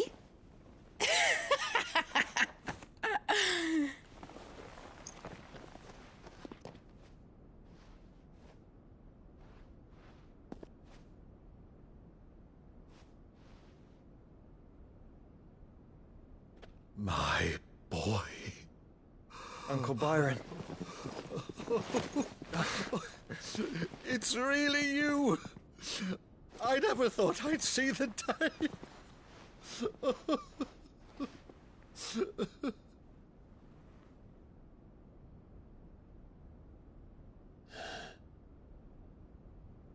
So these Akashic are being controlled? That's what it looked like. Empty eyes, eerie blue glow. No doubt they were turned, but silent as monks, every last one of them. Your man here speaks true, Clive. We saw more than a few in the city. They moved in ranks with a purpose, and not of their own. Ultima's doing. Perhaps. What of the city? The people? Dead, mostly. Mostly, but not all. A handful managed to lock themselves in their villas before the Horde arrived. Some in the merchants' district to the west, and a few others on the far bank. If the Akashic stumble across either hiding place, a few bolted doors won't hold them for long. We need to find them. And quickly. What do you propose? We split into two parties. I will make for the merchants' district, while you look to those across the river. Mind keeping an eye on my brother? Not at all. We find the villa and try the servants' entrance. Understood. And what of us? Mid, is she fit to sail? The ship, the Mithril engine could probably do with a few more tweaks. Then you better work fast. Even if we do reach the survivors in time, they'll never make it to the hideaway on foot. You leave that to me. See that Mid doesn't get herself into trouble, would you? Think I can manage that? I'll keep him safe. Looks like you stuck with me, Byron. That's Lord Rossfield, you little gutter snipe!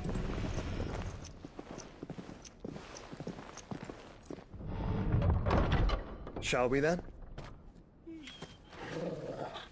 And you keep Clive safe. Be careful. Both of you. You too.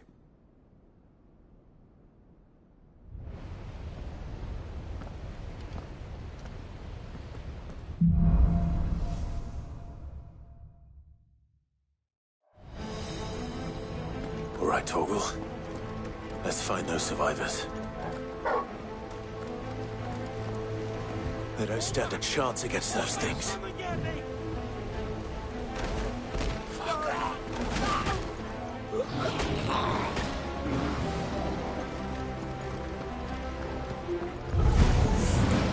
They've been routed.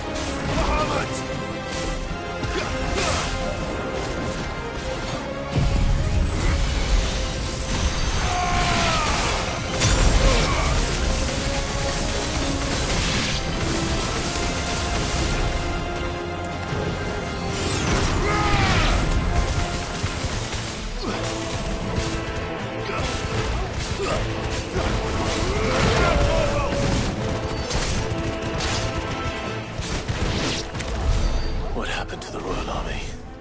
There's nothing but monsters here.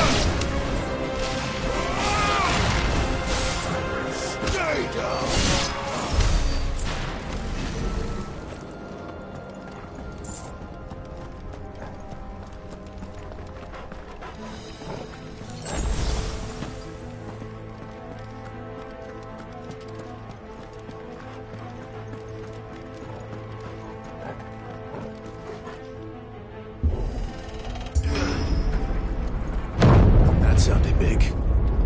Joshua and Jill must be busy.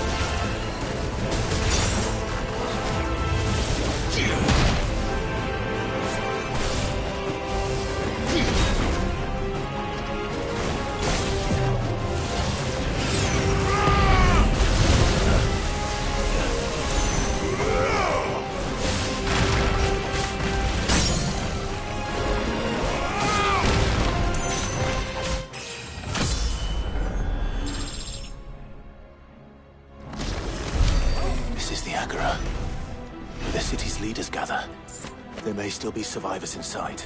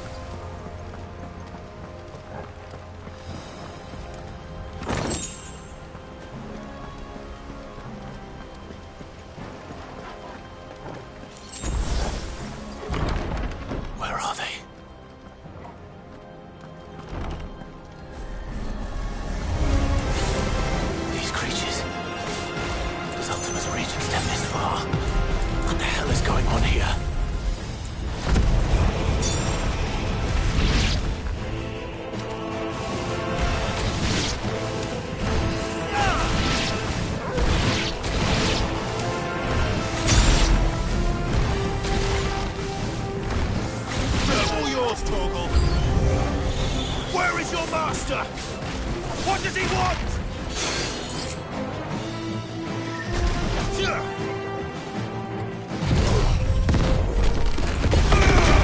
It's over.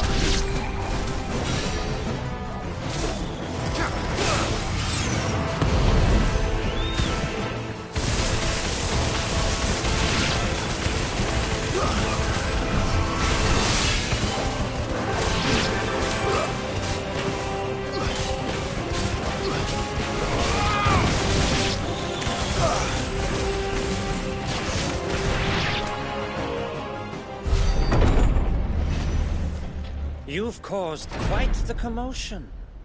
But then I would expect no less from you, Muthos. You again. I don't believe we've been introduced. You were in my family's crypt. And now you're here. With an army of Akashic thralls. Manners, Lord Rossfield? They are men, like you and me. Albeit ones unburdened by the wills that drive our kind to madness. They are pure. They are divine. What? And they are all that remains in this once raucous city. You'll pay for what you've done. As you wish. I confess I have been very much looking forward to this. Pardon me this indulgence, Your Majesty. The vessel shall not be spoiled.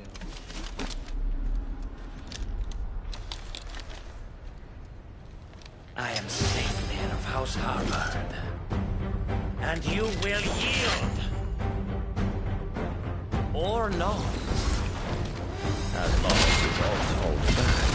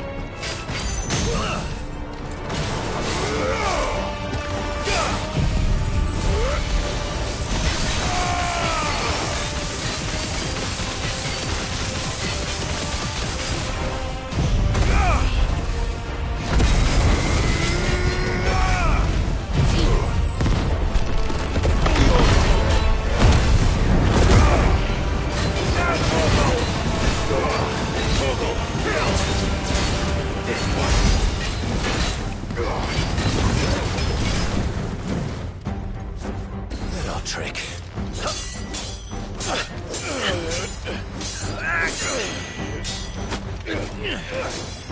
Fuck. You will forgive me if my performance seems uninspired. It is just that I expected so much more from our chosen one. Perhaps this will kindle your flame? What now? A gift from my liege lord's armory. Gungnir. Watch closely, Mythos.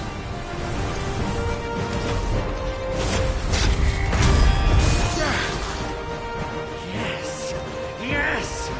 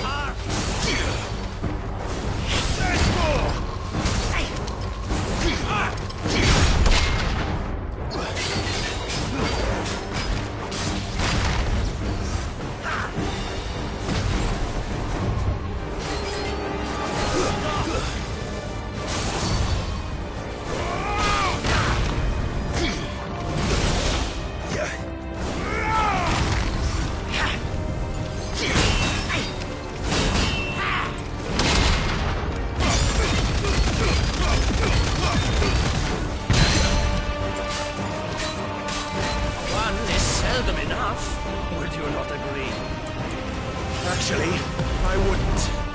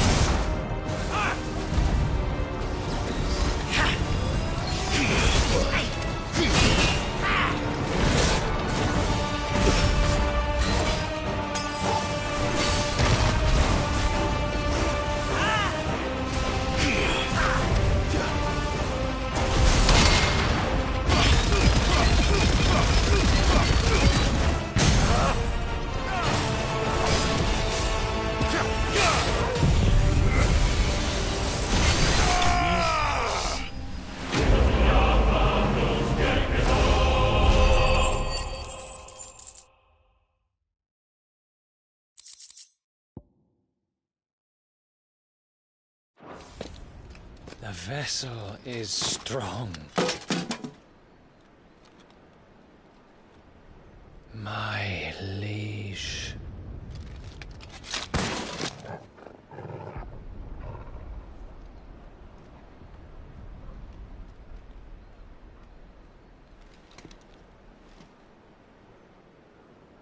Clive! You're all right. As are you, I see. We are, yes. I'm sorry, but we couldn't save them. It was over before we arrived. Well, you did what you could. I fear we were all too late. What's wrong? Nothing. I hope.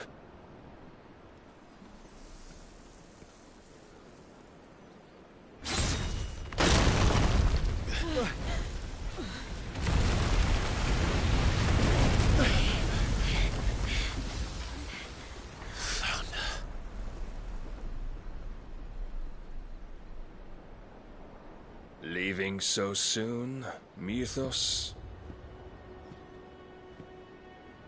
It's the king. Indeed. You may kneel before Barnabas Tharm, Warden of Ash and King of Waloed. Get back.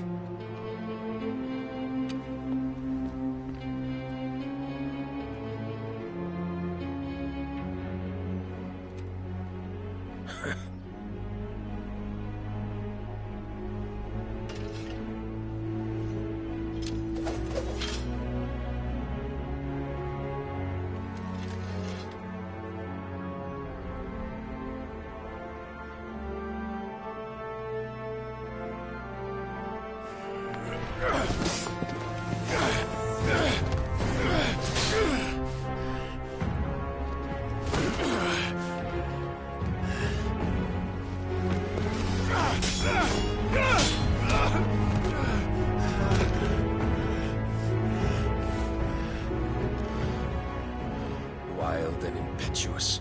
I expected more of the boy who bested my Lord Commander. Yet I see why my master covets you so. The power within you, Mythos. The potential.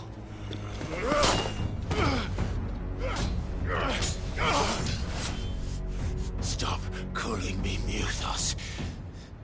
But Mythos is everything. The cornerstone of all creation. The Lord's vessel. Your purpose. My purpose? To surrender my mind and body to that thing.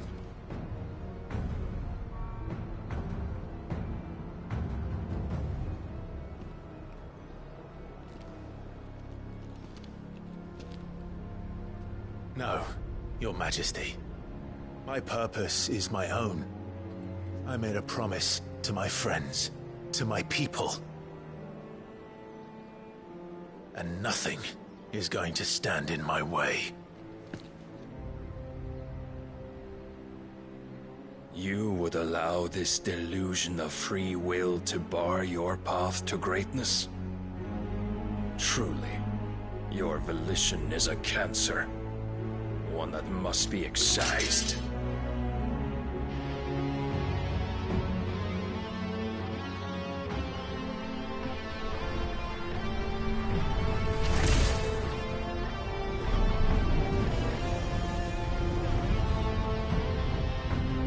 Try it.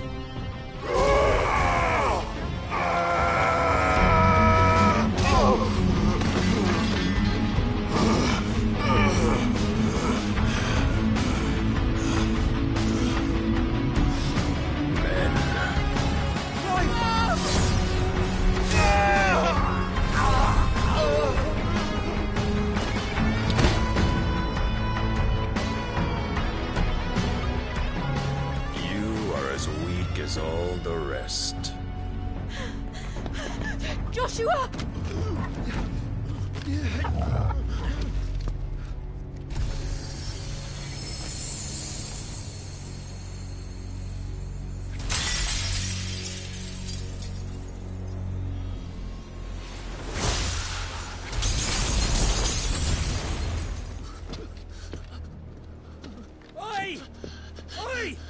swear! Hurry!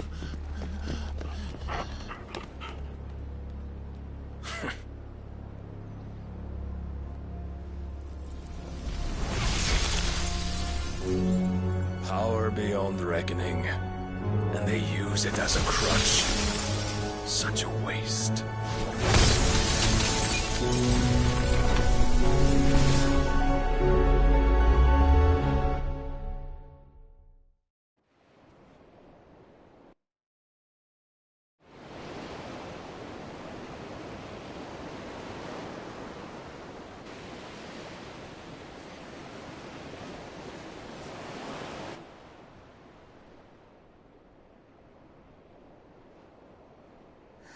Will he be all right?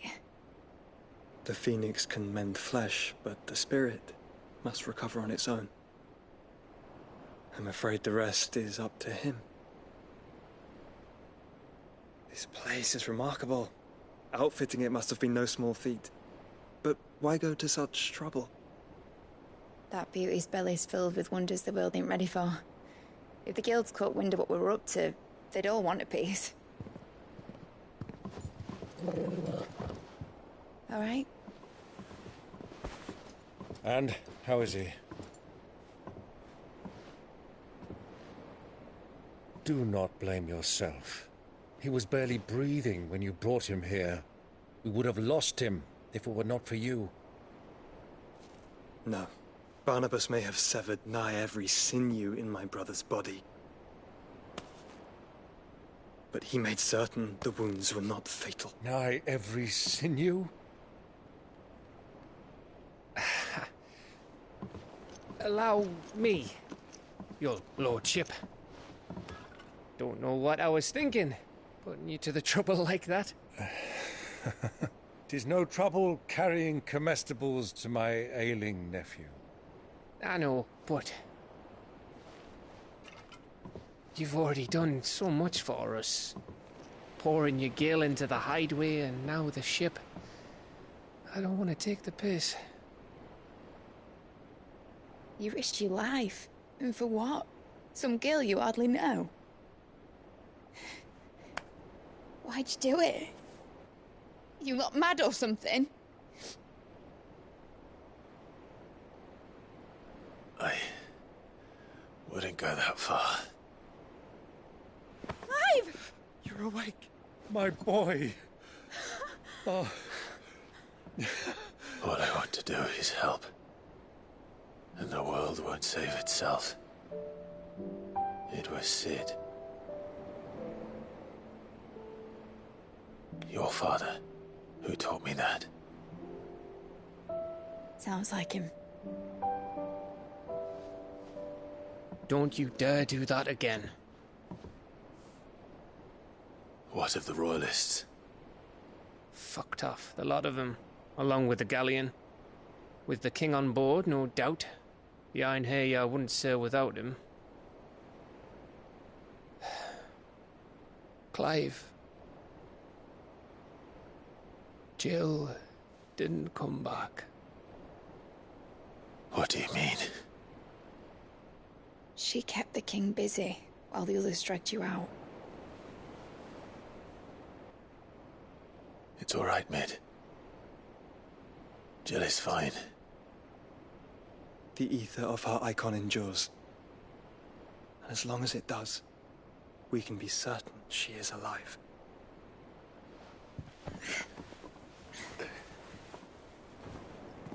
We must pursue the Black Galleon.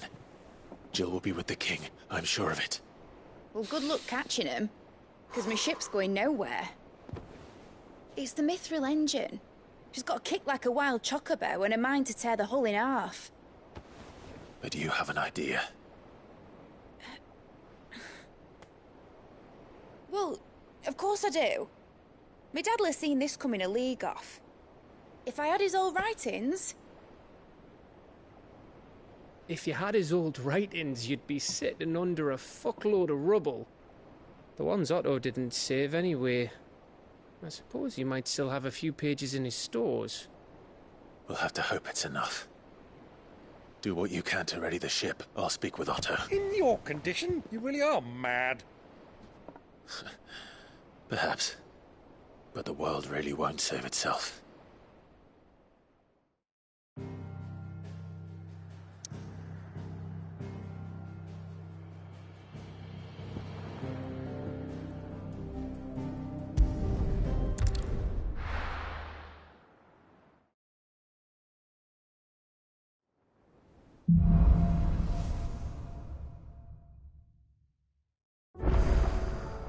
Right. Gav said that Otto might know something.